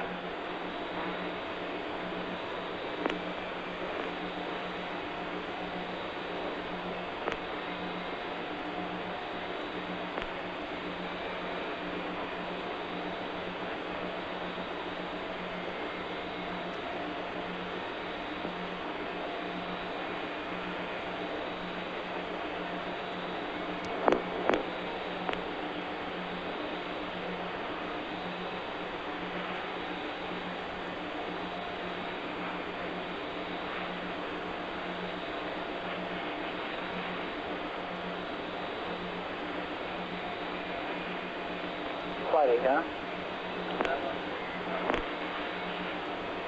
Go ahead, Econ. We were going to have a wastewater dump between 9 and 11 hours. Checking with Fido, he'd like to do it now. And that works out best for tracking consideration, if we can schedule it now. Okay, you're at 48%. You dump what, down to 25? Roger, flight.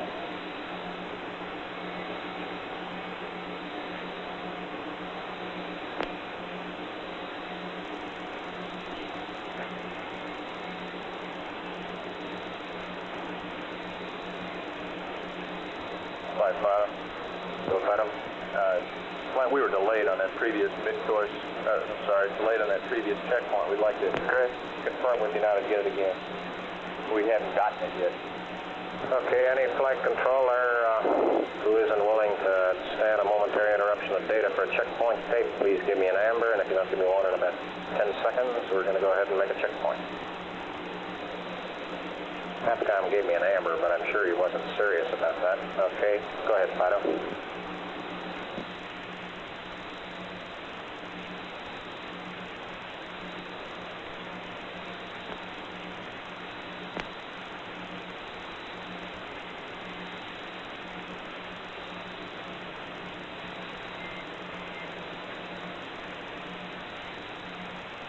Econ from flight.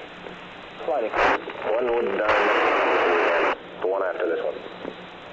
We'd schedule one at 25 hours. It'll probably be a little earlier than is actually necessary, but that's compatible with the last flight. Flight network. We had to hand over from the bridge and the grid wait because of the antenna problem. Okay. Capcom from flight.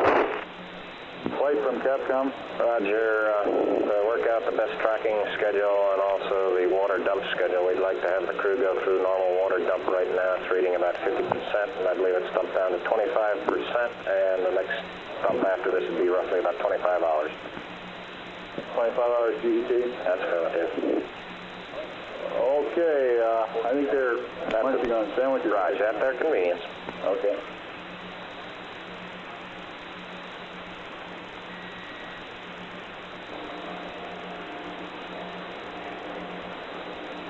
This is Houston, over. Go ahead, Houston. Roger, at your convenience, we'd like to get a wastewater dump to 25% remaining. After completion of this one, the next wastewater dump will be about GET equal to 25 hours, over. Coming on right now. Roger.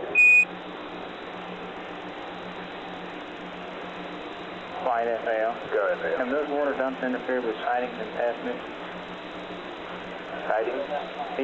P-52s and P-23. Just for 4 or 5 minutes. All right.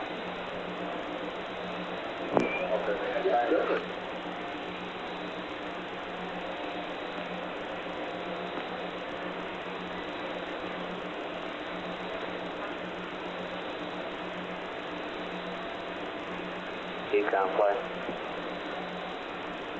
Slightly down. Okay, I assume you got everybody chasing this O2 flow thing. Roger, flight. We've been chasing it quite a while today. Got any theories yet? I think the flow transducer is shifted, but that's about the best I can do for you right now. Okay. Can you verify whether he's dumping yet or not? He is dumping, flight. Okay, how long will it take? About no more than 10 minutes, probably about 5 minutes. Okay, FAO flight. Go fine. That shouldn't bother us much. Okay. You think? The only thing is, on these future water dumps, they got a lot of people trying to take pictures of them, you know, the same old problem. They need some hours notice for a future one. Yeah, well, they'll settle down after the first day. Okay. This is the first day. Fine. Thank you.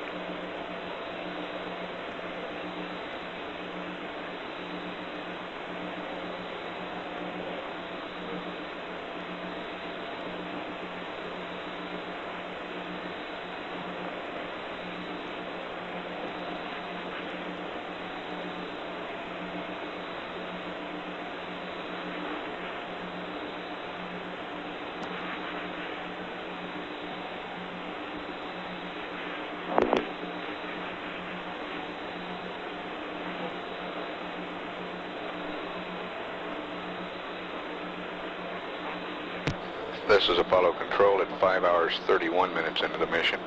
Apollo 11's velocity now 12,637 feet per second. Distance from Earth 22,971 miles. Spacecraft weight 96,573 pounds.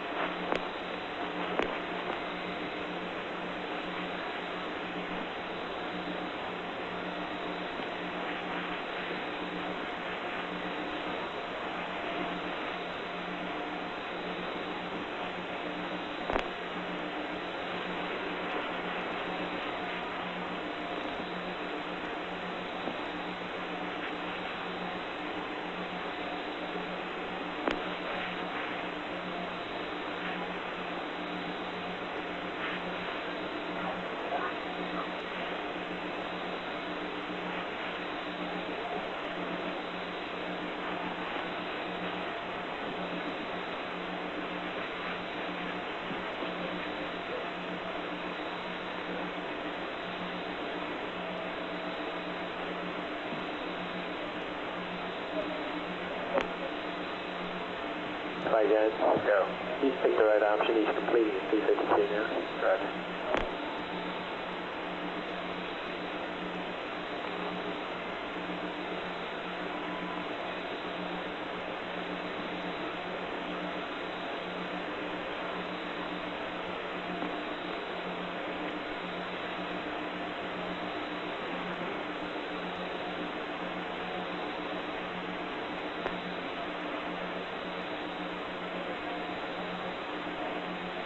GNC flight.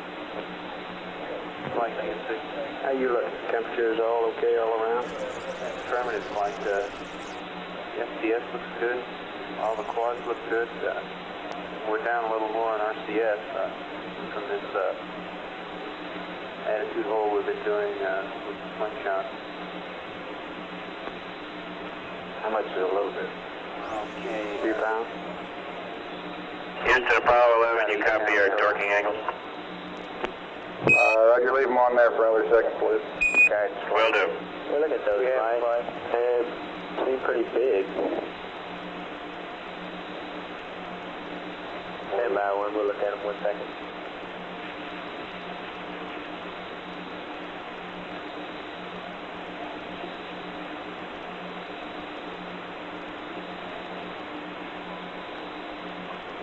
Roger.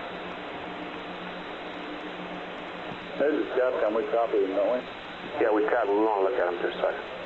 One of them looks kind of big. Roger, right. Yeah.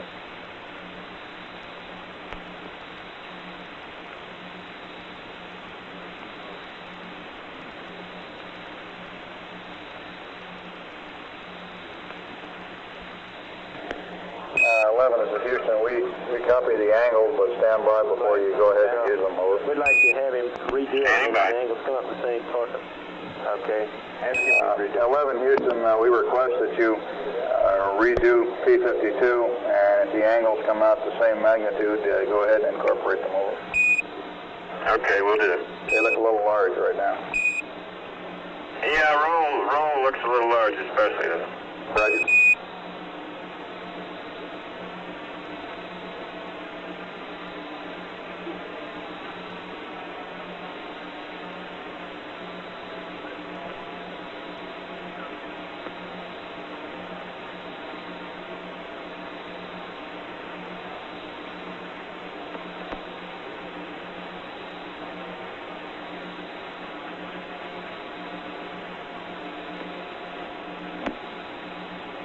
Flight econ. Go.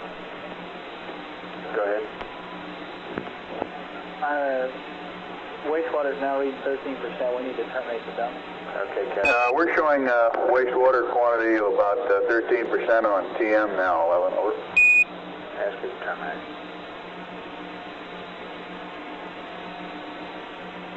Roger, it's off now. Roger, we copy.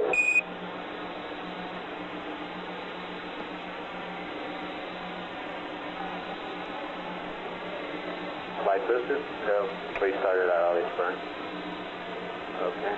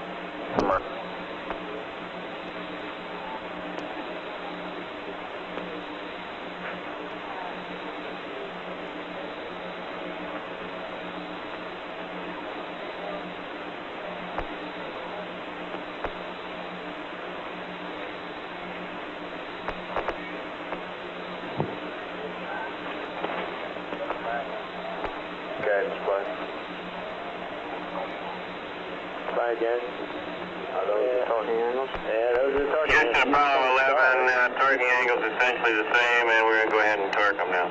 Concur, good. Affirmative, I'd like him to do a check star afterwards. Roger, we concur. Use a third and different star when he does it. Say again? Have him do an auto-optic star check after he finishes on a different star. Okay? What are you concerned about? Because he used the same stars and torqued out those angles, got the same angles, and he had a star angle difference of 210. So he just started to do an auto-optic check for a different star. Looks like he's going to. Okay, let's watch. Okay? Flight fighter. Okay. So, for instance, looks as though all the data is continuing to confirm that there will be no mid-course 1. No need for it. And that it's all going to show up and be best completed at mid-course 2 time. In that light, we also would like them to release the DSC. No, let's hold on to that for a little while. Okay? I'll have Tom Soup come to you. Okay.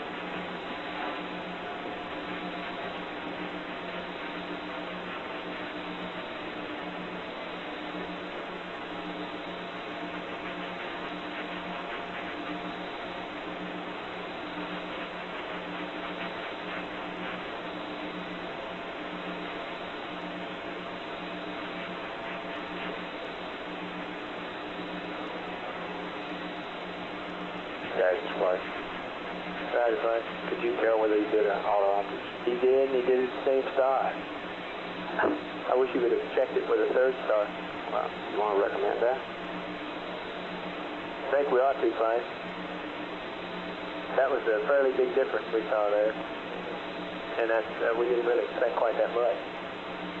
Okay, what is it we want to say Just now? asked him to do an auto-optic check to a different star than the one we aligned to. Since the star angle differences would. Okay, Captain, again. Apollo 11, this is Houston. Could you give us an auto-optics check to a third star or a different star from the one you've been using? Sure, be glad to. We can go back and do the whole thing and pick different stars. I don't think there's any need to do that. We'd just like to confirm it with a different star since that roll angle was a little larger than we expected. Okay.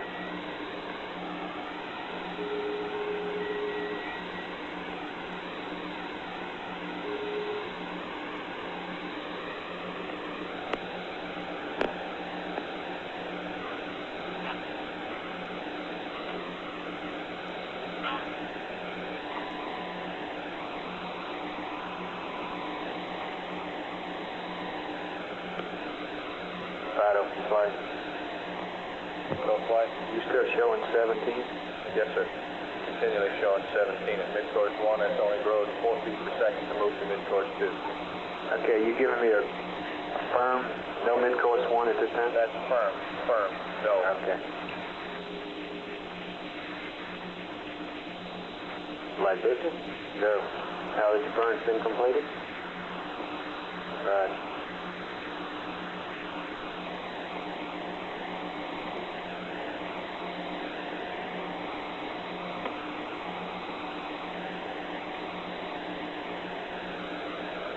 Display.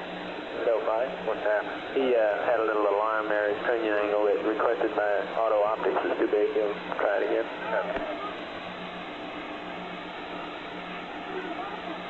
Hey, 11 Houston, I have a TLI plus 11-hour pad when you're ready to copy. Wait one.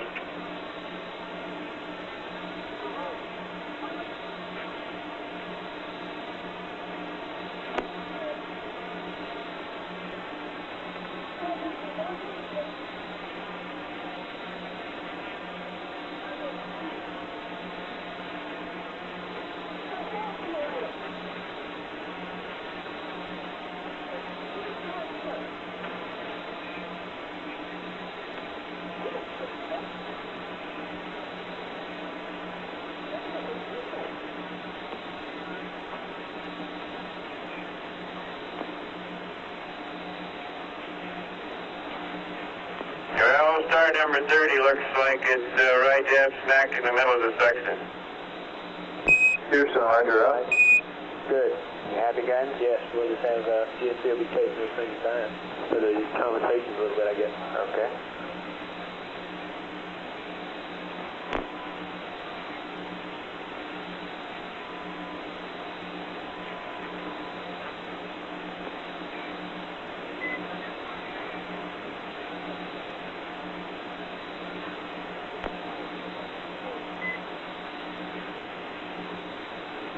GNC flight. Flight GNC. Got your Mayroos in work. Roger.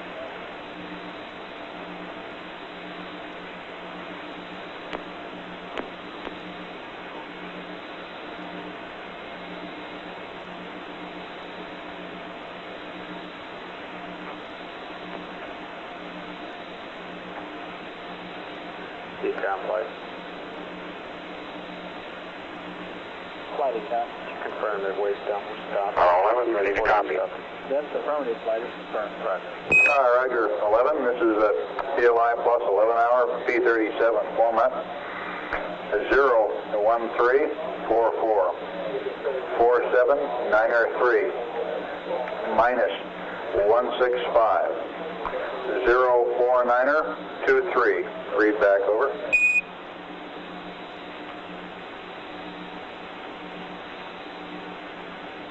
Roger, 1344 4793 minus 165 049er23. Over.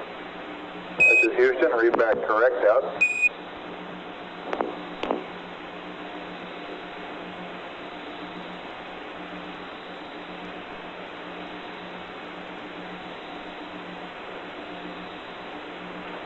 Flight GNC.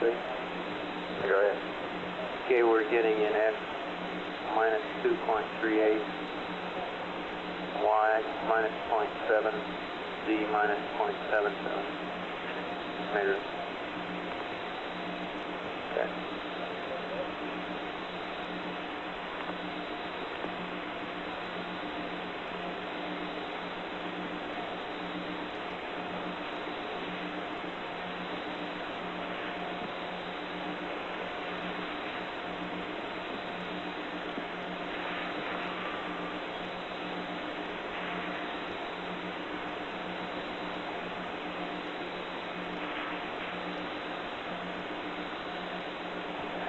Capcom flight. Go ahead, flight. Next time you have comm with him, you might tell him that we're convinced no mid-course 1, still holding. We'll look toward mid-course 2. Same values. Roger, understand. Mid-course number 1 is canceled. That's fine. Flight hadn't maneuvered to optic scout attitude yet. That's the next thing we're waiting on. Hey, Ted, it looks like he did his P-52 at some third angle. Yeah, he pretty much stayed in that angle he saw the booster in, but he doesn't. If he wants to put the fixed line of sight on Star 30, he's gonna have to move. All right, he pretty much stayed there, but not exactly stayed there. Oh, okay. FAO flight, are you talking to me? I'm sorry, I was talking to Capcom when you're there.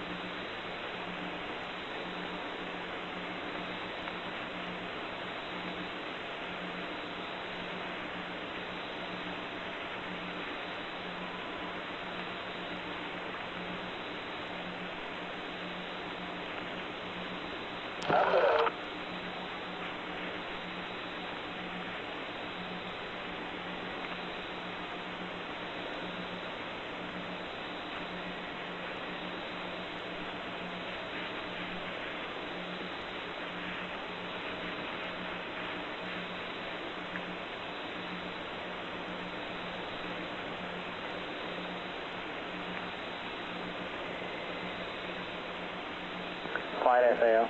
Go ahead. We'll be ready to start PTC after these sightings. 7 on. Has he started the sighting yet? Can you tell? I don't believe he has.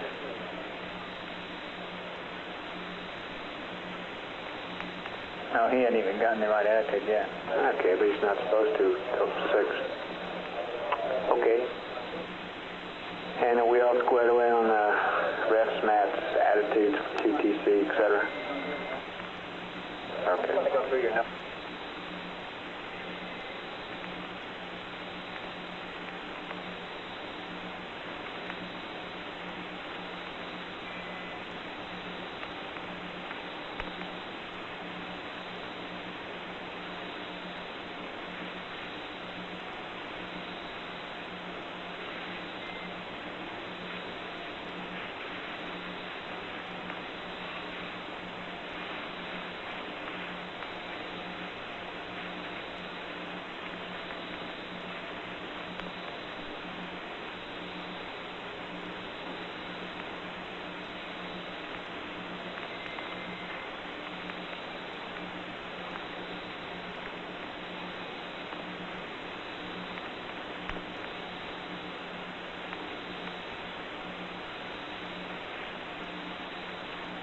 Capcom FAO, flight director 2. Go ahead, FAO. Hey, Bruce, he's had at least 3 or 4 minutes of maneuver to get to that new attitude.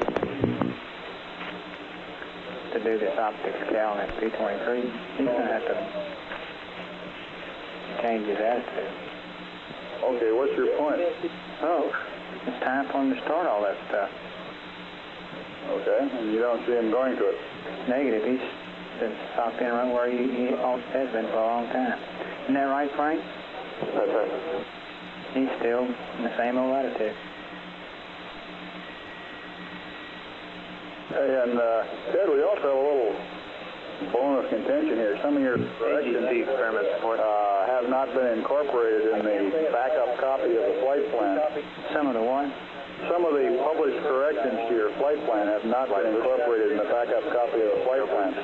You have the backup flight item? We do now. Functions have been performed. Like for instance? Like for instance at 12, here's the one at 12. Attitude and we're go. Okay, at 12 o'clock. Yeah. Okay, belay my last. Okay, because we had them both together when we changed them. Okay, belay it. All right. And let me see. So, that optics cal attitude, do the optics cal, and then go to the P-23 attitude. Roger. Isn't he almost at that optics cal attitude? Except for roll. He's got to go to roll 346.5. He's at 304 now. He's 10 degrees off in yaw, 10 degrees off in pitch.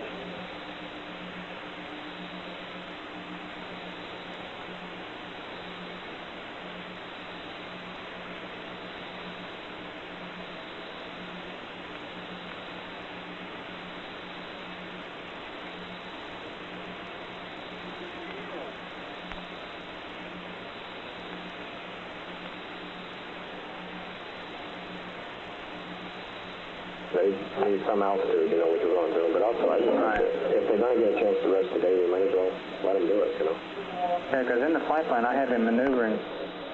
Oh, no, he should have already been there. Okay, never mind. Yeah, so we'll get them into PDC and let them... This is Apollo Control at 5 hours 55 minutes. Apollo 11's velocity 11,970 feet per second. Distance from Earth 25,671 nautical miles. That's a farm. Okay, it's 5 hours and 55 minutes. Yeah, so by the time he does the 5-minute maneuver. Well, it'd be my recommendation that we just keep quiet here for a few minutes more, frankly. Capcom contact. Go ahead, contact. Okay, it's 6 hours. We're going to hand over to Hawaii. Okay, that's right on the money. 6 + 0, 0 + 0, 0. Affirm. Madrid to Hawaii. Okay. 6 hours DET. Okay.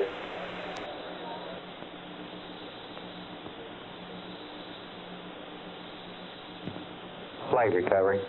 Go ahead, recovery. We want to use 296 out in the middle of the Pacific Ocean for a training test tonight. Would you check around and give me concurrence or disapproval of that? Yeah, stand by. 296 VHF, right? Right. AFD flight. Could you check into that, please?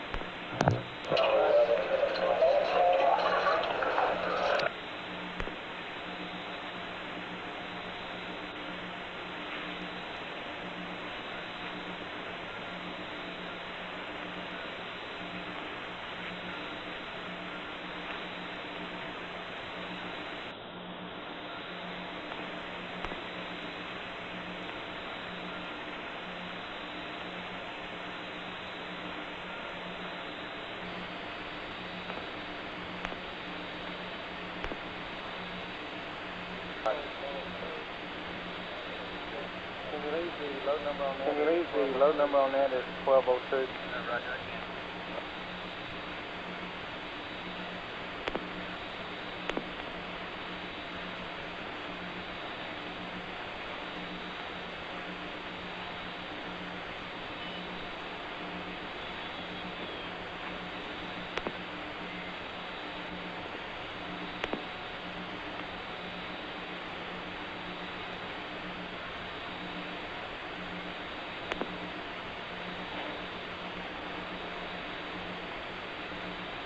Houston, Apollo 11. Go ahead, 11. Roger, do you have any update for the roll, pitch, and yaw angles on the top of page 37 in the flight plan, or are they still good? That's for the optics calibration? Yes, sir. Yes, indeed. I'll give them to you in just a second.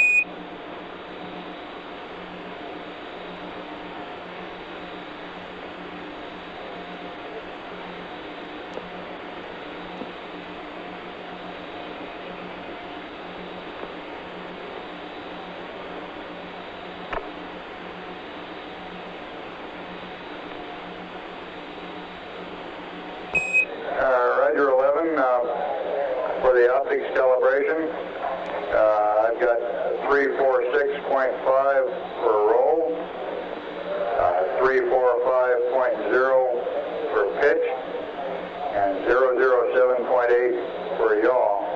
The pen and ink attitude corrections in your book for P23 are good, over.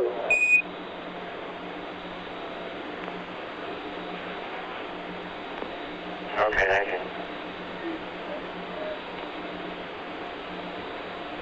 And we're going to hand over to Hawaii in about 5 or 6 seconds here. We'll have a momentary comm drop out. Roger.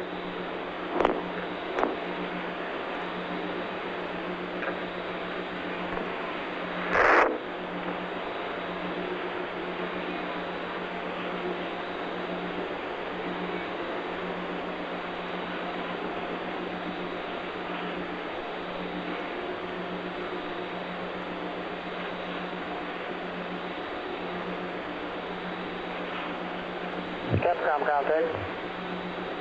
Go ahead. You'll go to Hawaii. Thank you.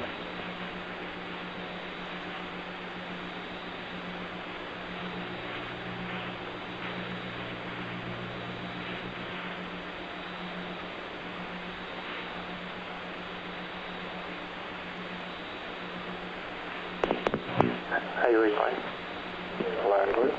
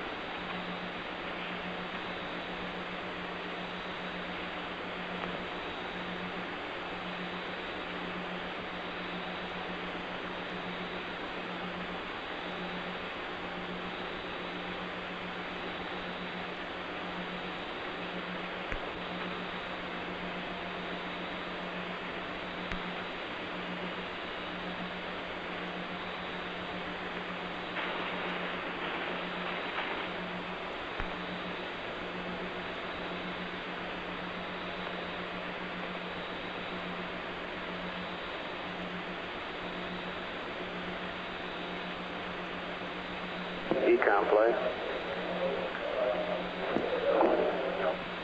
Flight Econ. Flight Econ. Can you tell if he's charging battery B? Yes, he is charging battery B. Okay, thank you.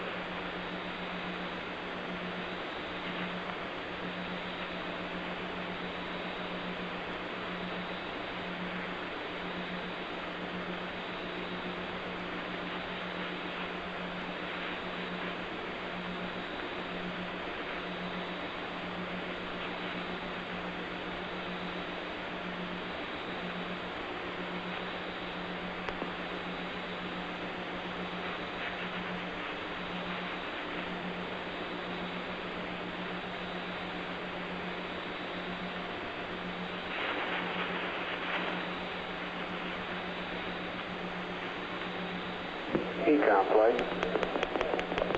Flight econ. Looking at channel 3 at the H2 flow rates on the fuel cells. Roger, flight. Do you have a reason why they jump around so much? I don't ever remember seeing them jump that much. They really aren't jumping all that much, flight. It's that's pretty far out in the decimal, and just variations in the. I think flow rate transducers at General Rule are kind of noisy. And I believe it's typical, as I recall. It seems like they have a tendency to move around a little bit. And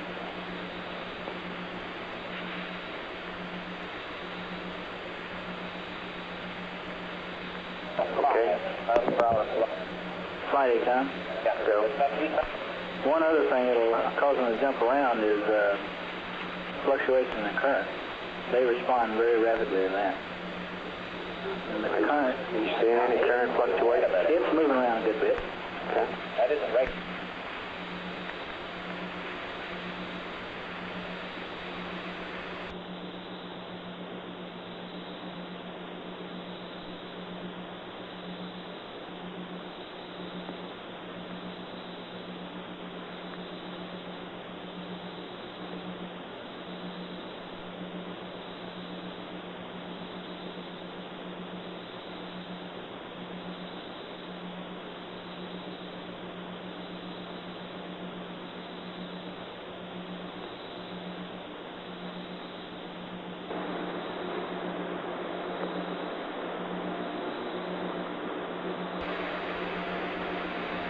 Hello, Apollo 11, Houston. Be advised, your friendly white team has come on for its first ship. If we can be of service, don't hesitate to call. Thank you very much. Yeah, we're about to take our marks, Charlie, on this P-23 Optics Cal. I've got it in the sextant now, and I'm about to split the image and mark. Roger, Mike. We're watching.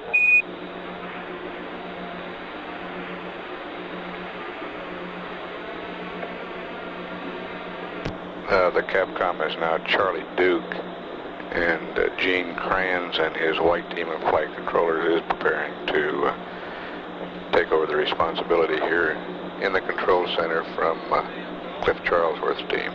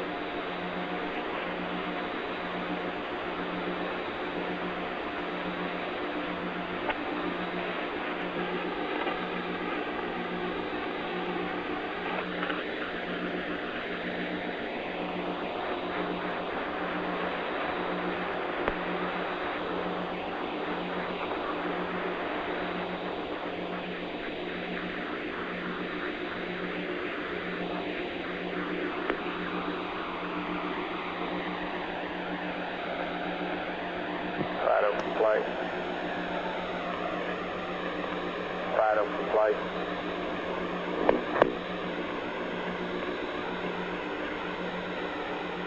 Guidance for flight. Go flight. Somebody punch FIDO. Good. Go flight. Where's the other FIDO that brings you? He's going over to Delta 30. He'll be back by his zone. Did you call over and get him back? I want him to go with me shortly. Good.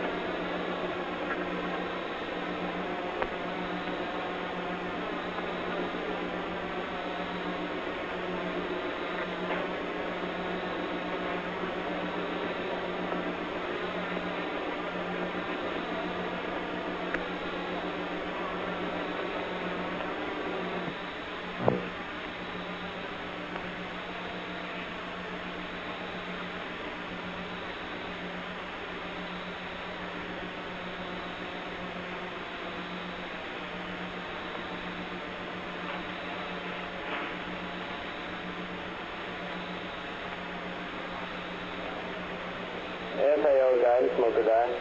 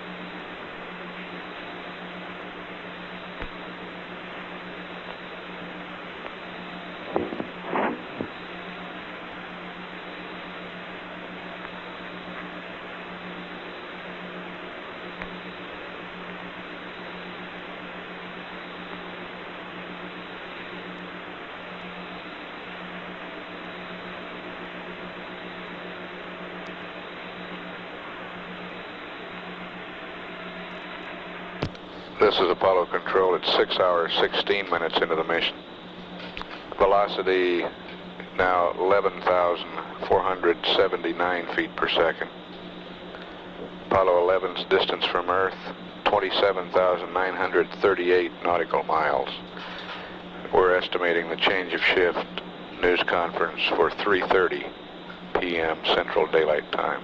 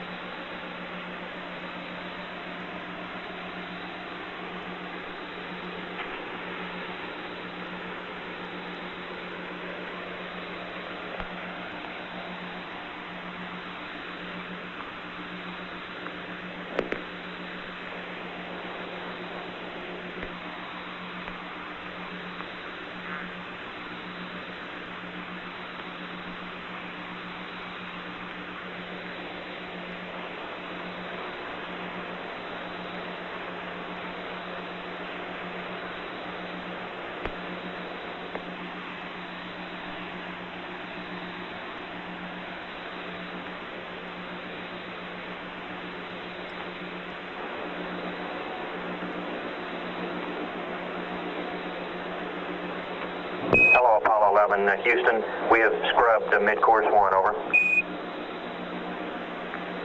Roger, understand. You scrubbed mid-course 1. Roger.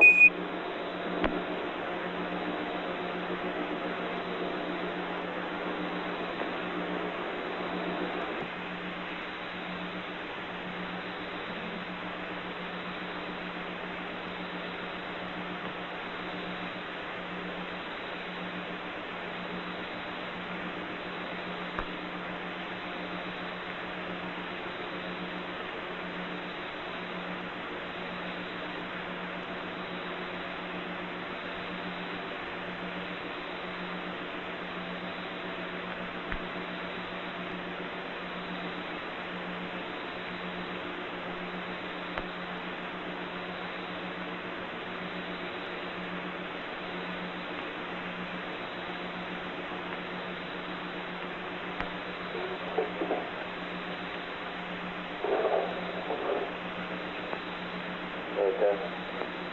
Flight guys. Go ahead. Okay.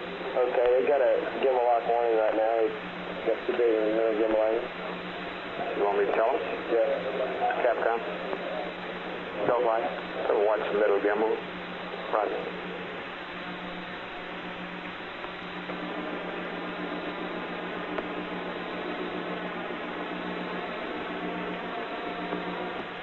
Flight, he's in auto. Is this didn't you maneuver over in a P-22 attitude? He's in P-23, I think. We're maneuvering to the P-23 attitude right now. Right. What do you got on it now, guys? Okay, he's at 292 degrees there. Okay, how close is it? Okay, is it going down or going up? He's at 73 degrees right now. Going up or down? Going up. Better tell him, Captain. Jesus, now what? Hello, Apollo 11, Houston. We see your middle gimbal angle getting pretty big, over. Well, it was, Charlie, but in going from one auto maneuver to another, we took over control and have gone around gimbal lock, and we're about to give control back to the depth. Roger, Mike. We see it increasing now.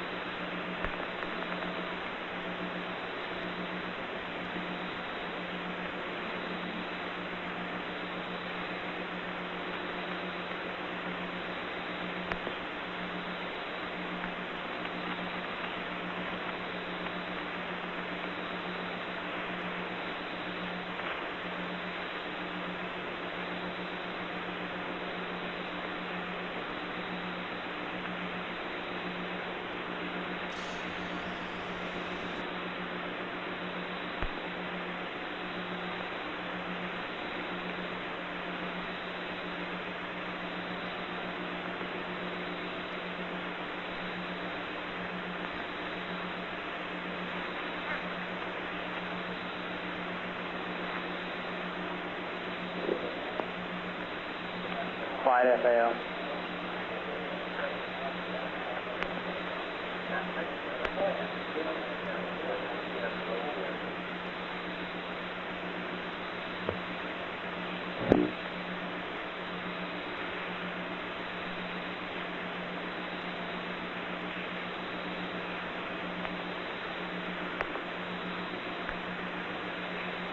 Flight FAL. Go ahead, FAL.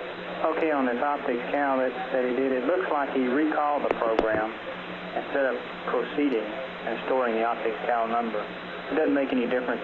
It's just that we need to know which one he did, so we can apply the bias if he did recall the program. We need to ask him if he proceeded or recalled the program in the optics cal after he got through. Copy that, Capcom. Roger, fire.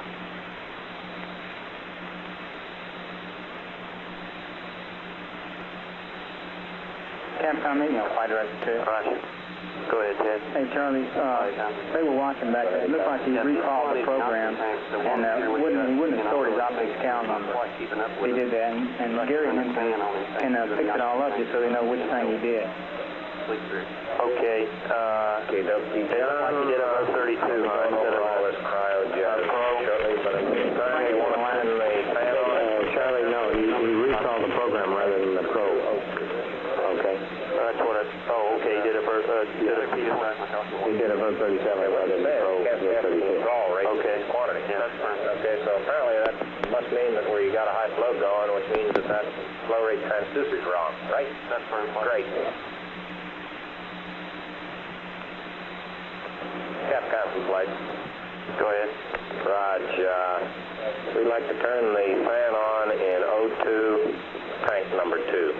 And basically what it amounts to is we're pretty close to our CMW limit. It looks like with the high quantities in the tanks, we can't stay up with the withdrawal rate, so we need to add more heat into them. Okay, you want to fan on in O2 tank 2. Right.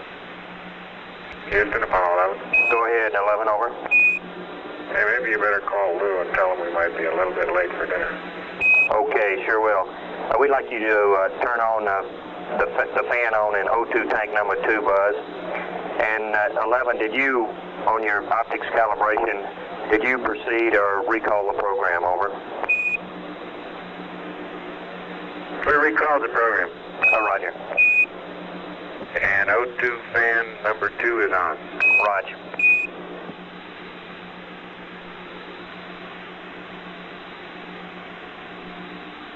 FAO Capcom Flight Director 2. Yeah. Hey, Ted, that means he doesn't have the correct optics cal in there. He's got zeros in there, so everything's right. Isn't that correct? What did we come up with on that, Frank? Did you see there was a minus .006? Okay. Oh, okay. Can you know that? Apollo's got a low pressure light. And it lasts along with 3 sets. Okay, that's the one we expected, wasn't it, John? That's fine. Roger, we expected that. That's why we had your turn the fan on. We were getting pretty close to the caution and warning limits. We were trying to prevent that. Okay.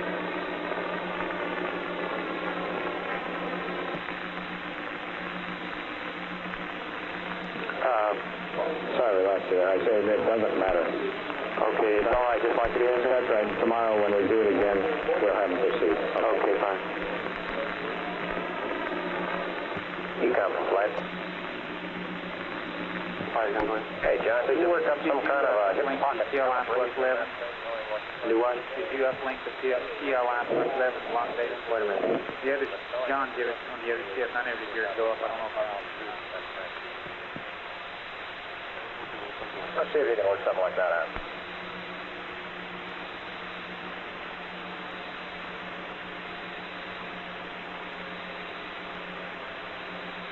Also, John, I think it might be worthwhile to start talking, at least advise them on board that there's a flow rate transducer may not be reliable. That's a good point, Clive. I might also get an on-board readout just in case. Yeah. Why don't you continue to watch it for a little bit more, John, and let's go back and we'll tell them that. Okay. Charlie, you up to speed here as to what we've been talking about? I was sitting there talking to him Mattingly, and I don't think I... Well, all day long, the O2 flow rate transducer, okay, has been acting sort of funny. Occasionally, when you really zap it with a high flow rate, you'll see it go up to the saturator to the point, about 0.9 or 1 pound per hour flow.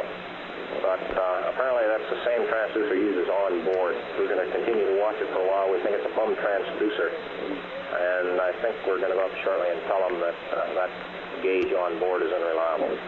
Probably the CMW part of it won't work either. Okay, you want to get in that now? We want to think about that. Yeah, we'll continue to watch it a bit, Charlie, but just log it down in your notes and make sure that we don't forget it. Okay.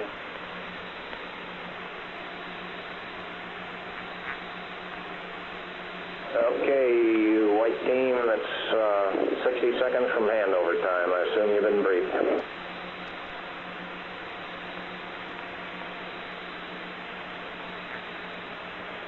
FAO guidance, local guide.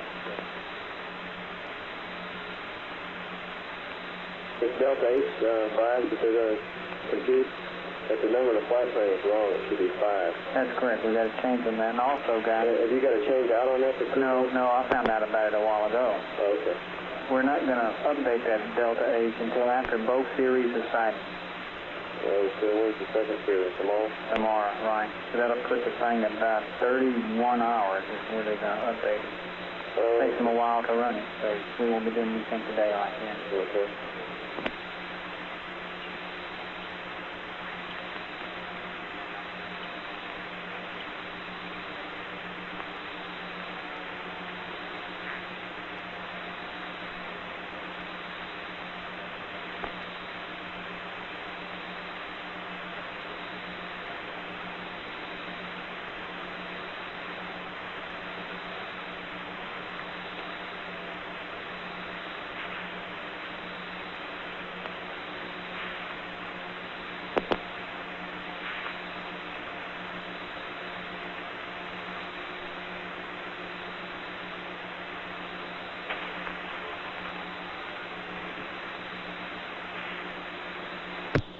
This is Apollo Control at 6 hours 31 minutes.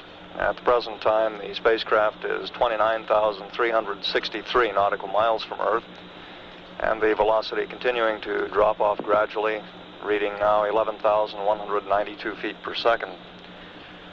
Flight Director Gene Kranz has taken over as Flight Director now from Clifford Charlesworth. Kranz has been reviewing the status of the spacecraft systems with his team of flight controllers. Everything looks very good at this point. The crew has been advised that the mid-course correction 1, the first opportunity for a mid-course correction, which had been scheduled into the flight plan at about 13 hours 30 minutes, will not be performed. Should be due.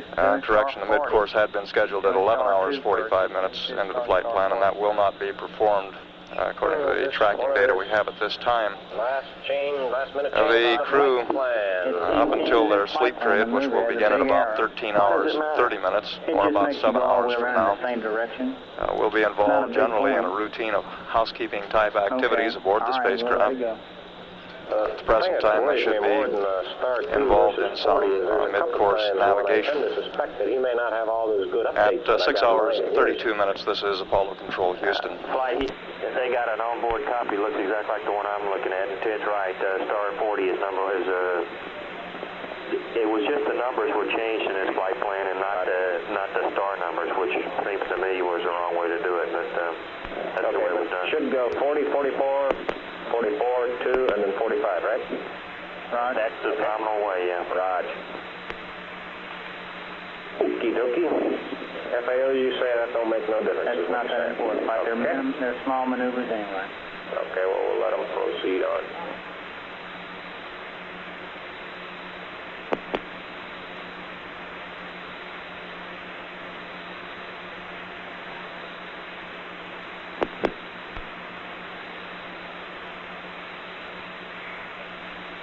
GNC from flight.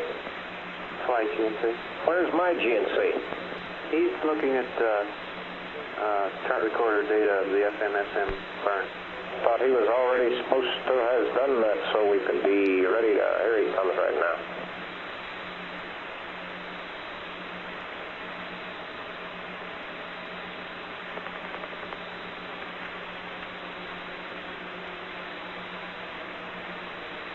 Empty flight.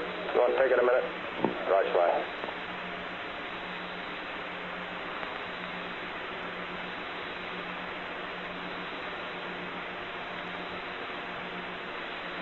Flight network.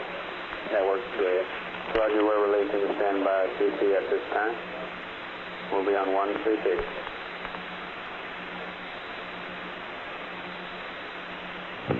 Okay.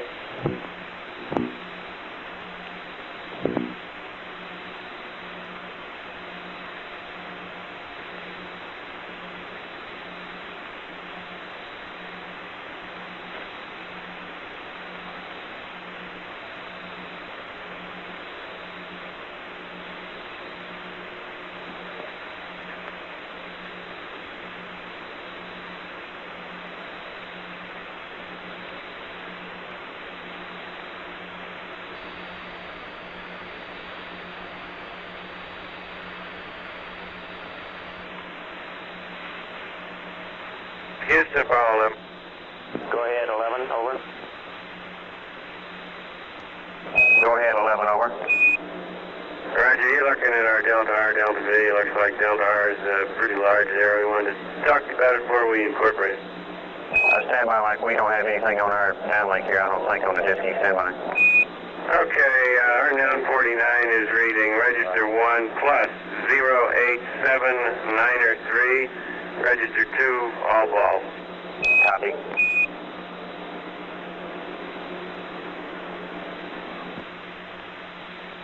Guidance, Capcom, Mocha 9. You got any comments on that? Right, network.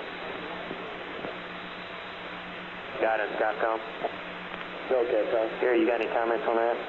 There's 949. That sounds awful good. We'll look at that, Charles. Get him, Capcom, AFD. Go ahead. Right, Charlie, I didn't copy all that transmission. He's, the 989 stuff, he's concerned that the Delta R is looking a little large. I talked to guidance, he's looking at it. Okay.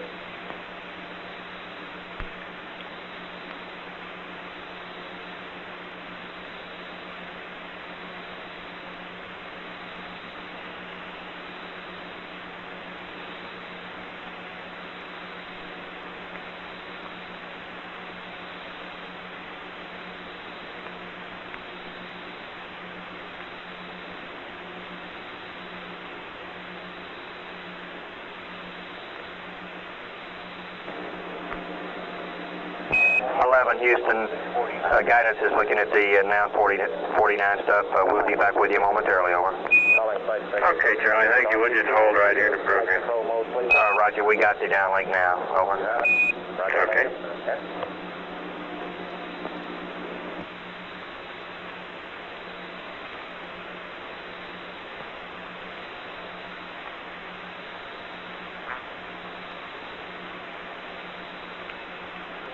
Right, guys. Okay. We'd like to have him do that over again, see if he gets the same type of number. You want him to reject? Right. Okay. Okay.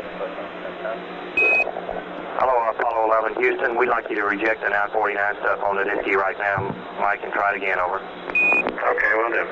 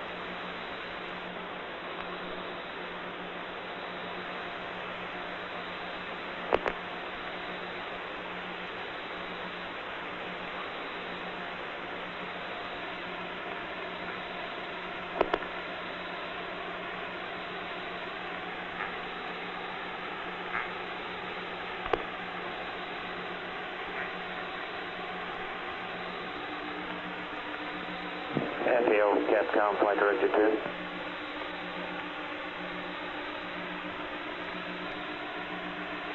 Gary, we ran through. Would you pick up the Mocha dial-up and talk about what kind of numbers you want to accept? I'm sorry, repeat that, please.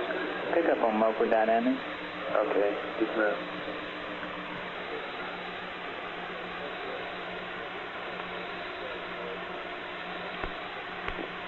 Right. Okay. I believe it's 50 miles, yeah. 50 miles. Well, he's got bigger than that. Okay, it's Apollo 11. There's another 49 for you. Are you getting it on the downlink? Roger, we see it. Stand by.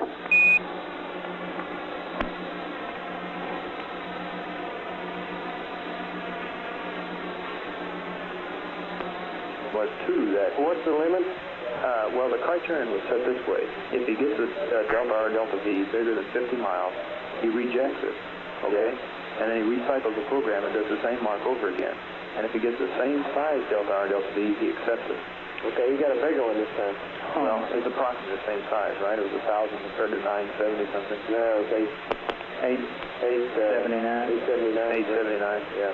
Yeah, I could go ahead and accept it. Okay. Okay. You may have an error due to that TLI. You haven't had that update since then. Roger. You want him to accept these numbers? Well, I want him to apply the criterion to every mark he takes. If the delta R delta V is bigger than 50 miles or 50 feet per second, then he rejects it and repeats the mark. And if he gets the same size delta R delta V, then he accepts the mark. Go ahead and accept it then. Okay, so you're recommending accepting that data, right? Right. Okay, and then you're going to tell me what all this means. Okay. Right? Right. Okay. Hey, Flight, how about making sure he's got a good state vector in the limb slots? Is that a good idea or not before we accept this big update? I assume guidance is monitoring that all the time. Okay. He's got, guidance? Charlie, he's got the same one in the limb slots. Okay, fine. Hello, Apollo 11, Houston. We recommend you accept the 949 display on the Disky now, over.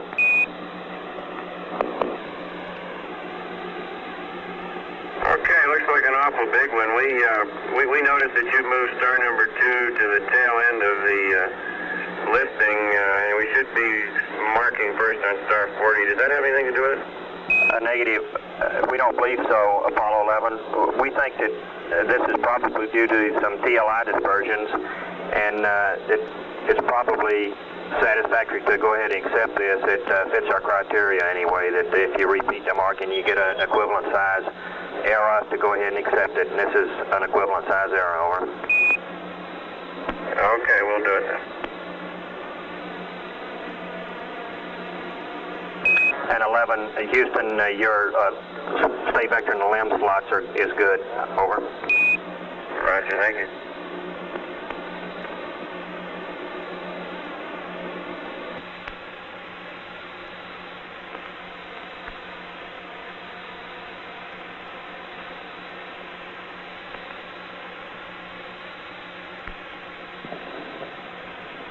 Guidance, Capcom, Okadai. Go, Capcom. Hey, how's the W matrix look? Are we working on the right W matrix for this? I haven't looked at it, though. Can you see it on your data? I don't know if you can or not. Never mind. Let me check it real fast.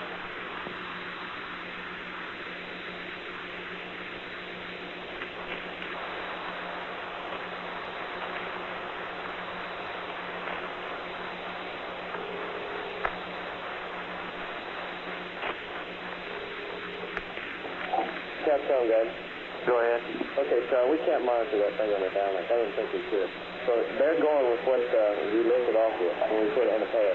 Okay. And that's the value that we want for these marks? Let me ask you a question. Does the W matrix weight, does the W matrix work on these marks to give you the delta R delta V, or is it you get the delta R delta V and then the W matrix is applied to that to weight it into the state vector? You understand? Yeah, I know what you're saying, and I'm not sure, sorry. Can you find that for us? Yeah, I'll find out. Houston, Apollo 11, if you like this one, we'll accept it as well. Stand by. Check on that guidance. Got another 949 for you.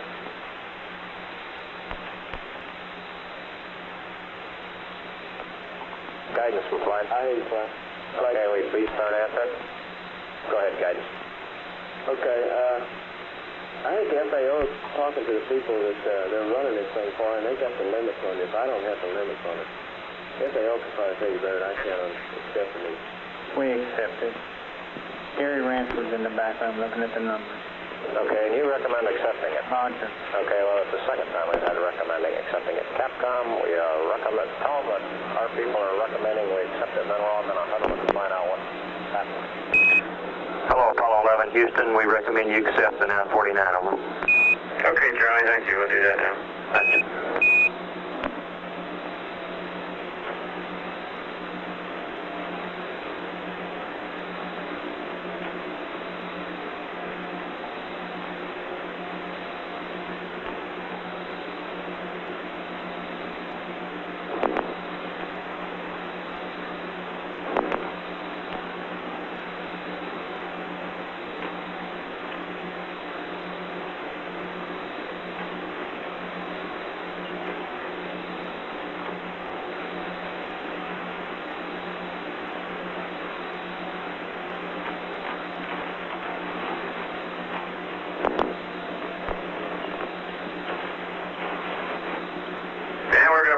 on this one too, Charlie.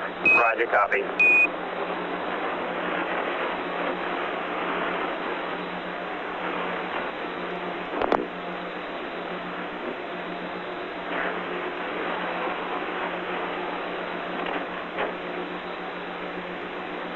Flight FAL. Northbound. Let me try to explain what's happened there. Okay, we just stand line. Okay, waiting. And coming.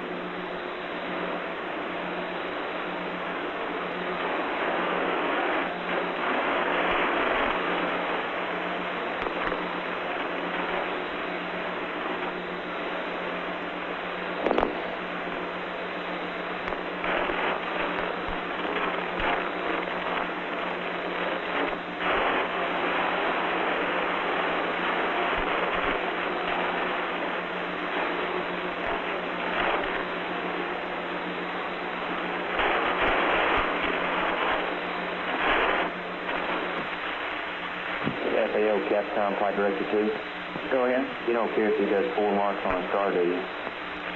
Negative. Okay. Who said negative? The other FAO. UCF? No, Internet support said negative. There's no... We all said negative, Charlie. Okay, everybody's calling negative here.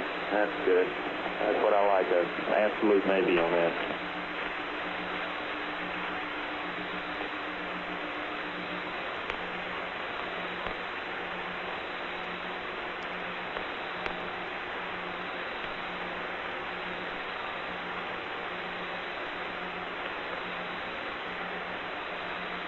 FAO flight.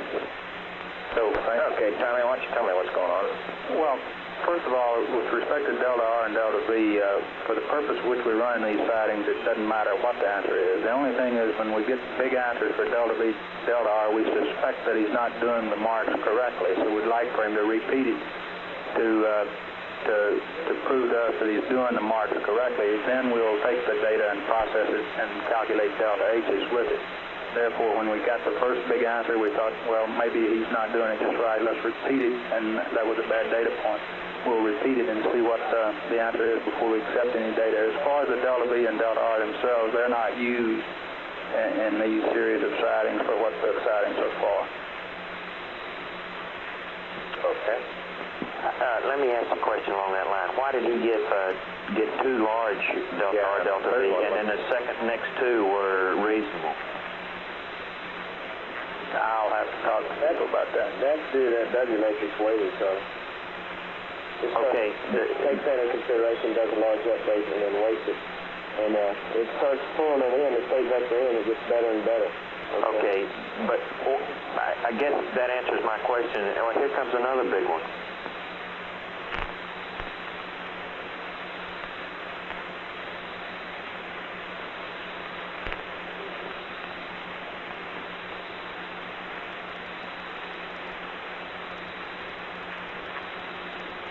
Houston, Apollo 11, another known 49 for you.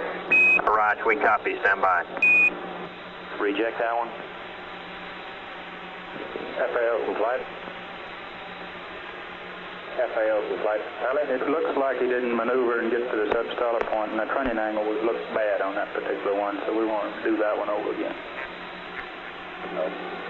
Hello, Apollo 11, Houston. We'd like you to recycle and do this one over again, over. Okay.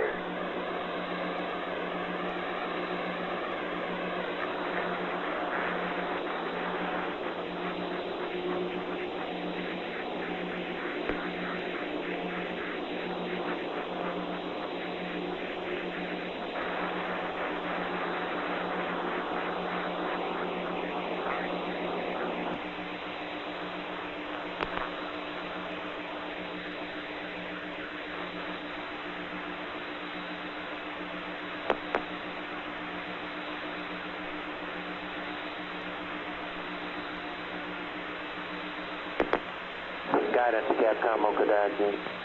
Go. Hey, Garrett, then the 949 is the W matrix. Is the W matrix already worked on that? Weighted that mark in when you see the 949? Well, the W matrix is affected by that, that's right. Okay. What happens is, it starts out with a large weighting. Yeah. And each time it takes the data in, it decreases the weighting on it. Yeah. Full it in. Yeah. He changed stars this time, so the first 4 were on star 2, and these on star 40. Does the W matrix open back up again then?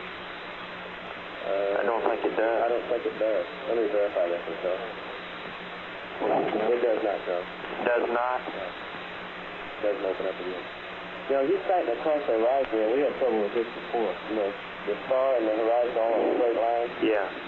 What happens is on the Okay, all flight controllers, it'll give you about 10 more minutes to finish any further briefings you got with anybody else. After that, I'll expect handover is complete, and then I'm going around the horn to make sure everybody's tagged up. So you got about 10 more minutes.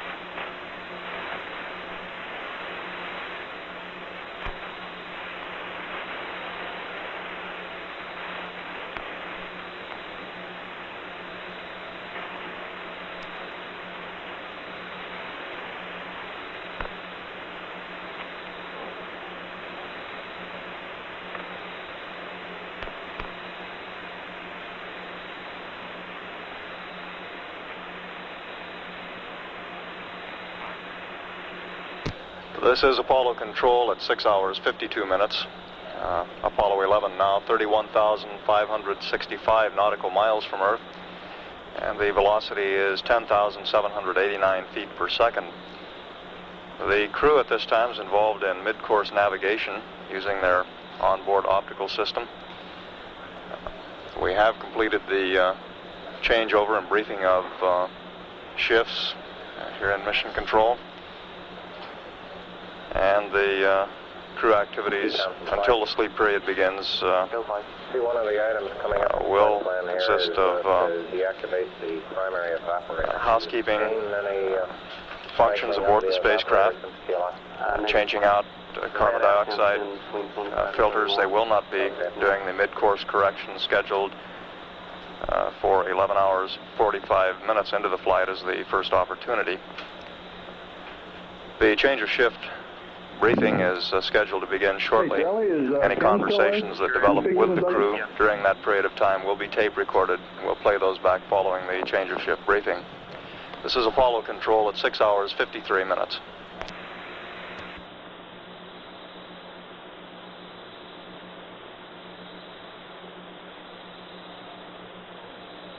GNC from flight. GNC. Houston, Apollo 11. Go ahead, Apollo 11, over. Raj, why don't you sing out when you think we've done enough battery charging on B. Raj, stand by buzz, over. Battery stand and charging their ECOM.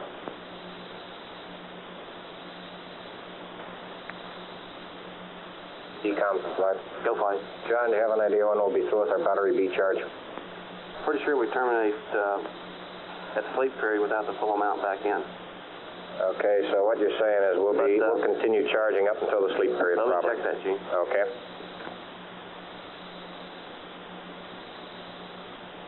Looks like he's probably got about another 5.5 hours in charging here at Capcom, but we'll check on that. Garage, we copy flying.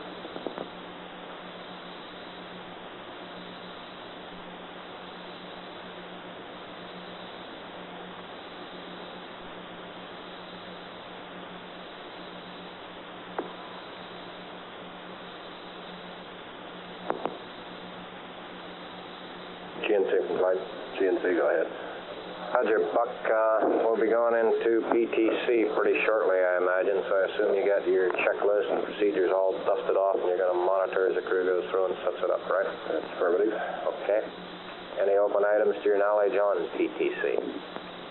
Negative. I think everything's closed out on this. Okay. Econ. Go, Econ. Rough numbers, we need to charge about another 5 or 6 hours.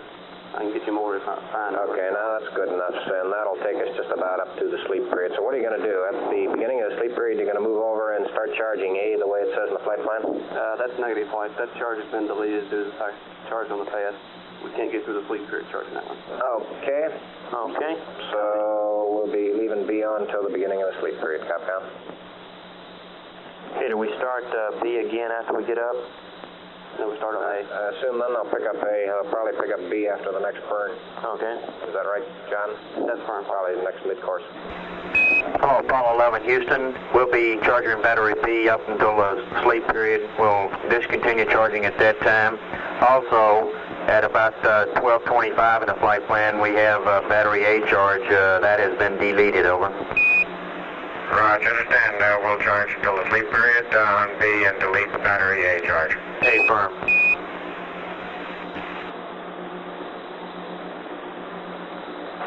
In Houston, Apollo 11, these auto-optics maneuvers, or P-23's auto maneuvers, don't seem to be going to the substellar point. Can you come up with the roll, pitch, and yaw angle for the substellar point on this star? That's our second star. Roger, stand by. Happy, Tommy?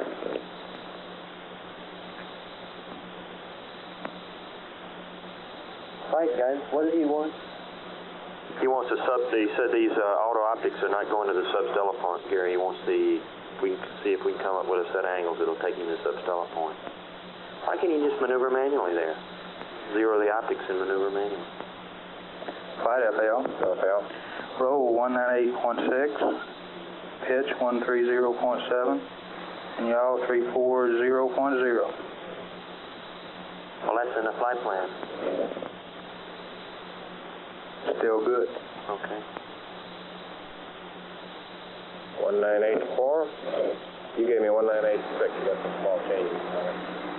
Hello, Apollo 11, Houston. Your angles in the flight plan, we feel are still good. 198.6, 130.7, 340.0. Just slightly off than those in the flight plan, over. Okay, we'll try that.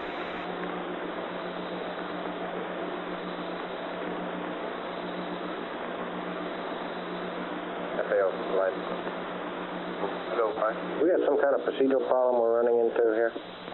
I don't know offhand, but we'll look into that right now. Guidance, will you and FAL watch what we're doing pretty closely here and see if we can pick up any errors we may be making? Right, fine.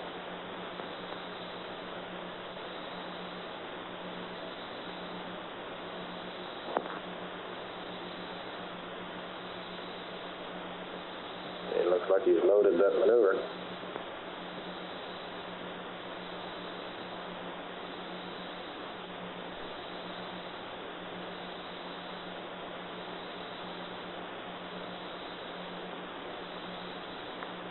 Charlie, say so the three angles one more time. I'd like to confirm them before I maneuver. Roger, roll and pitch are slightly off than what's in the flight plan. 11, roll is now 198.6. Pitch is 1307, over. That time he's got him loaded right there. Roger, roll 198.6, pitch 130.7, and yaw 34000. That's affirmative.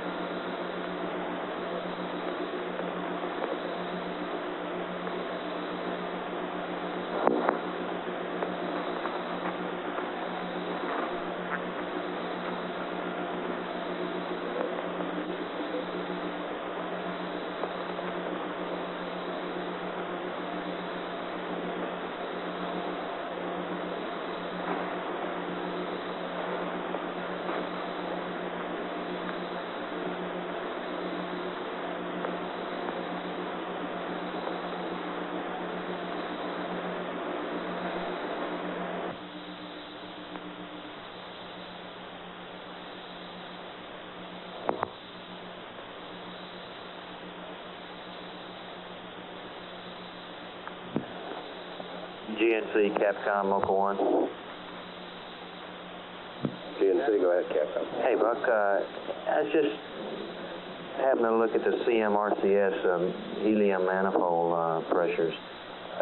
Is that, those values 88 reasonable? I thought we were nominal with something like 45. Well, they used to be, and they tried to boost them up to about 100 on this one. Oh, really? Yes. What was the reason for that? Better leak detection, I think. I saw. Okay, thank you.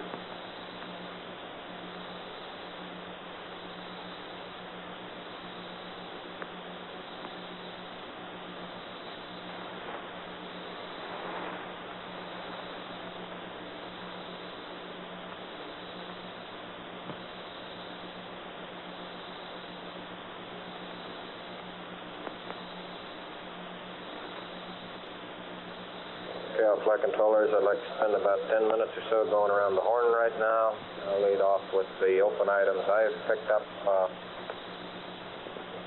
from Cliff's notes in the previous shift, and let's see if there's any of these we can close out tonight. First one is over to you, GNC. Looks like we picked up possible Z-pivot bias that was noted sometime after insertion in prior to TLI. Have you confirmed that you do have a Z-pivot bias, and if so, what do you intend to do about it? We do have some drift that's decreased by a factor of 3/4 after TLI. So we propose to watch that for a while in a 2-0G condition here and see how it goes. Okay. How do you account for the fact that it's decaying? What do you think it was, an acceleration-sensitive term? Quite possibly. The time period that we were looking at that wasn't the best for doing pivot biases. Looking at it right after insertion in orbit and so forth. Okay.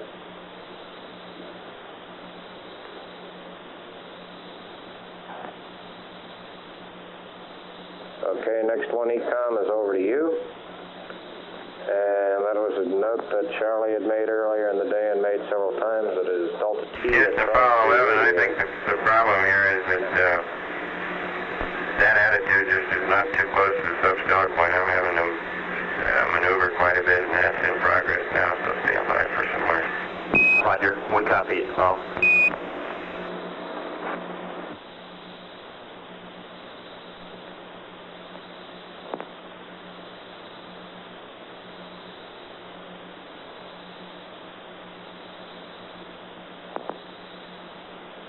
You copy that flight? Yeah, I copied that. Guidance flight, go flight. Why do you think his auto optics isn't working? I don't know, Flight. I'm trying to compute right now these spacecraft attitudes and see if they match up. Okay, GNC, are we using any discernible fuel? Yes, we are, Flight. It's not exorbitant, but it is detectable. I'd almost be inclined until we find out what we're not doing right to stop doing anything. FAO, you got some clues as to what we may be doing wrong here?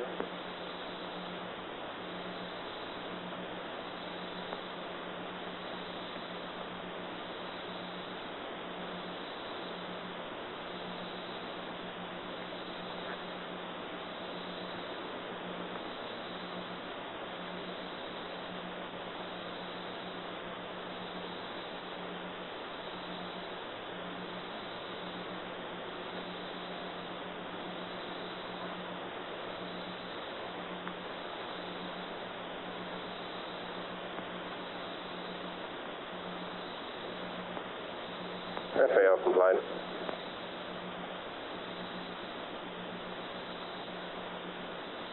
So fine. Tommy, if we don't know what we're doing here, we ought to stop doing it because we're using fuel. Well, Flight, we get, with these attitudes, we get a shaft and trunnion of almost the same numbers he does when we run it out. When he was there, he had, before we drifted off, he had almost identical shaft and trunnion that we did. We calculate a 91.9 shaft and a 47.2 trunnion for the attitudes that we passed up to him, and he had almost those when he was doing. Now there's an infinite number of attitudes that he can do the P-23 out of, and the shaft rotates. The shaft's going to change. So calculating attitude, you can get any attitude you want to that'll work for these P-23s, except the limb may be in the way for some of them. And we can get new attitudes, but that won't prove anything. The shaft will just be different. Yeah. Now, I don't know what the problem is. I think he must have a difficult time seeing the horizon, for example. And that may be the sun coming off the limb. I don't know. Capcom, do you think you can talk to him and see if we can get a better feel for what he thinks going on here? Yeah, good idea. I sure hate to be using that fuel at this stage of the game. Okay, stand by.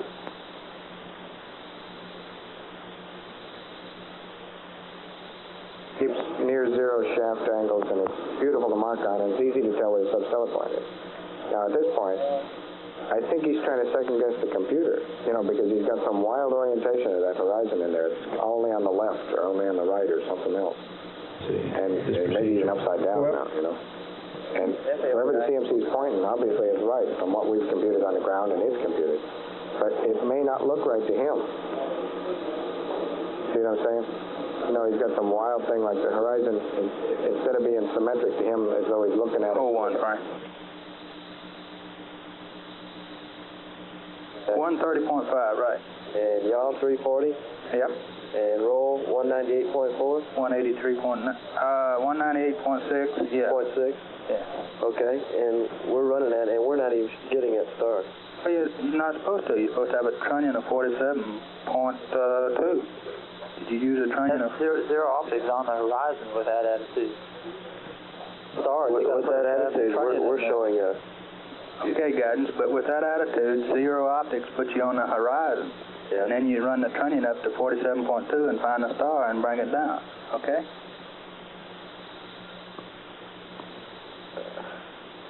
Okay, stand by. So, the star is there. I'm convinced of it. Okay. Okay.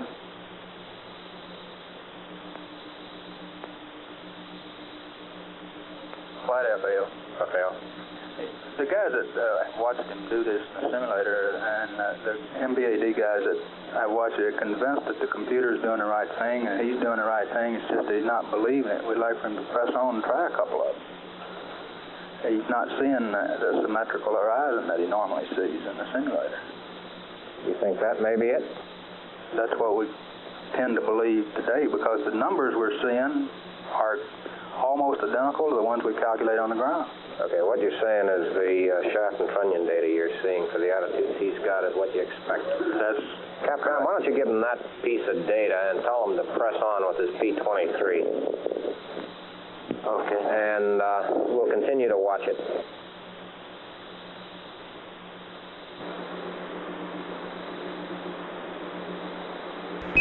Hello, Apollo 11, Houston. We've run the angles given in the flight plan for the P-23 attitude through the machines down here, and they come up the same thing every time. We think everything's going correctly, Mike, and we're wondering if the non-symmetrical horizon might be giving a problem. Over.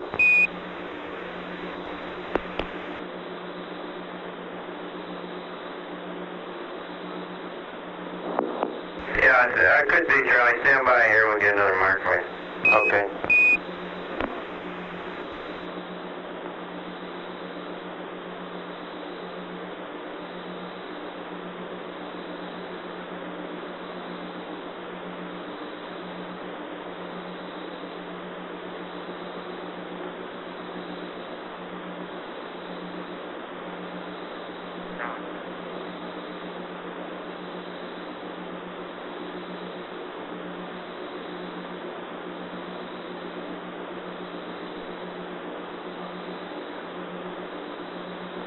Houston, Apollo 11, noon 49 for you.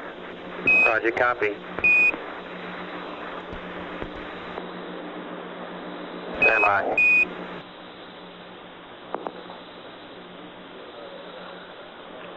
Flight FAO. Go FAO. We recommend that we just take this mark and go on. Okay. Go on through the P-23s and we'll look at the data. FCOM recommend we accept this one and then continue on and complete the sequence. We'll take a look at it all afterwards. Hello, Apollo 11 Houston. We recommend you accept the 949, continue through your sequence of sightings, and then we'll analyze the data afterwards. Over. Okay.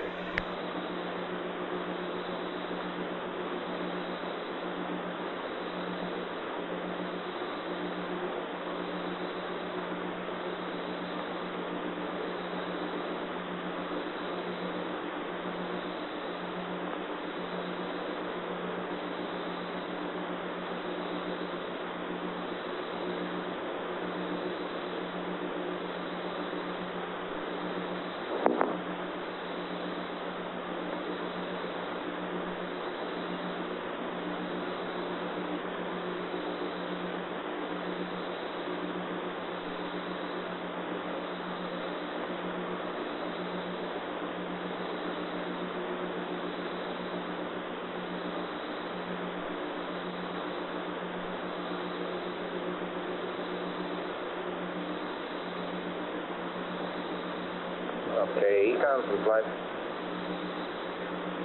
Go flight. I'm going to continue on with the summary here. One of the items brought up earlier in the shift is the radiator delta temperature. During Earth orbit, Charlie advised of the delta T he was seeing wasn't what he was normally used to. Do you have any comments on that? Yeah, comment is that air participant, the labs was completely normal for delta T. I think what happened first up in Army, they probably just brought the secondary loop without the evaporator, which will drive down the red inlet or drive down the red outcome like this. But yeah, they was completely normal. Okay. I think it was just based more merely on doing an observation. Okay. See if there's anything else. How you doing on your O2 flow rate? We went back, calculated all the stuff that fuel cells use. This was an ECS used to 0.75 pounds per hour. Also subtracting O2 we put in the limb, which indicates the vent valve is probably open. Of course, these are based on sort of rough numbers and will become more refined as time goes on. So right now, we believe that the vent valve is open, which means the flow rate should be pegged, and it's not. When you say vent valve, I don't understand. That's talking about the waste management dump? That's firm place. Okay. Okay. And I understand that on the decal during the LEM pressurization, the problem he had was really one of interpretation of the decal. That's firm place. Okay. Other item was, and I've run this down, it's on the fuel cell flow, H2 and O2 flows. Some of those flows have been changing as much as 6 to 8 ppm counts. Yeah, it's actually more than that. It's about 6% flow scale on the chart recorded back there, which is 12 to 14 ppm count. We dug out the previous mission data, and it indicates that it fluctuated the same amount last time. Is that right? Okay.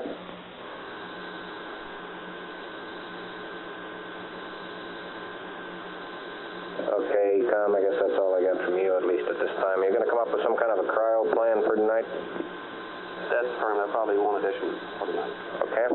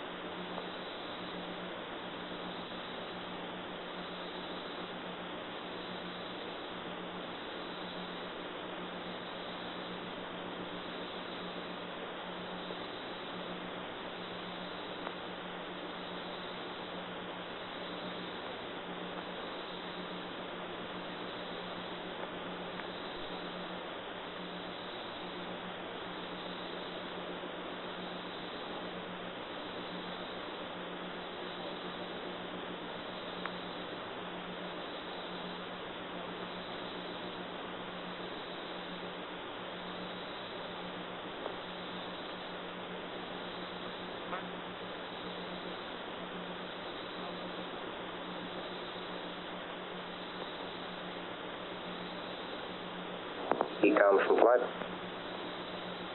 Go ahead, Flight. John, one more item I've got in your area here is the TV pass. And apparently we had no usable modulation from Goldstone. There was some report that they had made a recording at Mila. It was okay, and then I believe it came back and said it was no-go. Do we have a problem with the TV, or do we have a problem with the ground station, to the best of your knowledge? Flight, I might have a check there. Let me talk to him. Okay.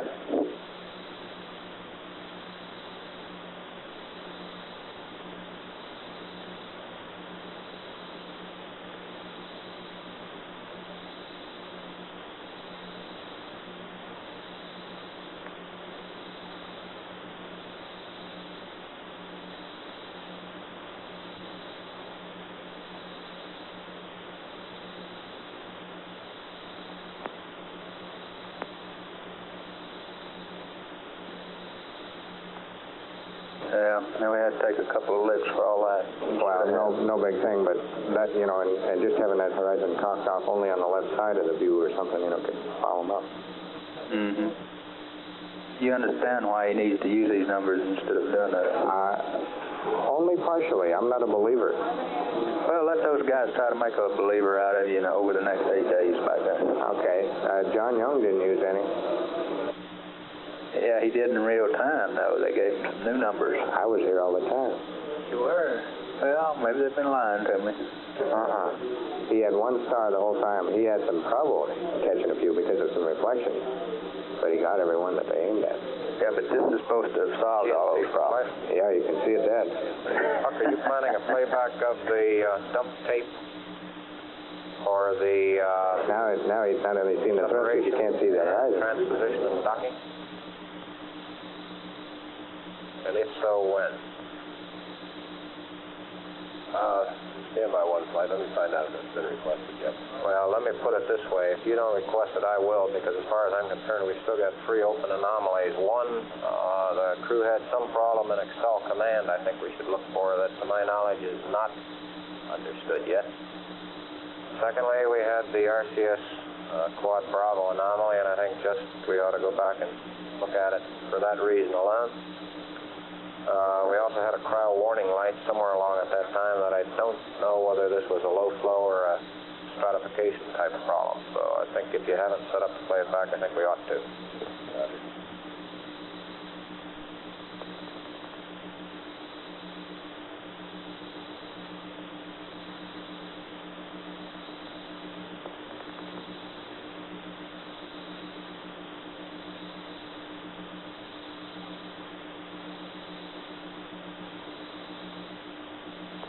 How far are we in? Are we still on star 40? Star 40 coming up on the last mark, if he ever does it here. And we're going to be here a long time. Well, if it keeps the same speed, yes, sir. I think we ought to tell him that the angles are changing because he's moving away from the Earth so fast. And he's kind of hurting himself by delaying these marks, too. Okay.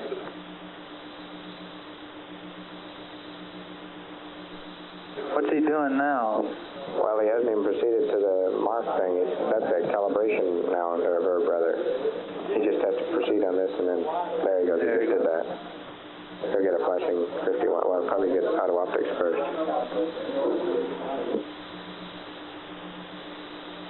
Hey, Frank, Jolly, what angles are changing?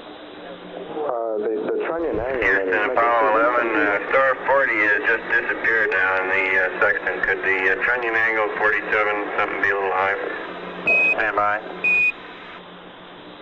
Roger. Go on. Tell him to go to the next star in a flight plan. That's very useful information. This is Apollo Control, 7 hours, 21 minutes into Star flight 40 just disappeared. Is 44? During the change of shift briefing, we accumulated Hello, Apollo 11, Houston. We'd like you to press on to star 44, over. Yeah, Roger. How many marks have you recorded on star 40?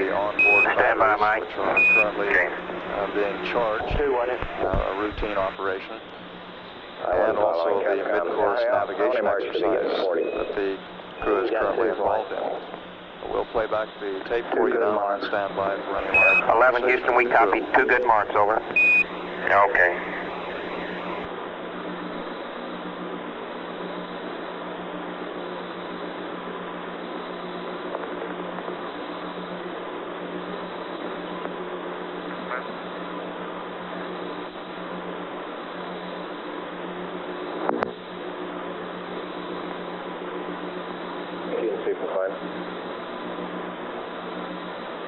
Find the log on the item and put the problems you have with Excel command.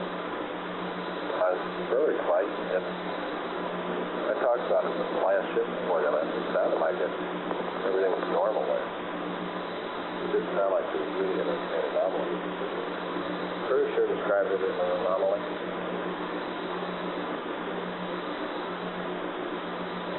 Talk to Capcom on error, but they have to.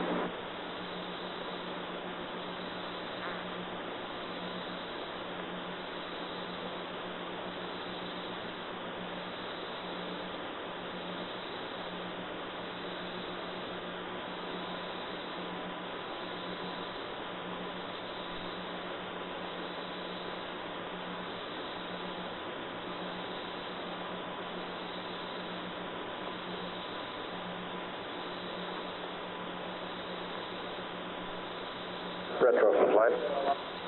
Go ahead. You want to update me on your status now, please? Okay. The CLI plus 11 block data is on board, and on our shift at 12 hours we will update some more block data, CLI plus 25, 35, 43, and 53. And right now I'm in the process of generating some kind of a detailed translunar code support plan, and it'll take me a while, and I'll bring it up there with my data. Right. And brief you more detail on that. And this should be good then for subsequent shifts all the way through the translunar phase. Okay, fine. Can you finish up your... Okay, you talk, when you say a mid-course board sign, you're talking about your trade-off display, and when you finish that, will you make me a copy? Yes, sir, that's what I'll do. I'm going to make a couple copies. Raj, fine.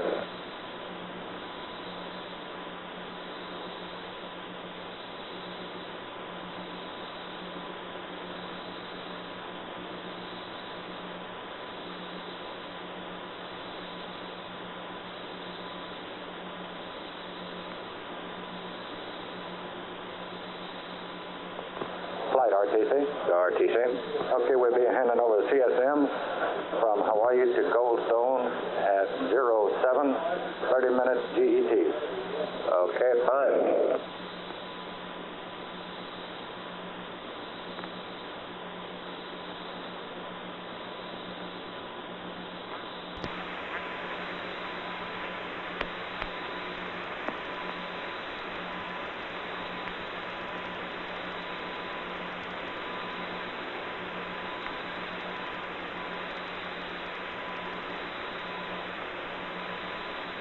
Flight, how do you stand? Roger, flight. We're in real good shape. As you know, we scrubbed out mid-course 1. We're now anchored on about an hour's worth of data after the evasive. Now showing mid-course 2 of 21.4 feet per second, which is exactly a 3-second burn. It's almost fortuitous. Like that. And I've run an LOI off of that just to double check it, and we'll probably do a lot more of that as we get updates in. Okay. Let's go ahead and follow. Okay, we're going to hand over from Hawaii to Goldstone. The MIT 07 hours, 30 minutes GET. That's okay. All right.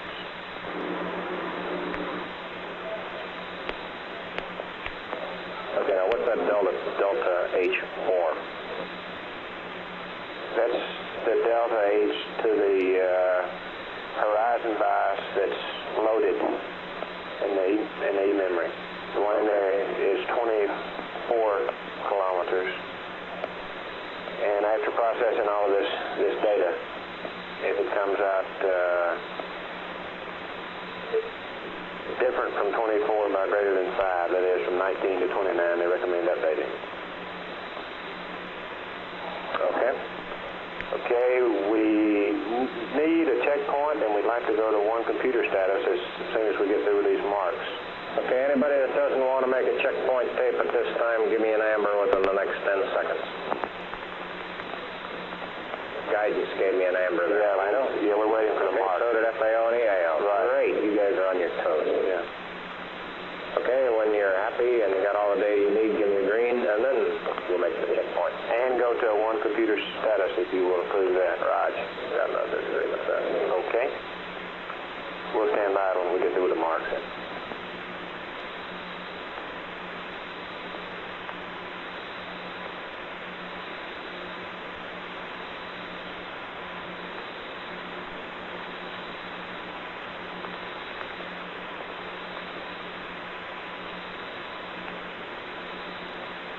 Flight FAO.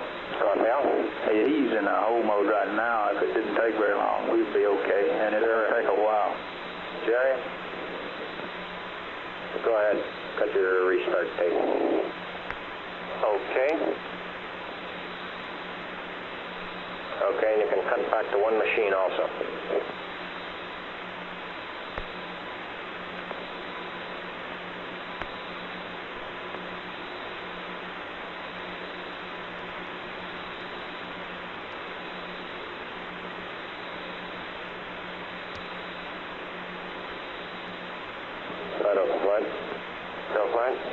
What's my standby availability then? How soon can they bring up another machine? About 15 minutes? Let me verify that.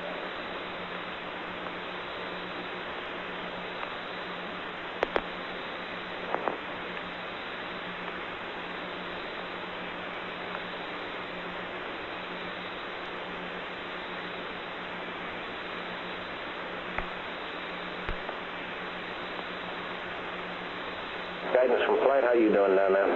Just fine, Flight. We're watching these marks. Yeah, what are you watching them for? Well, we computed the stars and the angles a while ago that they had, and ours matched up what they were coming up with on board. What you're saying is it looks like this P-23 is going okay. Right, it looks like the program is working properly, Flight.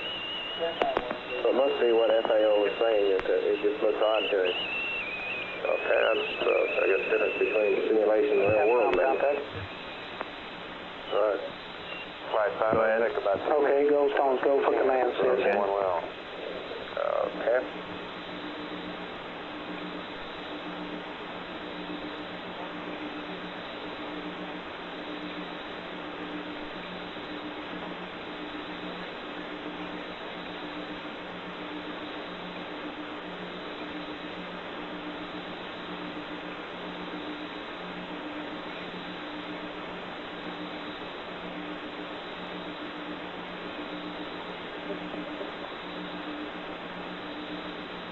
Telcom control, you got anything worthwhile talking about? Negative from control, Flight. Negative Telcom. Okay, you guys hot enough yet so you can tell what heaters are cycling from that stuff? We're still looking at... Okay. You haven't got all the signatures yet, is that what you're saying? We've got them, but I haven't worked up all the percentages of how much oxygen is on and off and things like that. Okay. GNC, how about you? What's your status? GNC. Can you give me your status, please? And all your consumable status. Okay, we're in good shape all the way around, Flight. We're down about 25 pounds on RCM. For quad or total? Total. Okay.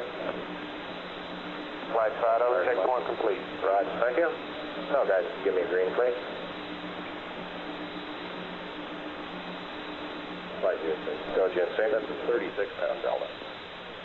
We used between 2 and 3 pounds to P-23s, I think. Okay, can you give it to me on a quad-by-quad basis? I don't have my handy-dandy sheet. Got old Capcom look at that? Don't you normally beginning of the How shift come he's going not on? taking any marks? You got any idea? He's got no idea. Yeah, sure appreciate that. This whole thing must be looking out to him or something. Because Find that anything computer about be shafting the, pointers and stuff and match up what he's getting. That's how we originally went down to this propellant. Well, values in there so that it's overemphasizing the initial marks? No, sir. No, sir. This is what we haven't had a state sector update since an hour before TLI. The state sectors are ready, okay? Okay, And it's really just bringing it in. It needed all that stuff. okay, I think we ought to explain this to Mike so we go ahead and do something with this thing instead of sitting here pondering the world. Would you do that, please? Yes, sir. And then the other thing is that, see, he computed an attitude and now has follow a them. mark. So Roger, I follow. Go ahead, over. Fast back up to the crew. Roger. 44 is just not bright enough for this. There's a reddish glow filling the black area of the sextant, and the star is lost somewhere in there, and I cannot see it. Roger, stand by. We'll come up with another star, over. Yeah, I appreciate that. Copy that, FAL. Flight FAL. Copy his last comments. Roger, let's go on to 45. Okay, and you want another one to take 44 place? While he's working on 45, we'll figure that out. Okay.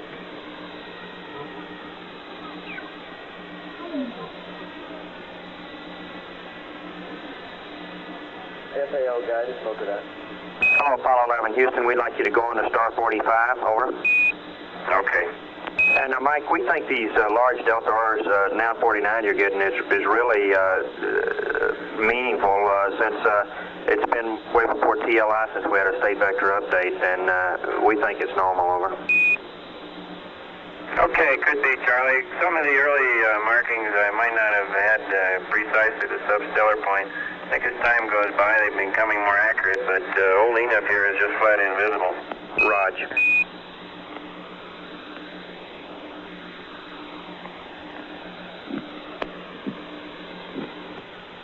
Anybody got any idea why there's that red glow in the sextant? Beats me. What was his comment there, Capcom? He said he had a red glow in the sextant and he could not see. And Houston, Apollo 11, understand that the same 3 gimbal angles you gave me should be valid for star 45 as well. Is that affirmative? I believe that's right. Stand by, one, over. Stand by, Capcom. That's negative. That is negative. Stand by, one. Star 45, 197. Okay, because there's quite a difference between the gimbal angles you have and the gimbal angles the program was. But with inaccurate state vector, I'm inclined not to believe the program. Stand by. 197.8. Go ahead, Tommy. 128.5 and 340.0.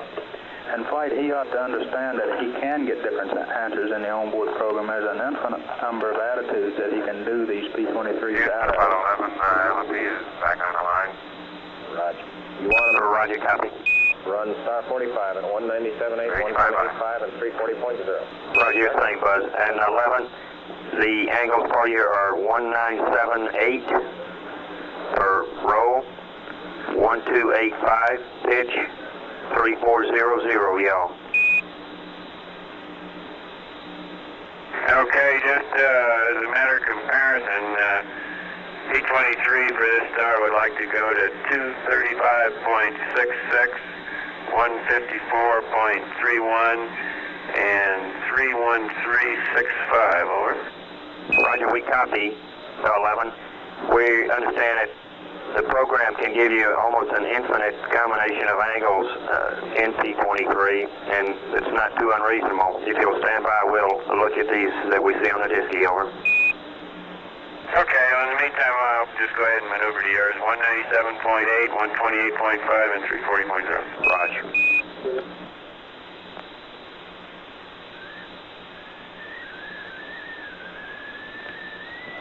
Flight, Capcom, why aren't those angles in the flight plan?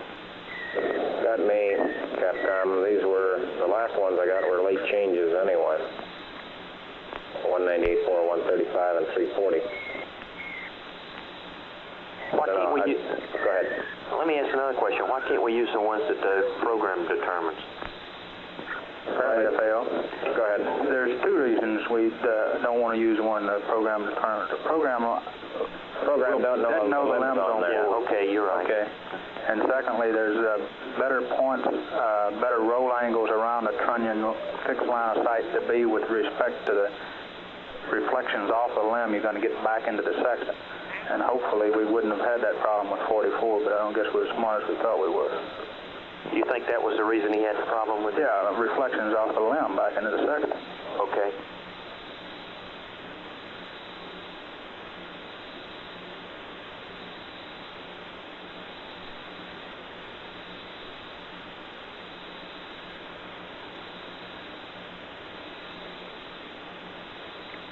If something's not right, let me know.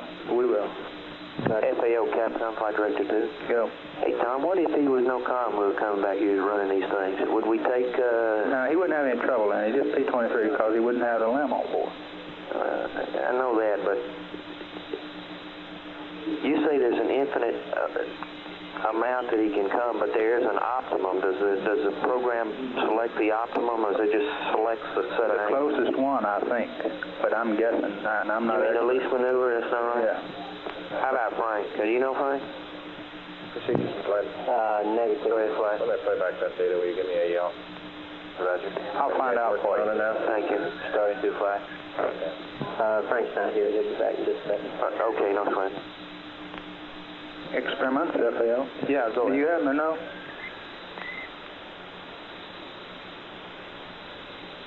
Econ from flight. Go, Flight. John, do you have some kind of standard format you fill out and give me in your consumables for every shift change? Negative, not this much. I was just thinking of one. I can give you a couple here and see if you like them. Okay. Give me whatever you got. Okay. From the flight plan nominal, we're down 21 pounds in O2, 2.5 pounds in H2. Standby down. 21 pounds O2. And how much in H2? 2.5 pounds H2. And that's based on an end of mission nominal of 8.6 for H2 and 112 pounds for O2. How much O2? Give me both of those again. 112 pounds O2 at end of mission. That's what that's based on. The flight plan. H2 at end of mission is 8.6 pounds in the flight plan. Okay, so I subtract those two numbers from that, the O2 and H2? That's correct. If you subtract those two numbers from that, you should have what we will have at end of mission. Roger. Is this due to the higher than average heat leak? Or do we have some higher usage rate? No, that was due to the lower liftoff quantities. Okay, so it was quantity at liftoff. That's affirmed. We've held the same delta since liftoff. Okay.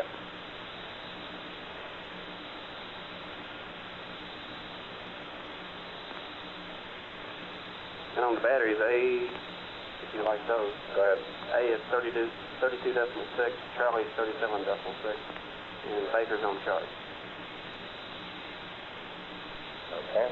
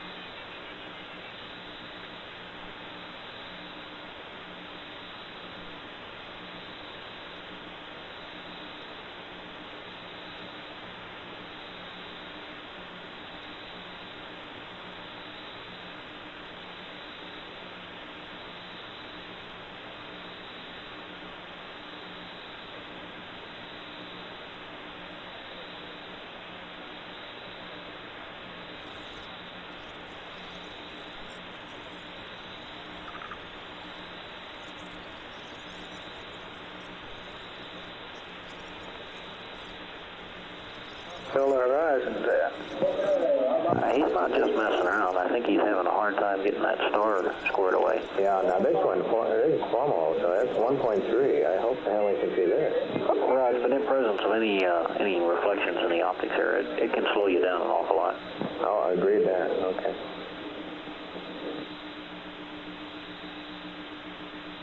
I'll have to check, but I'm sure John used EF-44 on some of his sightings. I wonder if we don't have a possible gum up on the sextant, you know. Movable line of sight. Some crud.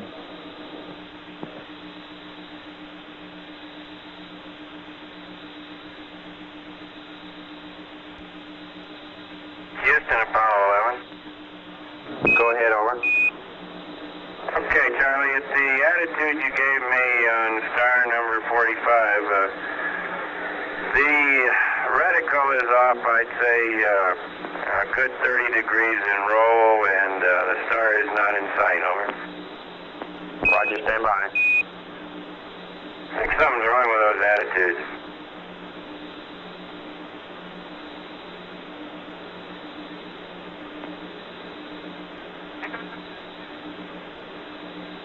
Copy that, FAO.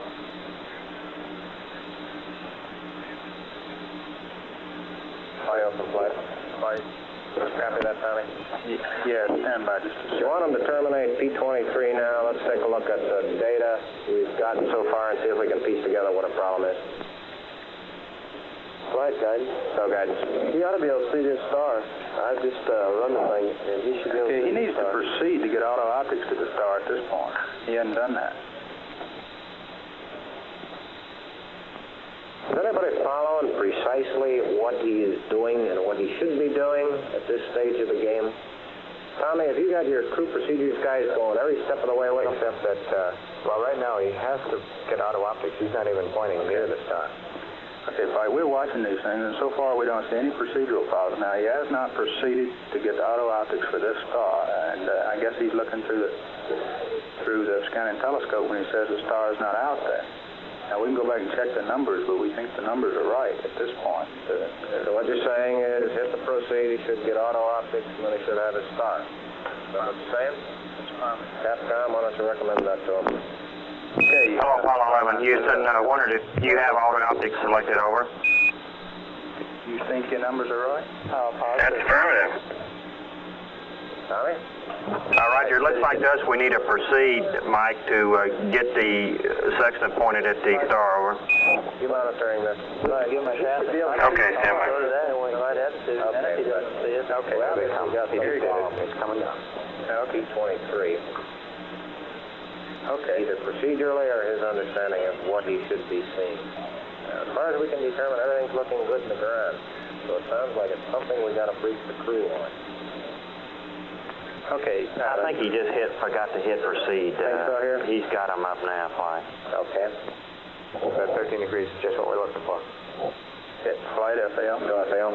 That 13-degree training angle that he got is just what we had, so it's all looking good. That's a first flight.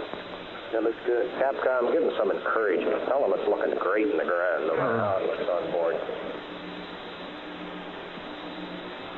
He seems to be getting hung up thinking he gets auto optics during the calibration thing, and he does not. He has to proceed past it. 11, Houston, those shaft and trunnion angles were exactly what we were computing on the ground, over.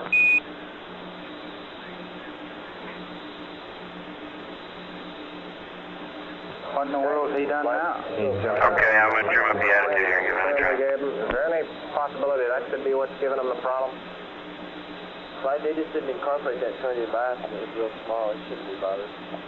No. I'm talking about the update we gave him back at around 5 hours and 10 minutes. Negative. That just zeroes the trunnion bias, and they did optics cal to start of this thing, and the bias came up .003, and they didn't incorporate it, and that shouldn't bother them at all. Okay. Agree on that. Okay, you guys keep He's doing okay. He just has to convince himself. Now he's back at that point there. He just went to auto optics again. Okay. And it's driving. Looks good. Okay. It's just a case now he should look to that and see the star.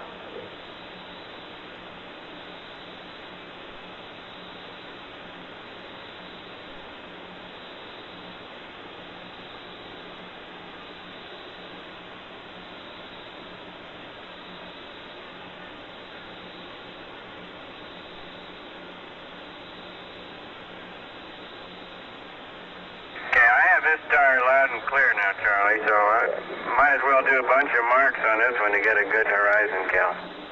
Roger, stand by. 2 sets on this one. You recommend 2 sets? Yes, sir. Okay, 6 marks.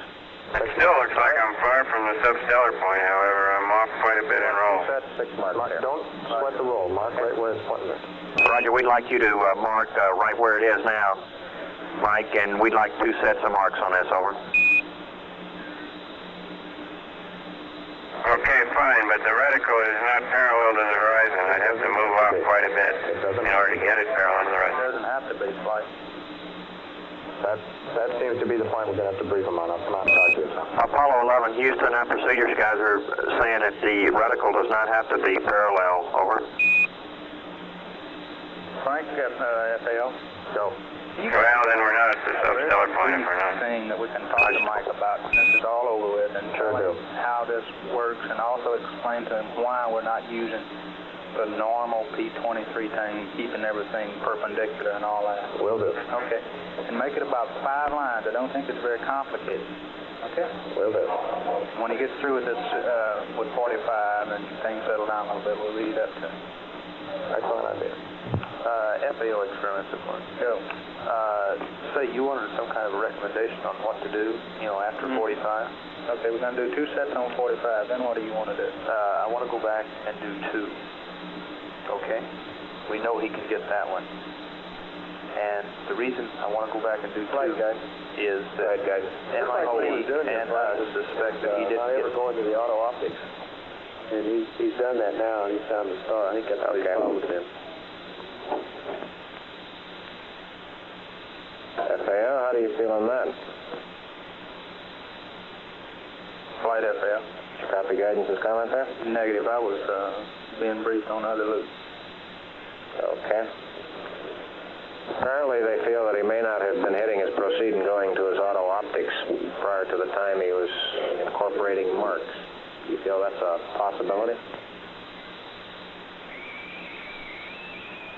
Negative. We think he just wasn't marking. He was sitting looking at 59 and trying to psych out the horizon at that time. We've been watching and he's been proceeding, right, except that last time. Okay. We're going to have a meeting at P23 very shortly. Okay, as soon as we get PTC established, we'll talk about P23.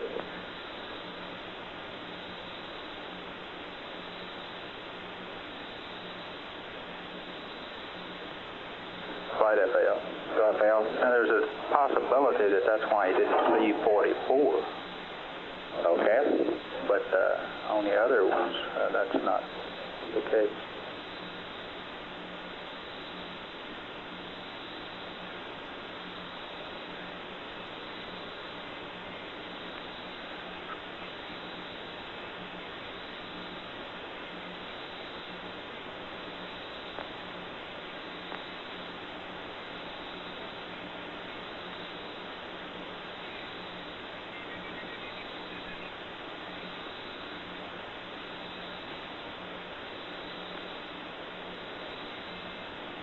What do you want him to do about this one, everybody?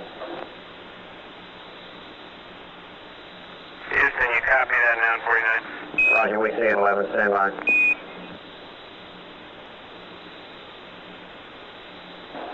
Is the word still good? He's to accept them all and proceed through the marking scheme? FAO, Capcom, I feel we might as well continue with the procedure of accepting the data and continuing with the marking scheme. Flight FAO, that's what we've been saying. Roger. Press on and... Apollo 11, Houston, we'd like you to accept this one and every mark thereafter, over.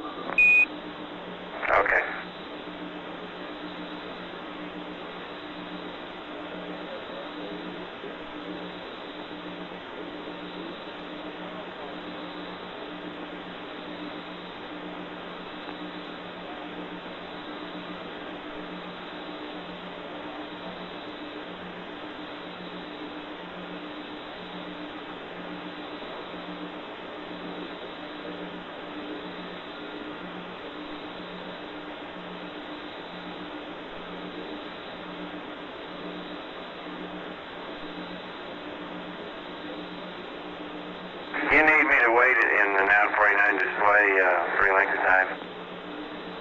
noise? Negative.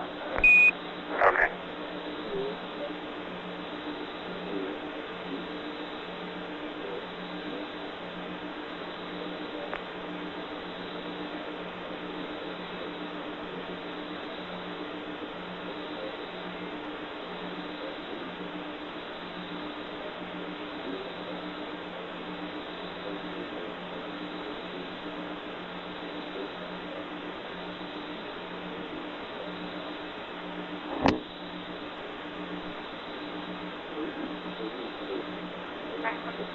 Flight FAL. One thing that may have caused a bit of this problem is that MIT and Math Physics has looked at the day and they suspect that he marked on another star besides O2 the first time out. And there's a star where the trunnion would show it to be in that case. Also, we do need 3 more marks on another star after 45 to get enough data for the problem of bigger than delta H, so we recommend we go back and tie star 2 over again with 3 marks after we get the 6 marks on 45. Okay, you want 3 marks and star 2. Now, what attitude? We'll get those set. Okay. Capcom, we may be coming to some conclusion here in P23. Hey, Roger. That looks like a good one right there.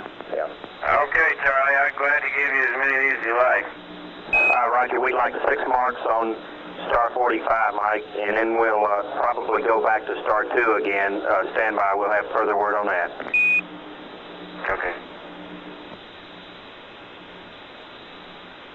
Flight procedures are ready with that playback. Okay, tag up with the other guys and roll over when they're ready. Let me know what channels you're looking at.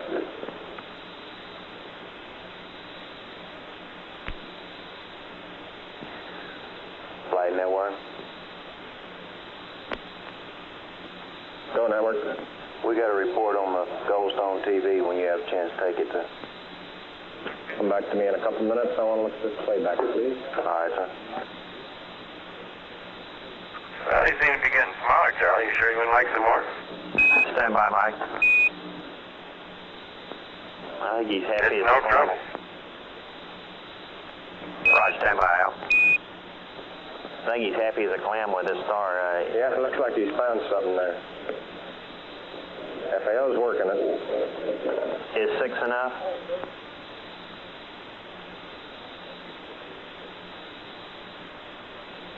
Six marks is all we need, Mike. How many has he got now? FAO? 4. Okay. 4 with this one, or if he accepts it, or 3 with this one? 2 more. Apollo 11, Houston, we'd like you to do 2 more on star 45, over. Okay.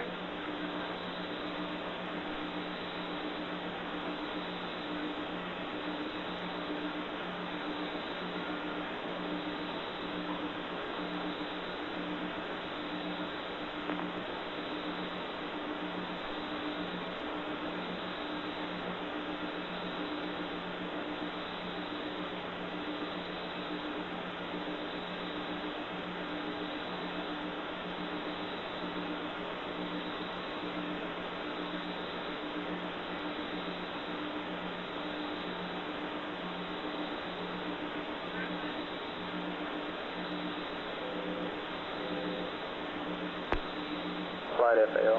Go FAO. For star 2, we have some angles now. Okay. You want to give them to me? 195 RPY is 195.2. Okay. 123.9. 340.0. And the trunnion that he should see is approximately 31.4. Okay. 31.4. Okay, and we do believe that he used a star by star O2 the first time around on O2. Okay. And Capcom, do you want to work this with FAO? I want to watch this playback on the fine. separation. Same old flight director, too. Yeah, hey, if you want to watch the separation, it's in channel 7, Capcom. Okay. Playing back the data. I think he's that was 317.10 was when they swapped. FAO, Capcom flight director, too. Go. About 2 minutes. Okay, these angles you want him, I got all that on the angles and the trunnion. that he should see. Okay, Charlie, there's your 2 more marks. Where do you want to go from here? Stand by. You want him to go to star 2 now and get 3 marks on star 2? That's affirmative, Capcom.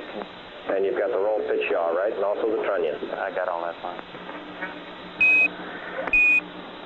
Hello, Apollo 11. Houston, we'd like you to go back to star number 2 with a attitude as follows. Roll 1952.